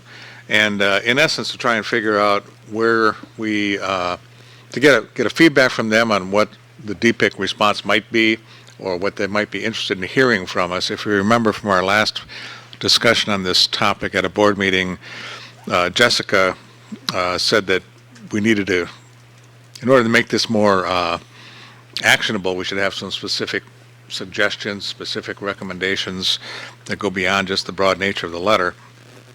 And so we are on the agenda. We are on the agenda at the same as a dual panel, I believe, with Randy, who's going to talk about the financial, what's it called, strategy? Funding initiative, Science funding initiative. So he'll give about a 15-minute presentation on that.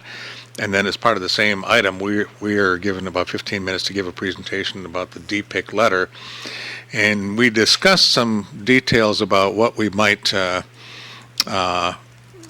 be asking for DPIIC and how we might move this forward. And I think our group's feeling is that we wanted to move this forward. We want to move it forward fairly quickly and maybe so it doesn't dwell for years. And that the first step in that process is sort of the science needs assessment, and then the idea is to have a science needs assessment, pick a topic such as climate impact, for example, and do a science needs assessment, what's needed, and then after that talk about how one might coordinate agencies and get funding to meet the needs of that particular scientific needs assessment. That's very vaguely vague description, and what we would be asking DPIIC to do is perhaps to develop a work group that might have one or more of our members on to follow through and make this sort of an official sanctioned thing that DPIIC is doing as a follow-up to it. They do have a work group that is dealing with the financial initiative, and then maybe this would be a sub-work group of that. So it legitimizes our activity, legitimizes DPIIC being involved specifically in this with a timeline that we would have something scoped out for them perhaps by their July meeting in terms of how we would move forward with the needs assessment, which could be a combination of seminars coming to our meetings, as well as perhaps an actual workshop, a 1 or 2 day workshop to kind of assess stakeholder needs, things like that. That's kind of where we're at. I think they wanted to hear Dick's presentation as part of our presentation. So Dick will give his, I don't want to say arm waving, but give his broad view of why the need is there, to sort of initialize that, and then we'd have a little discussion specifically about what we're asking from them. We have not decided yet, other than Dick, who would actually be going to the meeting. They said we could send as many as we wanted, and that's kind of where we're at. Tracy or Jay or John or Dick, I mean. What's that? I was presuming that you and or Tracy were coming. I was presuming that Dick, or not Dick, but Dick and Jay were going. Okay, just Jay and I. Okay. Now I might go as well, just to and not say anything, sit in the back and shake my head no when you say something that's real controversial.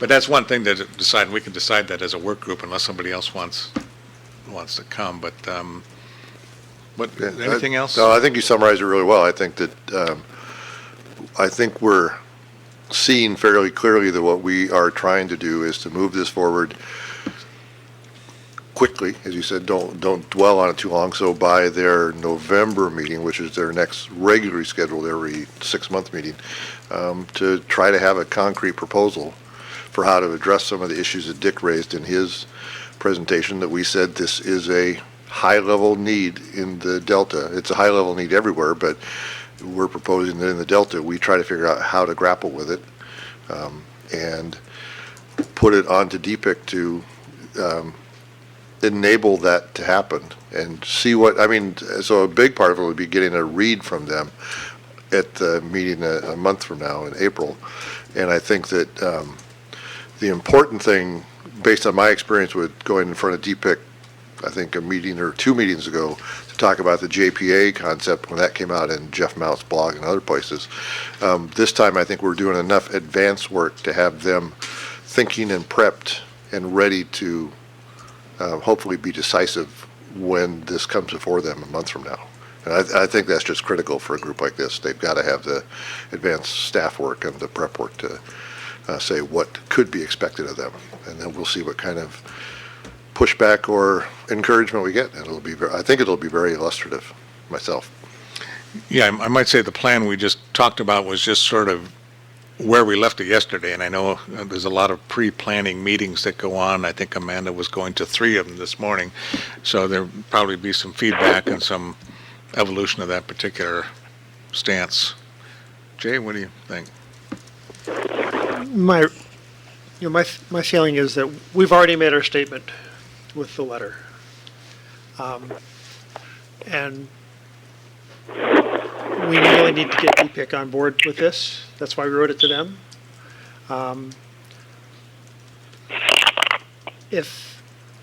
So I think what should we ask them for? And I think the outcome of our meeting was we were going to ask them to say, well, let's put together a 3 to 5 person committee that might have one person from our board and other people, hopefully enthusiastic people from some of the major agencies. And this group of 3 to 5 people would, within 2 months, come up with a proposed work plan for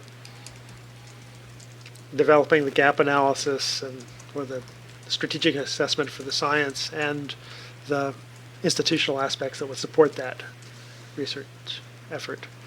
And that way it'll keep it moving. And I would like to think that work plan would have basically 3 to 4 month milestones.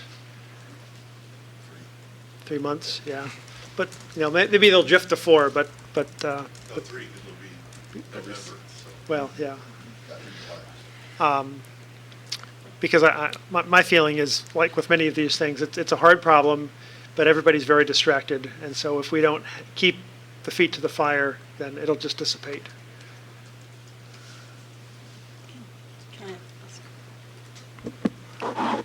Since I wasn't at that meeting, so when you say you're hoping that they'll have a concrete proposal by November, is the concrete proposal, like, is that how to do the science needs assessment, or Yes. is it how to? Okay. Yeah. 'Cause yeah. So that's just the science needs assessment part of things. Well, and the other part as well. So it'll be a proposal for how to do both the institutional examination and the science needs assessment. I thought, Steve, jump in, and Dick, I thought we held out the possibility that the science needs assessment could be done before the regularly scheduled November meeting. Because that's only, if we're talking about a 2-day workshop to really get the stakeholders in and get it all going, that we could do that in the 6 months between the April meeting and the next. That would be great. And I thought we were thinking about, I mean, again, we're saying we need to be as aggressive as humanly possible, Right. given bureaucratic inertia. Right. And if we keep it small and focused, I think we thought we could do that, but. I think that's where we are also, that we want to, through our own means, get the science needs moving as fast as possible. And then I think we also talked about suggesting that DPIIC do some forward thinking about what the policy needs might be. I mean, obviously the science needs should tie in with the policy needs, but we need to have them also thinking in parallel. And if they do that, then it could be a powerful interaction when we come together. If they're just not doing anything, it's going to be a less successful effort. Well, the science needs in many respects are driven by the policy needs, so they have to be incorporated in that discussion from We are the beginning. going to be presuming some policy needs as we do the science needs. But if we burden them with the idea that as policymakers thinking 10 to 20 years ahead, what do you see as different, would be a good exercise for them to do. Yeah, and I agree with Tracy that I thought the needs assessment would be done by the November That sounds great. meeting. Yeah. And that would require us to put together a workshop pretty quick. So would the science program be interested in Yes, we can definitely helping help herd put the that cats together. necessary for that? Yeah. And we should have some, maybe now is a good time to have a little discussion on what that kind of science needs assessment workshop might look like. You have a nice example that you brought to our attention that was done for the Great Lakes. You said that was a workshop that went for 2 days, and then you had a small group of people write it up. Yeah. Well, that's just, and I know Dick also talked about bringing in a couple of maybe keynote speakers independently, but the science needs workshop I talked about was there was the recognition that climate change is happening, and therefore what do the stakeholders need in terms of if you had the ability to forecast things, what would you want to be forecasted, and what are the time and space scales that are important? And this is based on everything from physical, biological to social sciences, and brought in a number of stakeholders and had them ask them the question, and ultimately laid out a series of key fundamental needs of forecasts that need to be done. It might be forecasts water levels 3 years in advance or something like that, that's really an important thing. And then the science is framed around that. So it was just a 2-day workshop, and I can send copies to everybody. There's a report out on it, on the results of that, and that laid out a science framework for, in this case, a NOAA lab to move forward with their science. I guess the question is, can the science program, how much time can the science program contribute to doing searches of what other research programs are doing with respect to environmental conditions changing more rapidly? And, are the Great Lakes doing things we aren't doing? Is Chesapeake Bay doing something we're not doing? Is, Mississippi Delta people doing something? And, the answer may very well be no. But I think we should have that sort of research being done. And I'll just say, I think that's great to ask this Delta Science Program to assist us in that, but I think it's assisting us, because I think, again, I'm hearing that we've laid this charge out there and said, we're not sure where else this is going on. We know it's not happening here. We think it's critically important that this happen here. How can we help to make that happen? Yeah. So I think it's up to us. I think we should ask John and the science program to potentially resource us a little bit if there's things we specifically need, but it's a big enough question that we've raised that I think we should put it on our own shoulders to ask the question, where else is it happening? And that's where it ties into you saying some people who have been thinking, at least in an academic sense, about this issue. What we want to do is merge the current academic thinking to on-the-ground potential implementation in a way that's relevant for the Delta. So I think until we screw up badly, we should consider ourselves to be largely trying to lead the intellectual development of this. Yes.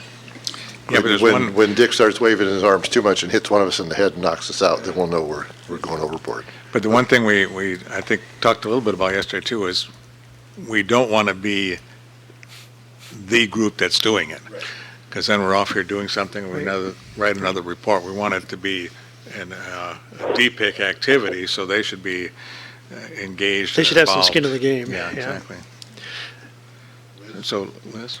Yeah, I was just going to bring up the article that I sent to the working group, because other places are thinking about that. And I know in that article, one of the things they highlighted was the importance of forecasting. So anyway, that might be a good place for us to start thinking about the generalities of what we're asking and other parallel efforts that might be occurring. And didn't you give a presentation at Joe, at something Peter put together, which was along this lines? But it was mostly on the coastal sustainability.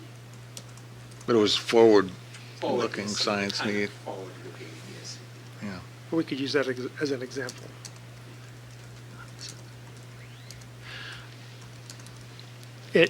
I'm thinking it might be useful for us before DPIC to put together about a half-page proposal of what we're asking DPIC to buy into.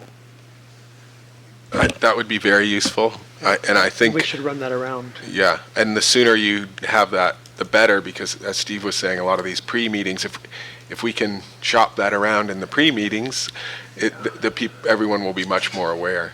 And like I was saying on the call, at the meeting yesterday, think about the discussion questions that you want to occur, the discussion that you want to see occur at the DPIC meeting, and that's framed up with questions and some guidance as well as the presentations that you'll make. So if you have some specific questions that you want to guide the direction of the discussion, that would be useful.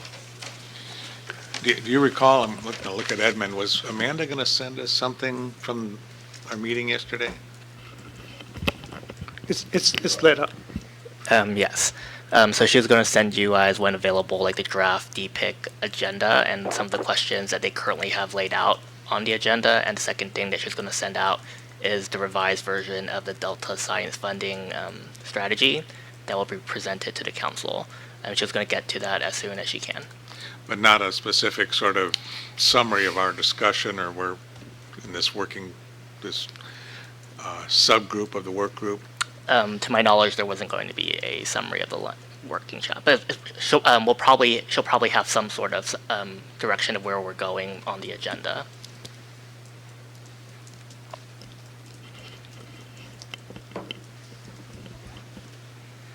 I think we're calling ourselves an ad sub hoc working group, so Just not a committee. not a committee. I've always wanted to be ad sub hoc.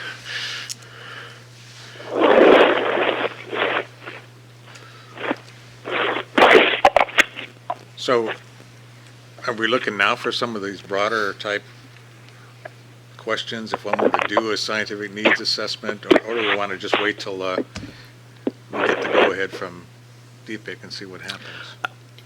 I think right now, probably we should think about what we want to ask DPIC for. And keep that statement to half a page, because I think that's about their infiltration capacity for this. And then we should, maybe come up with some ideas here, but then run it around Amanda and John and anybody else that wants to look at it, certainly from our group or the council that pays some attention to DPIC. My guess is that we're looking at having them sign on to a 3 to 5 person group that would come up with a proposal for developing a science needs assessment within 3 months, as well as some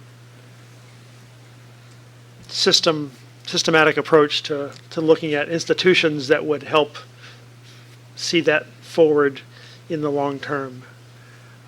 Probably that group would also, in that 3 months, you'd want to have a sort of a 3 to 5 page version of Dick's talk written down, so that it could be as a preface. And that the workshop, basically say we're looking at a workshop that's going to last for a couple of days. We'll write it up. I'm not sure if we want to suggest that a draft of the write-up be circulated for comments and then go through a revision to that before it comes to DPIC, but something along those lines. Does that sound right? I mean, I'm just making this up off the top of my head. Yeah, it sounds suitably aggressive time-wise, and I think that's what we've been talking about, is that two-pronged approach, the needs assessment and at the same time trying to provide some inspiration on institutional rearrangement, or whatever you want to call it. That's not a threatening word, but it really would require some institutional changes to deal with this, is what we're saying. So it seems like what we're looking for is by their July meeting, we want this sub work group to lay out a plan for doing a scientific needs assessment. And maybe part of that would be to think about the topical questions and think about the where it has been done elsewhere, and that could be done within 3 months. And then that next 3 months is when you actually, if they bless that, you have to actually implement it. In terms of the financial, how the institutional arrangement, I'm not sure you can answer that question until you figure out what the needs assessment is. Now, maybe what you can answer is how one might go about assessing the institutional arrangement once the needs assessment. And here's some options on the table. Yeah. Yeah, I think 6 months is too fast to come up with everything.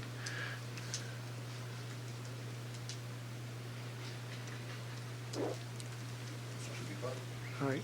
I just, yeah, so I think, so if I understand, the timeline would be April, you would make there would be discussion and kind of an ask for going forward, a timeline of by July, the sub-working group would have a plan for doing the science needs assessment, and then we would hope that assessment would be done by November. And I guess, I think it is important to make it clear to them that we want to be engaged, that we're not just sort of throwing this off to them, that it would be a partnership.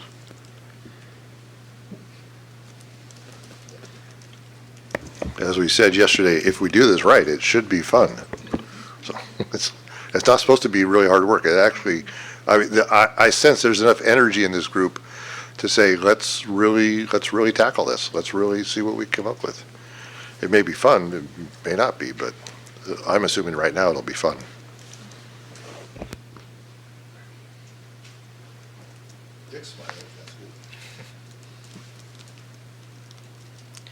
So it seems maybe we between now and April, whatever, 8th, we should make sure that maybe we have, whether it's a half page or a bulletized list of things we want to, points we want to make at that particular meeting, and it might be worthwhile, again, to review the new science plan, so we're not talking we don't propose things that's already in there, or we endorse things that are in the new version of the new science plan.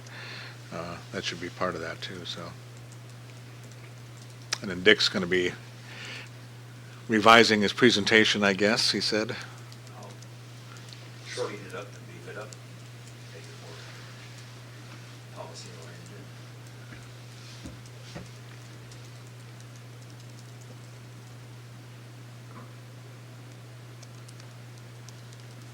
So then, Jay, you were volunteering to put together those first initial bullets, and I'm writing now. I figured you were. I figured I'd probably get it before the next item on the agenda. That's my hope.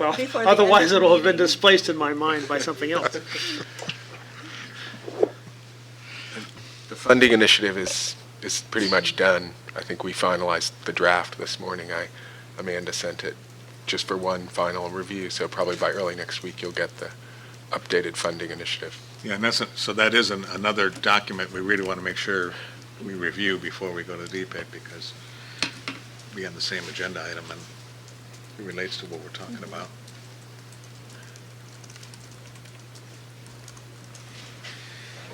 Anything else on this topic? We think we got it? I see no heads nodding, but they're not shaking either, so I think. I nodded. You nodded, okay, that's enough. That's all we need.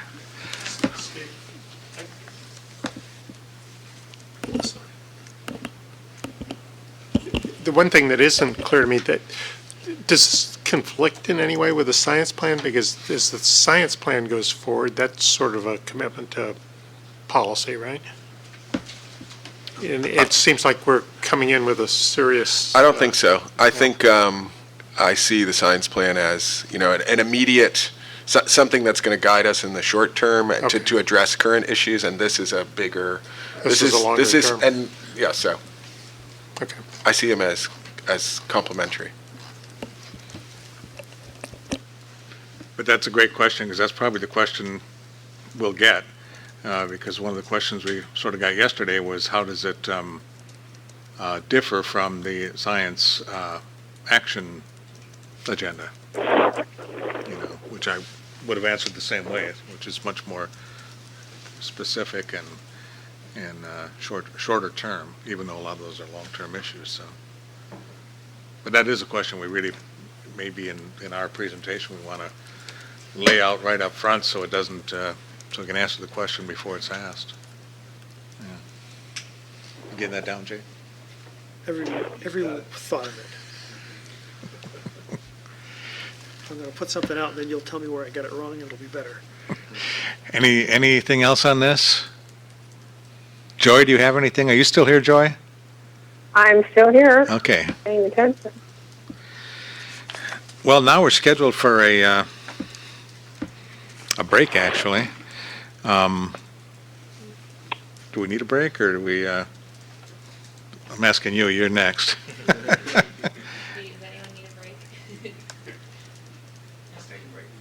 No, I'm fine either way. If you guys want to just keep going. All right, let's keep going. And the next item on the agenda is number 9, so we'll want the presentation up. And it's our opportunity to get to know Madison a little bit better. So maybe start off by, and maybe you do, but give your introduction again or your background.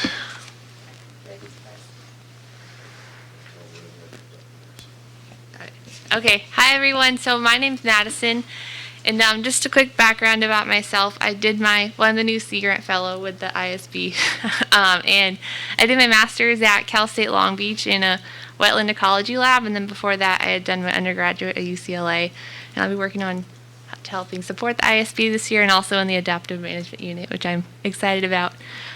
So I'm just going to present my thesis research today, which I did for my master's at Cal State Long Beach with my thesis advisor, Christine Whitcraft. And it focuses on monitoring the restoration of a salt pond system in South San Diego Bay into tidal salt marsh.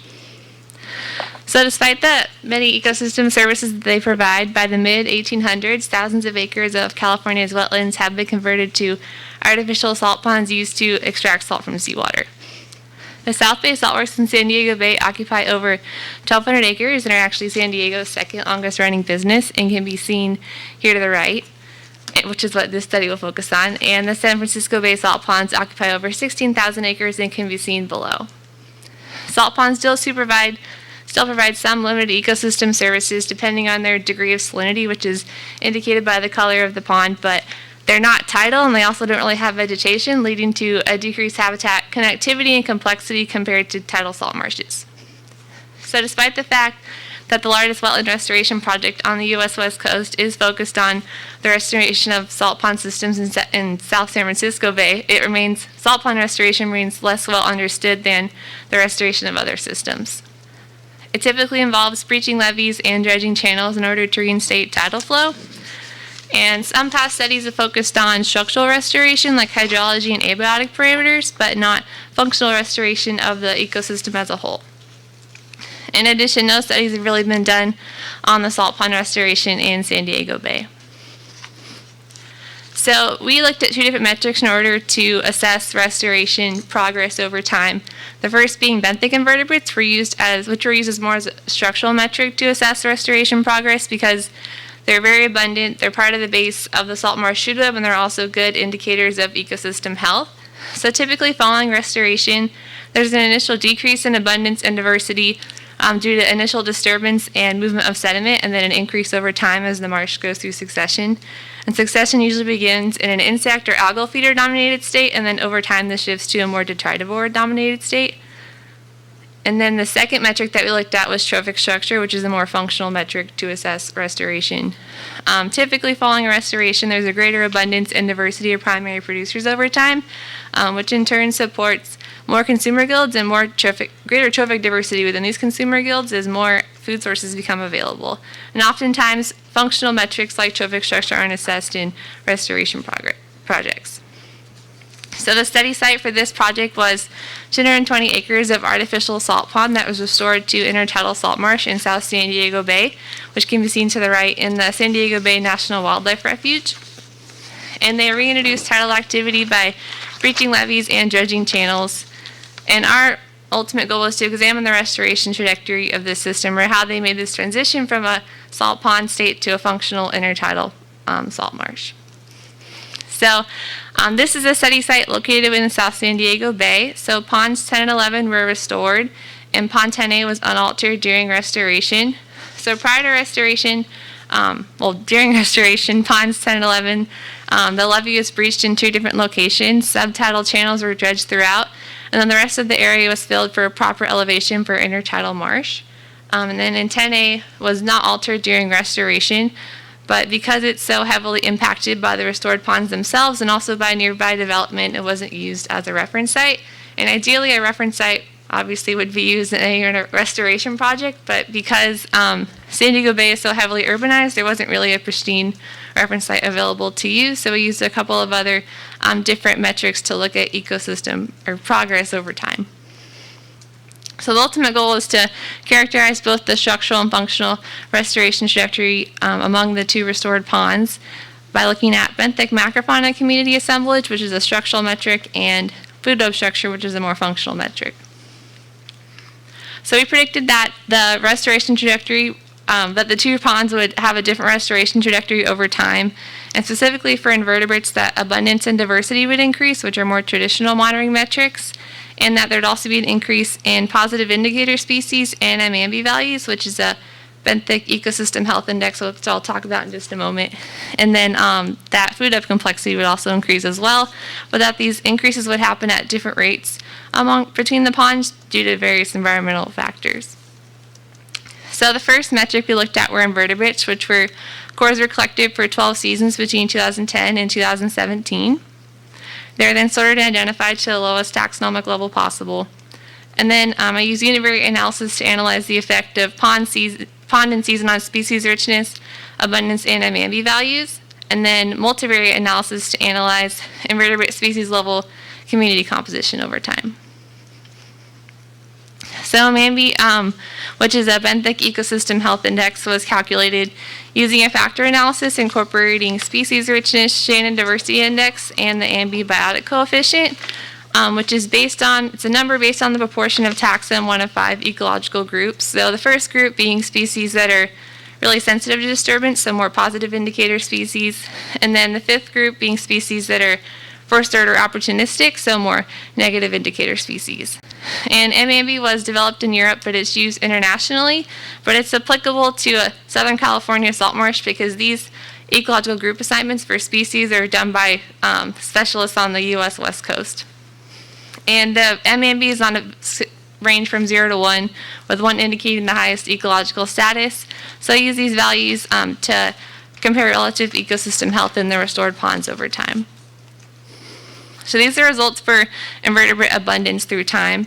So on the left is subtidal abundance, on the right is intertidal abundance with season on the x-axis and abundance on the y-axis. So prior to restoration, ponds 10 and 11, the restored ponds, were significantly higher in the black and the green. And then there's a large decrease following restoration, and then through time, all 3 ponds had similar abundances. These results are for species richness through time, which shows somewhat of a different pattern than abundance. So prior to restoration, ponds 10 and 11 were significantly higher, and then there was a large decrease following restoration, and then through time, pond 11 in the green was significantly higher than the other 2 ponds. And then these results are for MAMB values over time, which show a similar pattern to species richness, with prior to restoration, ponds 10 and 11 being higher than 10A, then there being a decrease following restoration, and then through time, pond 11 is significantly higher than the other 2 ponds. So although abundance wasn't higher in pond 11, MAB values were, so there were species present that were driving these differences. So I then used multivariate analysis to determine which species were causing this. So this is a CAP graph for species level community composition in a pre-restoration season in 2010. So on this graph, samples that have more similar abundances of similar species are closer to each other, with the vector overlay indicating species that are more common in that vector direction, the color indicating the pond. So, and I have these graphs for all seasons, but I'll just be showing a couple just to give an idea of trends through time. So ponds prior to restoration, ponds 10 and 11 are similar to each other, but different from 10A. And these differences are driven primarily by higher abundances of almost all species in 10 and 11, including negative indicator species like Capitella polychaetes and Oligochaetes. So although abundance was much higher in 10 and 11, the species present didn't necessarily indicate a positive ecosystem health. So this is a cap graph for a later post-restoration season. So in later seasons, beginning in about fall 2015, we start to see a divergence between 10 and 11, which remain different from 10A. And this difference is driven primarily by more positive indicator species in pond 11, which have an ecological group scores like Sabellid polychaetes of 1 or 2. So this is what's contributing to the higher MMB values in pond 11 in later seasons. So the second metric I looked at was trophic structure, which was analyzed over time using carbon and nitrogen stabilized tope analysis for several different trophic groups in each pond, including sediment, organic matter, primary producers, POC, and then also a couple of different invertebrate feeding groups. And trophic structure is predicted to become more complex in restored ponds through succession, as represented by an increasing trophic diversity or a larger niche space taken up in isotopic space by certain feeding groups. So food web analysis was done using a dual stabilized tope graph with carbon on the x-axis and nitrogen on the y-axis, and centroid locations were calculated in each pond during each season for all the given trophic groups. So the centroid location, just the larger green circle, is just the average location of all of the smaller samples in that pond in a given trophic group. And then the distance between centroids among ponds and also trophic diversity were calculated using a couple of different metrics within season between ponds. And then a residual permutation procedure for differences between ponds was done just to see if they were significantly different.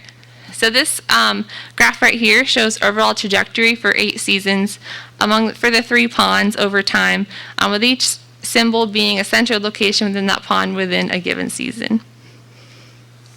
So the first group analyzed were microalgivores, in which 10A centroid locations were different from restored ponds in later seasons, and 10A's in the green, and where 10A had generally more enriched carbon-13 values and more depleted nitrogen-15 values in later seasons. And also, trophic diversity increased in pond 11 over time, so in later seasons compared to other ponds. So the next group analyzed were detritivores, in which centroid locations were different between 10A and restored ponds over time. And they were different aside for just one season. And similar to microalgivores, 10A had more enriched carbon-13 values and more depleted nitrogen-15 values. And 10A was also more diverse than restored ponds in later seasons.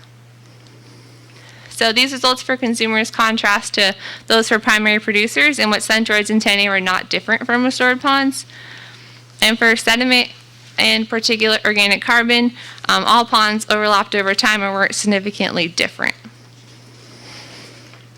So consumers in pond 10A may have occupied different stabilized tope space than restored ponds for a variety of reasons, but it's likely that there is altered resource use by consumers due to availability. Generally, marshes in early successional phases in Southern California are supported by microalgae and cyanobacteria, so consumers would have been primarily eating these due to their availability. When we collected for stabilized tope analysis, all producers were collected equally, so this wouldn't have been reflected in our results. And also it implies that bottomite processes are likely affecting food web succession in this system. And the greater diversity in pond 11 invertebrates and microalgivores in later seasons, as more food sources likely become available, indicates an increasing trophic complexity for this group in pond 11 at least. So looking at the results as a whole, we saw an increase in traditional monitoring metrics like abundance and diversity, as well as an increase in metrics that assess ecosystem quality like positive indicator species and MMB values, and then an increase in food web complexity in one trophic group in pond 11. So this somewhat quicker recovery of invertebrate communities in pond 11 are are likely due to its location. It's closer to the mouth of San Diego Bay and also has increased tidal flushing, which would facilitate colonization by invertebrates. It's also further from land development and from the mouth of a nearby river.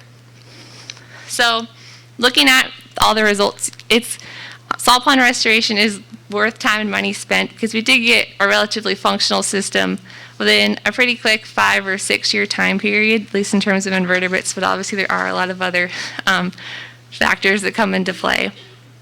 However, the outcome could obviously be different if it was coming from a hypersaline pond like the one seen below. As the ponds restored, these ponds restored 10 and 11 weren't hypersaline prior to restoration. So this study does give some insight into reference site availability and alternatives when one isn't available, like MAMB and multivariate analysis, which showed somewhat different patterns than more traditional monitoring metrics like abundance, and they also give an idea of ecosystem health over time. And also functional metrics can be used to look at the ecosystem as a whole, like food web analysis, but obviously reference sites are still ideal. So in this system, restoration remains ongoing and plant cover remains low. And obviously restoration is never a linear process, so it would definitely still benefit from continued monitoring. But that's all I have in terms of my what I'm going to present for my thesis research. But definitely had a lot of help from my committee and everyone in my lab in Long Beach and at the Tijuana River National Estuary and Research Reserve for all their help with fieldwork and lab analysis and all that. So with that, I'll take any questions. Thank you. Thank you very much. This is very familiar ground or mud. Were the shorebirds out there feeding a lot, and were they differentially feeding in those 3 ponds?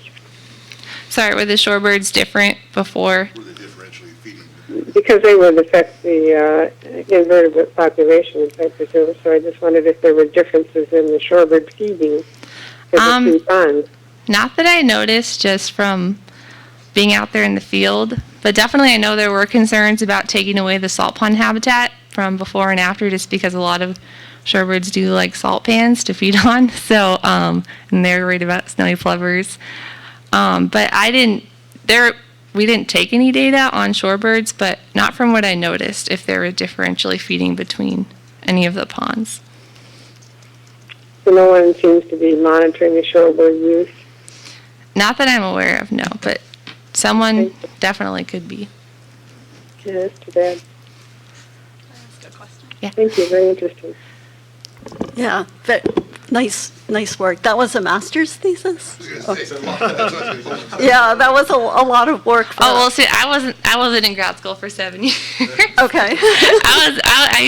I started in 2016 and defended last year, so I definitely was lucky to have past data to use. Yeah, but it was nice to be able to have that much data to analyze. There was a lot of compiling. Yeah. I'm glad you didn't have to do everything. No. So I have a question about the stable isotope work, since that's something that's kind of in my wheelhouse. So the carbon isotopes tell you something about the food that the organisms are eating, but the nitrogen isotopes actually are kind of key to telling you about the complexity of the food web, because they're telling you about how many trophic levels the organic matter is being processed over. So I was wondering, instead of doing the bivariate plots that you presented here, did you look sort of to see whether there was expansion of the nitrogen stable isotope range over the course of the restoration? Yeah, I would have liked to, because I know that obviously nitrogen can tell you what trophic level they're in, and also so there's some literature that says there's an increasing number of trophic levels as the marsh goes through succession. But unfortunately, because the data was collected over so many different seasons, there wasn't really, we didn't have any higher trophic levels. There were some fish collected, but only in the non-restored pond really throughout all the seasons. So there were no higher trophic levels than detritivores or microalgivores collected in any of the other seasons in ponds 10 and 11. So I'm assuming we would have needed to collect those to determine if there were more, if the nitrogen range was expanding, I guess. But I didn't do any analyses on determining if nitrogen ranges were smaller or larger between seasons, if that's what you're asking. Yeah, there's, I'm forgetting now because it's been many years, but there was a nice paper that looked at sort of complexity of benthic food webs using nitrogen stable isotopes and just kind of looking at how large the range was and how it changed over time. I'll try to track that down in my memory banks and send that off to you. Yeah, because I looked at I didn't explain here for time purposes, but trophic diversity was calculated by like the ellipse area within that pond on the dual stable isotope graph. So like how big of an area the samples took up. So a larger area would mean it was more diverse. But that was looking at carbon and nitrogen, not just the nitrogen. Not just the nitrogen axis. So that's interesting too. Yeah, cool. So you mentioned that they use sediment to build up the elevations? Yeah, so they did take some sediment from, at the same time they did the Chula Vista restoration, which was a different spot in San Diego Bay. I know they had taken some of that sediment to fill in some of the salt ponds. Is there much of a difference between the 10A and the others in terms of sediment characteristics? Because that also would definitely affect. Yeah, I definitely sediment size. You'd notice I didn't do any sediment size measurements, but I definitely think that just being out there, that 10 and 11 sediment seem finer, and from my experience, just when I've sorted samples, finer sediment usually has more invertebrates. So I definitely think that could have been coming into a factor. Okay, thanks, Madison. So maybe we take a 10-minute break and then we can come back and finish up. Yeah. Thanks, All right. guys. Thank Break. you.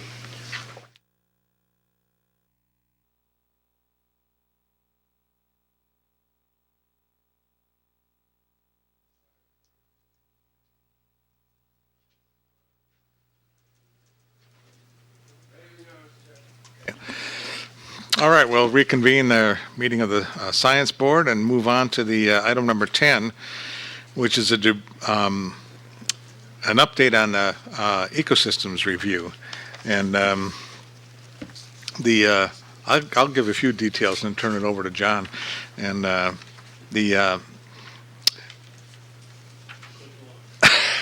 Madison is taking over part of the work that Kat did in terms of the annotated bibliography, and that I guess you're going to turn it into a Google sheet. Did you want to explain that, or?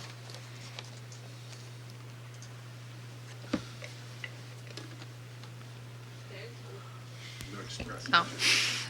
Yeah, so there is a suggestion by Joy that it be more interactive, and so that everyone on the working group would be able to edit it themselves and look at the progress of it.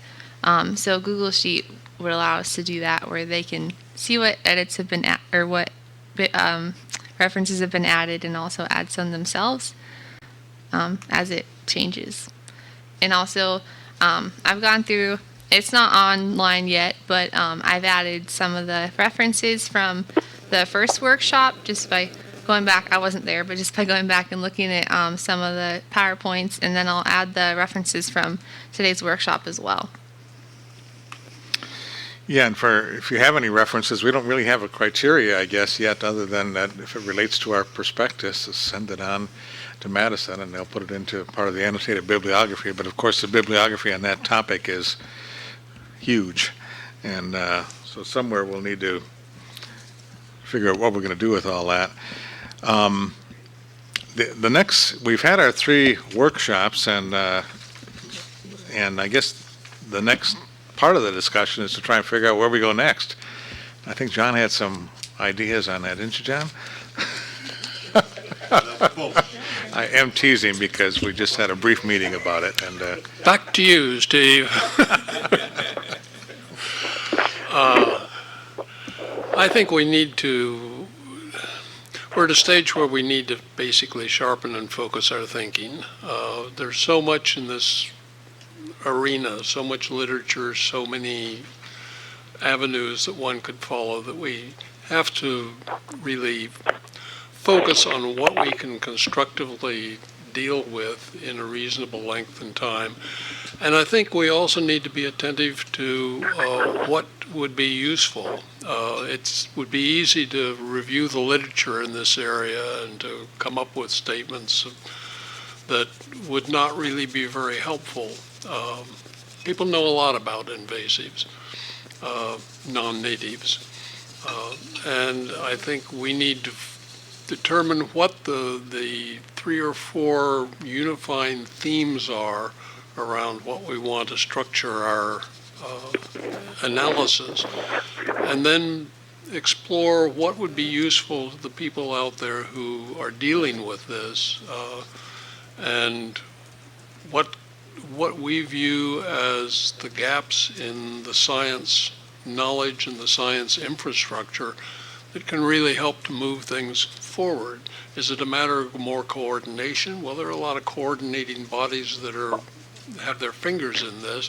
Do the coordinating bodies need in turn to be coordinated? There are questions about in a sense, the infrastructure and the management and the administration of using the science to address non-natives. But there are also the questions about what is the state of science? What are the critical questions that we really can't begin to answer? And I think this morning, some elements of that came forward, most notably the fact, not surprisingly, that every system seems to be different in terms of what it entails, and sorting through that to try to come up with some kind of broader unifying perception of what is involved, I think is the challenge. I think one of the other things that came through this morning was the overriding effect of human values in the whole arena.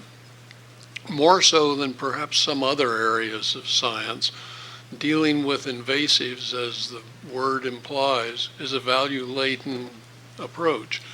And you can't ignore the fact that what is an invasive to one species is a sport fish to another person. So I think that's another thing we need to consider. This is just a rambling way of saying we don't know where we're going, but we've got some ideas. So we're more than welcome. Go ahead, Joy. It seems to me that the whole body of literature, I agree totally with John, it's just huge, and we can't expect to, or both of you said this, I think, that we can't expect to summarize it all. But the reason we are proceeding, I believe, is because we think there are things about the Delta that are unique and that are not covered elsewhere.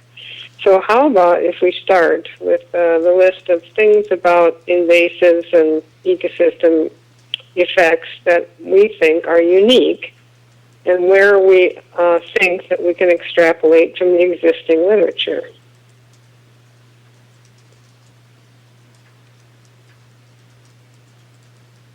And I would say that unique in major ways, not in tiny details. Would you have an example? Well, let me think for a minute. It's both a flow-through system and a tidal system with all kinds of bifurcating channels. Now, that's probably not completely unique, but it's certainly unique in the way that the water is managed. I'm thinking of ecological ways that it's unique, and I would love to steer away from a lot of those last things that John mentioned about the. I think that one thing you're drawing attention to there is the fact that you've got an interplay of physical driving forces that are, in a sense, filtering and encouraging invasives to become established. And those forces interplay in ways that are perhaps different from certainly from most terrestrial systems and most purely aquatic systems in which invasives have been studied. So in that sense, the Delta writ large is unique in terms of this interdigitation of aquatic, semi-aquatic, saline, freshwater, the various components that are all coming into play, and as I said, acting as filters or encouragers to non-native species. Yeah, so there's tons of edge between water and mud. Interdigitating, I like that. Another possible way, there's many ways to think about it. Another way to think about it is looking at it from the question of that we heard, I think, from one of the speakers this morning about the interactions between the various forces in that, and what are the drivers that are going on from which that might affect invasives. I'm going to use invasives in the broadest term, but for example, climate change we heard, but also the fact that you're dealing with flows. We heard today some examples of how different flow regulations can impact invasives. Another one might be, another force is habitat change, or particularly restoration. If you're considering restoration, how does the interplay of how's the science related to the interplay of invasives affect your decisions about restoration, success or restoration? So in both of those cases, we have predictions from the literature, but there's something different about the delta that makes it more difficult, I think. It's really a complex system. So maybe we could come up with the summary characterizations in the literature, which are other people have done, and then pull out for the delta why it wouldn't necessarily do the same thing. Why might the outcomes differ in the delta? Maybe that would help us to uncover the areas that most need study. I think that's our overall goal, isn't it?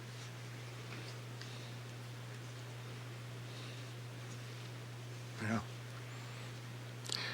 Well, we seek your rest of the board's input. In fact, we thought we would use the model we had before and turn this over to another work group that we just create and let them take it from here, since we did the workshop. So, another approach might be to try to answer the question, what would be useful to the state, to the agencies that are doing this? And I don't know that I can really answer that question.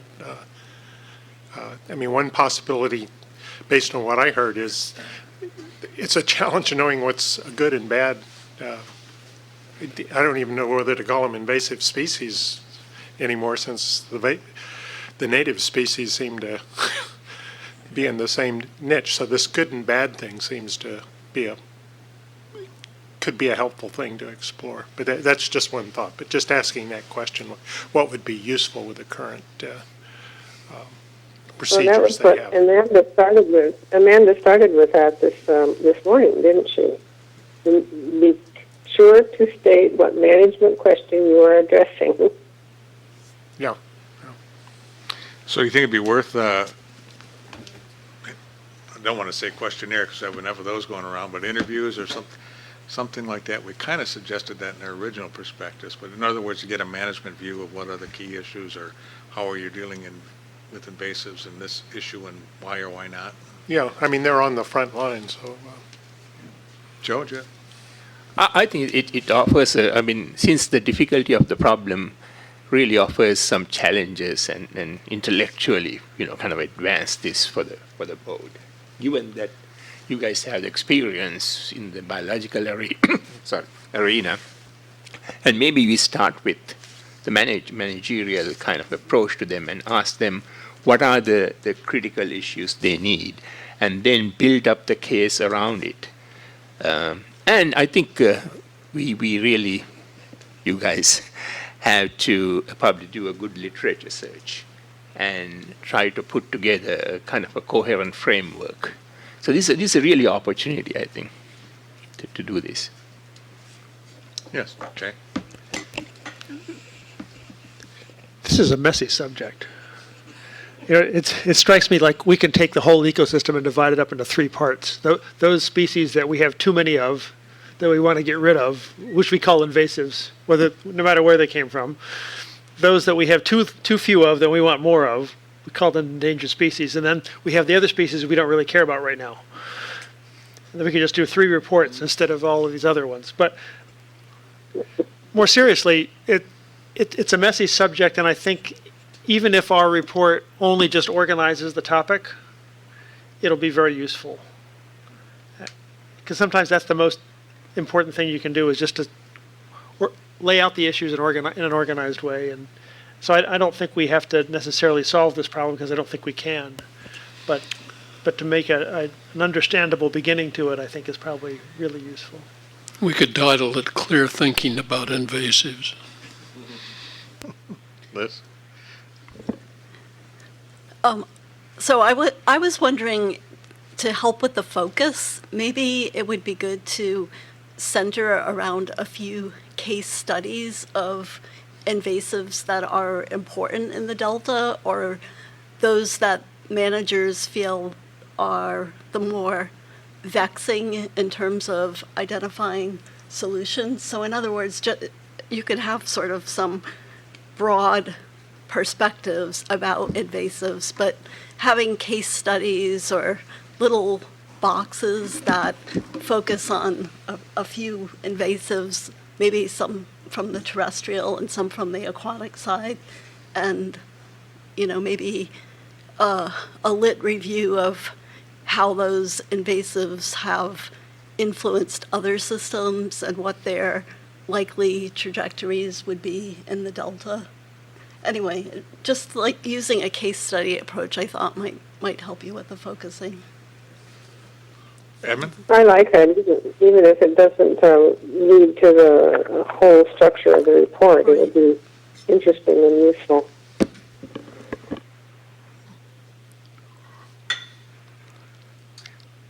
Just had a clarifying question, kind of like going back to Tom's question, kind of like what would be useful to the agencies, kind of like the needs. I was just wondering from like the Independent Science Board, what are kind of like today, where a lot of the presentations focus on science needs, whether that kind of helped address like what would be useful to the agencies, or you felt like it didn't quite get there today? Because I know like from the presentations there was like quite a few ideas of needs, and I was curious in relation to like Tom's question about what would be useful to the agencies, whether you felt like that got to it during today's workshop. I think today's workshop covered a lot of the science needs and gave examples of it from the perspective of individual invaders, individual impacts, and even ecosystem kind of alteration to make a system more or less susceptible to invasion. So I think a lot of the science sort of stuff, I think, comes more, maybe because we're scientists, comes more easily than sort of the management, what might be useful questions or useful science questions for management. What are they thinking about? We talked informally about the fact that there's, usually no specific agency responsible for invasions per se. There's agencies responsible for particular critters or particular things that invaders might impact, but not for invaders as a class of critters. So. Yeah, kind of like when you're talking to agency scientists, where there are a lot of today, sometimes those needs are based on the management needs of their agencies. That's true, because at least 3 or 4 of the panelists were, well, at least 3 of the panelists were agency people, so. Did I see another hand up here? We only have 4 members on this work group. If someone has a burning desire to join us, the door is always open, so don't twitch or I'm going to call on you.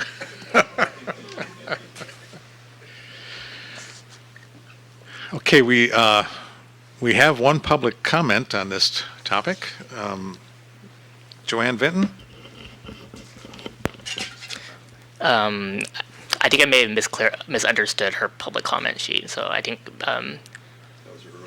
yeah. Oh, okay. Okay, good. Darn. Thought we had a solution out there. Well, I guess we'll just plan to, oh, Tom, go ahead. Oh, volunteer. No, I'm definitely not volunteering for this one. In fact, I'm going to suggest the opposite. We don't have to follow through with this. We don't have a clear path forward at this point, and we may never really get one. But I don't think we should feel obligated to do it if we don't feel like we're making a contribution. So. Yeah, I'm not ready to jump ship yet, but. No, I'm not suggesting we do that, but I do eventually. like Jay's suggestion too, as a I want to say a backup, but because we have talked in our group a lot about the different ways to look at it, and and looking at it from ecosystem perspectives and that. So I think we've come a ways in terms of restoration. So I think we can put something useful together, and how useful, I guess, is sort of the question of how useful it would be. Recall this came up from, if you look at the Delta Plan Ecosystem Chapter, it was a key topic in there. The other ones I think were restoration and I forget water quality or whatever, but we have hit those topics, and this was the one we had not yet hit as a board, and that's why we selected it, because it came right out of the Delta Plan. But yeah, I think we do have that option of abandoning ship if we want. Let's go to Dick had his hand up first, and then Joy, and then Jay. Yeah, so I want to just follow up with Tom's comment that our job is to see that the best available science is being used, and I don't think we found any evidence that it hasn't been. And a lot of our comments are, gee, this is a really special case, we need to look for special science, et cetera, et cetera, et cetera. But it may be just fine to say, yes, we think the science is okay, it's as good as it is. There are problems with the existing science given the rate of change that's taking place and the tendency to look to the past instead of, facing reconciliation ecology as perhaps an alternative. But, I don't think we need to search for problems to look for or to respond to. I think we could probably say a little bit about the organizational coordination and funding for that. Okay, Joy, and then Jay. Suggesting as a possibility that we focus on invasives in restoration of the Delta, because if there's a need for more advice about how to restore these areas, and I'm sure there is, one of the big issues is usually which invasive species one is going to attract and which ones do you want to avoid, and what would be the ultimate adaptive management approach to restoration that would teach us as we restore. So make it an adaptive restoration experiment that aims to figure out how to manage invaders.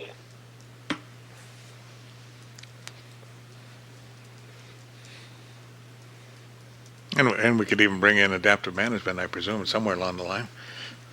Well, that's why I call it adaptive restoration. That's adaptive management in the restoration context with big field experiments. So we're talking the same thing in different words.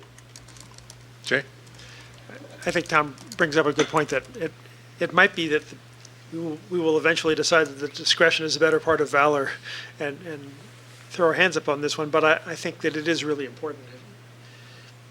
Some large percentage of the biomass, predominant percentage of the biomass in the system is non-natives or invasives, depending on what you think of them. And so we should be able to say something useful about it, even if it's just a start.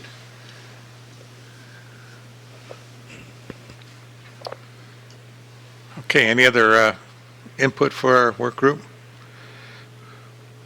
All right, we'll have it all together and sorted out by the April meeting then for you, so, in a way forward. Okay, seeing no public comment on this, go to the water supply reliability review. Jay?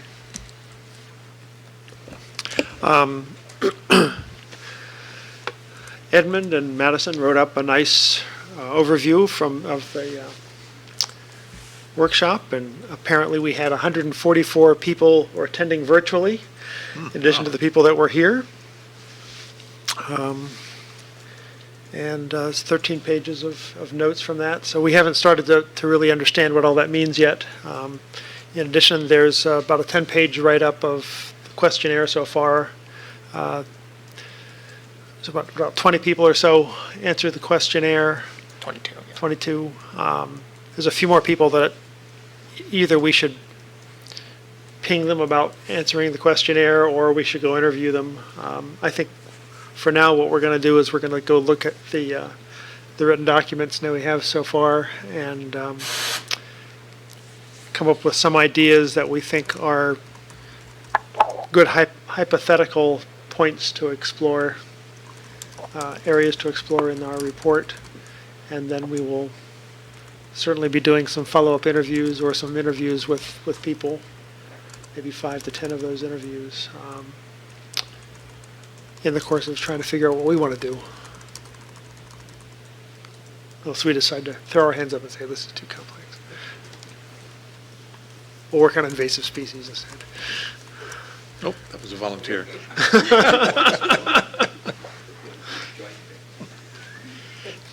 Any questions on that one? Okay, all we have left is go through the next couple of meetings. In April 4th, we'll have a teleconference. We'll get status reports of our various reviews. We'll get a report out from Tracy and Dick on the IEP directors meeting. One of the main items is we'll have our first mayor presentation, number 1, by ESSA, I believe, talking about interim lessons and maybe something about their methodology report. This will likely be over the WebEx, and I guess it'll be a test run. We don't need to be involved in the test run, do we? You guys do. We do. A test run prior to the meeting on April 4th. And then just a reminder to email Edmund if your teleconference location is going to be different than the standard one you normally have. Anything else for April? First off, I want to clarify what the test run is. It's not like a SS providing a test run of their presentation. It's a test run of the technology. Right. The only other thing is the DPIIC letter, revisiting that, kind of like the next steps for that. I think Jay was going to prepare a 1-pager, so an update on that. Yeah, it should probably be on the calendar, just Right. Yeah. Because that'll be just before DPIIC. Yeah, just a few days after. Right. But we might want to have some draft of that for people walking around to talk to DPIIC members.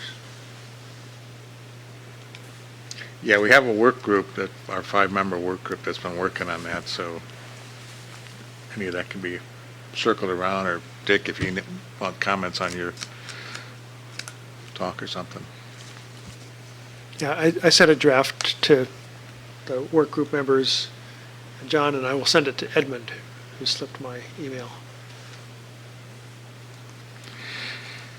The next meeting is an in-person meeting in May. Now, April 30th is the full-day mayor data discovery and scoping workshop. And Edmund, clarified it for me again. Can we all attend that? Some of us attend it. What's the latest?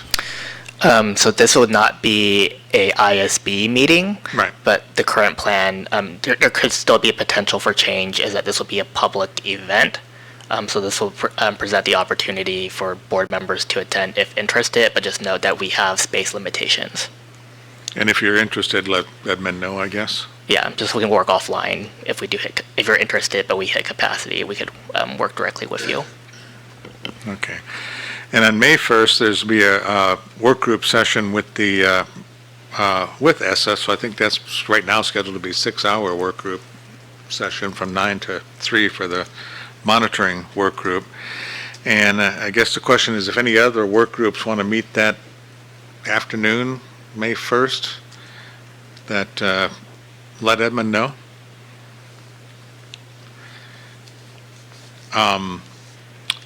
Then I guess that evening there's a joint the dinner thing, and on May 2nd we have a field trip, right? Jay, did you want to, do you know about that, or is it Edmund? I'm not sure we decided where, I didn't see your last email on it. Oh, Okay. So USGS John Burrow is available to take the ISB out on a boat tour. And Jay and I are going to be having a conference call with John Burrow to kind of work out some of the logistics and what the ISB might see. And the reason why this idea of the Central Delta boat tour came from Jay, so that's why he's our my partner in this. But from the last discussion that you guys had in January, there was an interest in visiting the Central Delta, like in the Franks Tract area and Mildred Island. But we'll be working things out with John. I did talk to John, who you guys last spoke with, I believe, back in 2016 when you guys were developing a monitoring prospectus. And this will be a good opportunity for him to actually see some of those sites that he mentioned for the flow network. So that's locked in then as a boat tour and a half day, full day? We're still working out the details, so stay tuned. Okay. But just now it looks like we're finally going to go on a boat tour. And then on May 3rd, we'll have the rest of our regular board meeting, and I guess that may be a off-site as well? Potentially. So that may be off-site, more to come on that. Yes. Off-site mean in the Delta? Is that what we're talking In the about? Delta. Yeah, okay. In the Delta. Insight. Off of this site. Insight. Liz, you have something? Well, I was just going to maybe build off something that Edmund just mentioned, but something else that we could do on the boat tour maybe would be to see some of the monitoring locations. Oh, that's a good idea. Because so we could see, where monitoring is being done and what the infrastructure is, and that would sort of tie into our monitoring review as well. Might be nice to actually see the locations rather than just see them on a map kind of thing. It might be interesting if we've been to sort of South Delta, North Delta, and the Marsh, but it'd be nice to take a Central Delta boat tour, and I'm thinking maybe around Franks Tract. And we can look at the site where they had the salinity barrier during the drought, and they have a bigger monitoring gauge stations there. Plus, there's a lot of talk about trying to do something with Franks Tract in terms of restoration. So this might be a good opportunity to. Is there an opportunity to maybe contrast Franks Tract and Mildred Island? We'll have to talk with him and see how fast his boats go. Okay. But we could probably do. It's not that. Well, They're not. his that boats are far. faster than mine. So. Yeah. All are. Yeah, that's true. That would be a nice idea. That would be fun. Especially if we can some of the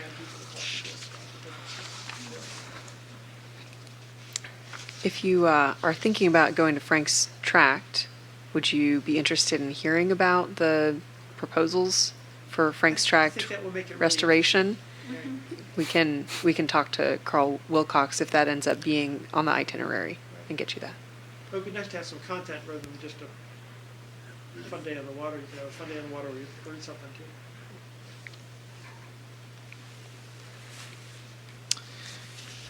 Okay, that's it for the two schedules, and so I guess we move on to item 13, which is the review of items for follow-up. Edmund?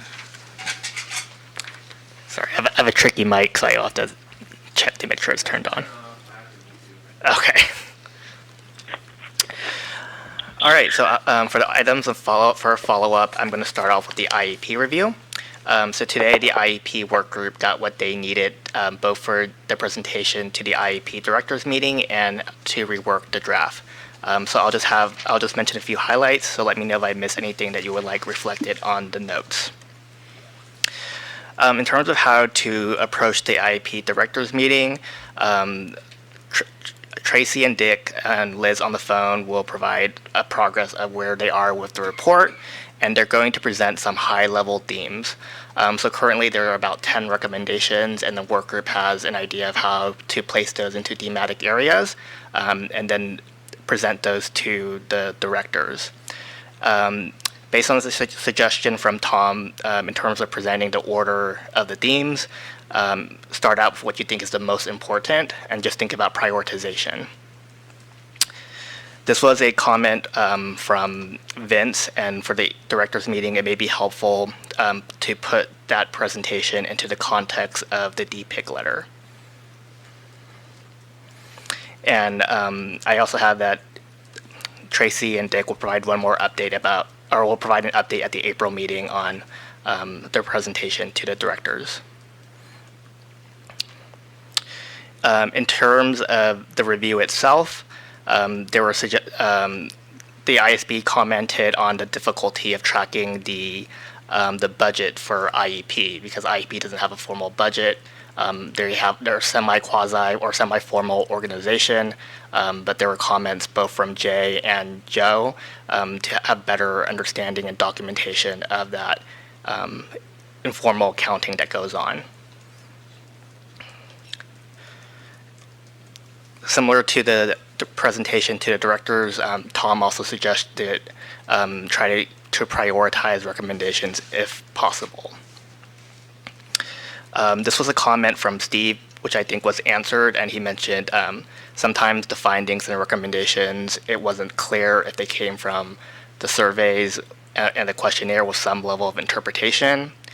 He thought it would be helpful to get some clarity on that, but Vince mentioned that pretty much all those findings and recommendations were based on deliberation from the work group and not just taken directly from the interviews.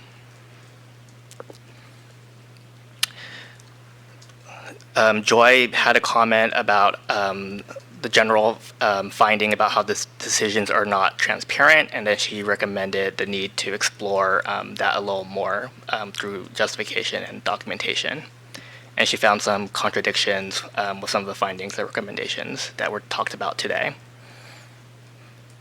And then we'll have a follow-up item or report out on where the IEP work group is with the draft at the next April meeting. But before I go on, did I miss anything major from the morning discussion item?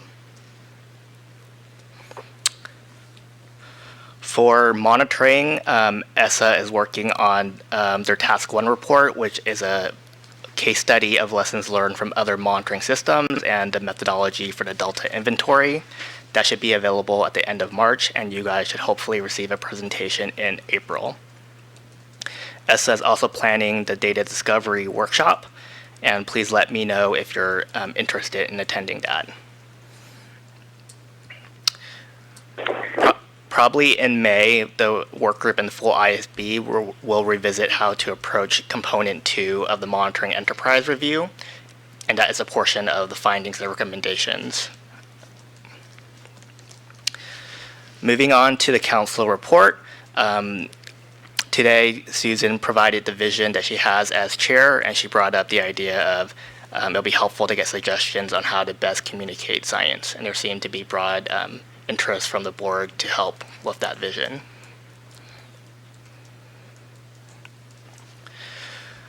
For the ISB Chairs Report, Steve mentioned that QEMF is from April 22nd to 24th, and on the last day of QEMF, there's going to be a focus on water supply reliability estimation, where Jay will cover some of the ISB's work on that. So if you're interested, please register. Moving on to the Delta Lead Scientist Report, John mentioned that the science program has revised the Delta Science Plan that will be endorsed at the upcoming council meeting in March. To help with your DPIIC presentation, he'll send that out to the full board when that is available. And on a similar note, the Delta Science Funding Initiative, Amanda will also provide the latest copy of that to also help inform the DPIIC presentation. In addition, John will send out the articles of interest that he described in his Delta Lead Scientist report, and he'll provide a draft of the Bay Delta Plan Goal Scientific Advisory Panel presentation. And the final draft for that report should be done in early April, and when that's available, John will also send it out to the full ISB. In terms of how to move forward with the DPIIC letter, I have that Dick and Jay will go to the April 8th meeting to present, and Steve may be in the audience. I may sit with him. Dick will give a variation of his presentation to the ISB from January to DPIIC, so he's going to be working on that. Jay Lunn is preparing a half-page proposal on the ask. I think he's done already. A draft. So just some general ideas so far. The idea of the ask, based on what was discussed today, was a formation of a 3 to 5 work group / committee on a plan to develop a work plan to address the recommendations, such as a science need assessment. The idea was brought up that this work group committee might have one ISB member, and there's a hope to have that work plan done by July. A work group, not a committee. Yeah, work group. I think you guys said task force in your letter. That works too. To help inform future ideas, I have that Steve was going to send everyone a copy of that Great Lakes example of a 2-day workshop. And one of the ideas that was brought up of how to approach a scientific needs assessment is through a workshop. I guess that is subject to change based on how that DPIIC work group decides to move forward. I have that John Calloway will see how much the Delta Science program can help assist the Delta ISB with the scientific needs assessment. But I think a few members wanted to be clear that the ISB wants to develop to help with intellectual development, and this effort should really be the DPIIC work group and not a science program activity. Does anyone have anything to add so far or change? For the ecosystems review, I have that Madison is working to update the annotated bibliography, which she will eventually change into a Google Sheet that will be interactive. She has added all the references from Ecosystems Workshop number 1, and will be adding the references that the presenters presented today at Ecosystems Workshop number 2. I have that the work group will continue to think about how to best move forward with this review. As John Weens, who left, mentioned, there's a huge literature out there, and he brought up the idea of focusing on the state of science and gaps. Joy brought up the idea of focusing on the unique things in the Delta and extract what is available from other systems in existing literature. I also have comments from Tom and Dick. If you guys feel like the science is sufficient for this topic, then perhaps just summarizing it and move on. And then the final suggestion from Joy was to focus on the review on invasives and restoration in the Delta, and if there is advice on the ultimate adaptive restoration approach. So I just have that the work group will continue to bounce around these ideas and report back in April.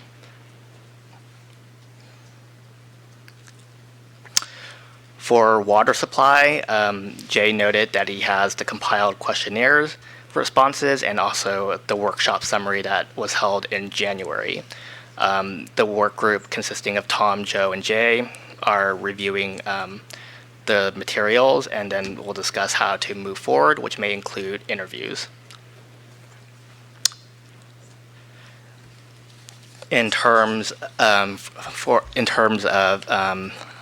follow up in field trips for May. I'm going to be working with Jay to discuss with John Burrow what to see for the Central Delta boat tour based on some of the comments we got today.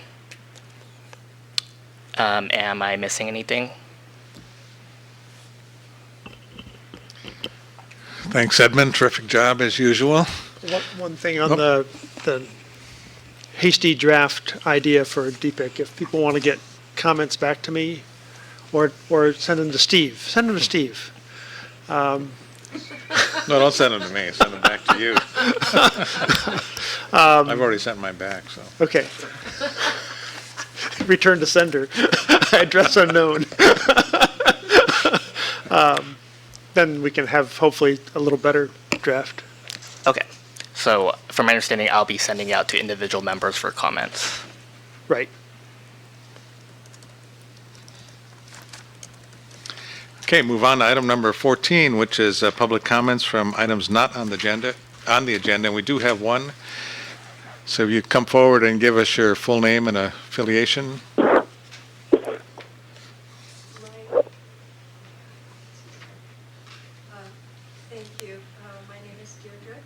Dan with California Water Research, and I know I'm standing between you and a beer, so I'll be brief. Your predecessor, the CalFed Independent Science Board, in 2007, what was BDCP asked them, what should we use for sea level rise? And they said, well, mid-range should be around 70 centimeters to a meter by 2100, but it could be up to 2 meters. We don't understand enough about ice sheet melting.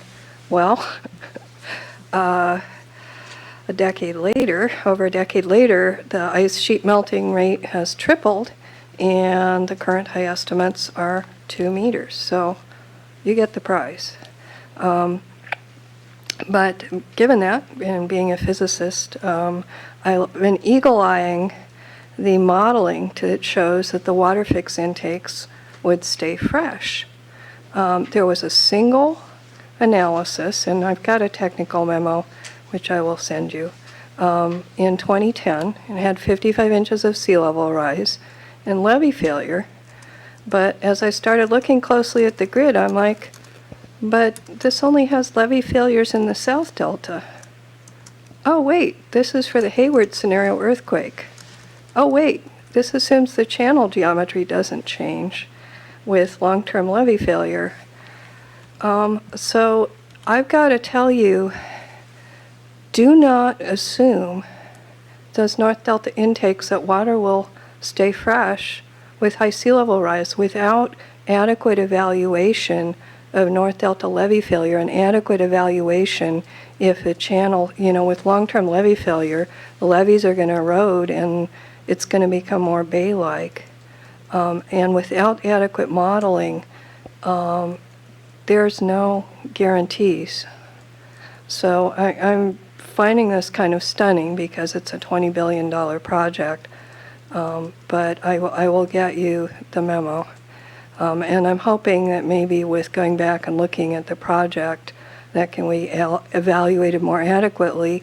And it may be the case that North Delta levees need to be protected to ensure that this facility will continue to perform. Okay, thank you. Any questions? This is just a potential example of one of the many things that we wrote a letter about. So, thank you. Yes, and thank you for your work. I mean, the Delta Independent Science Board had some very insightful comments about climate change and sea level rise. Okay, thank you. Well, that's it for the meeting. Thanks everyone for a very effective meeting, and we're done a few minutes early. Meeting adjourned.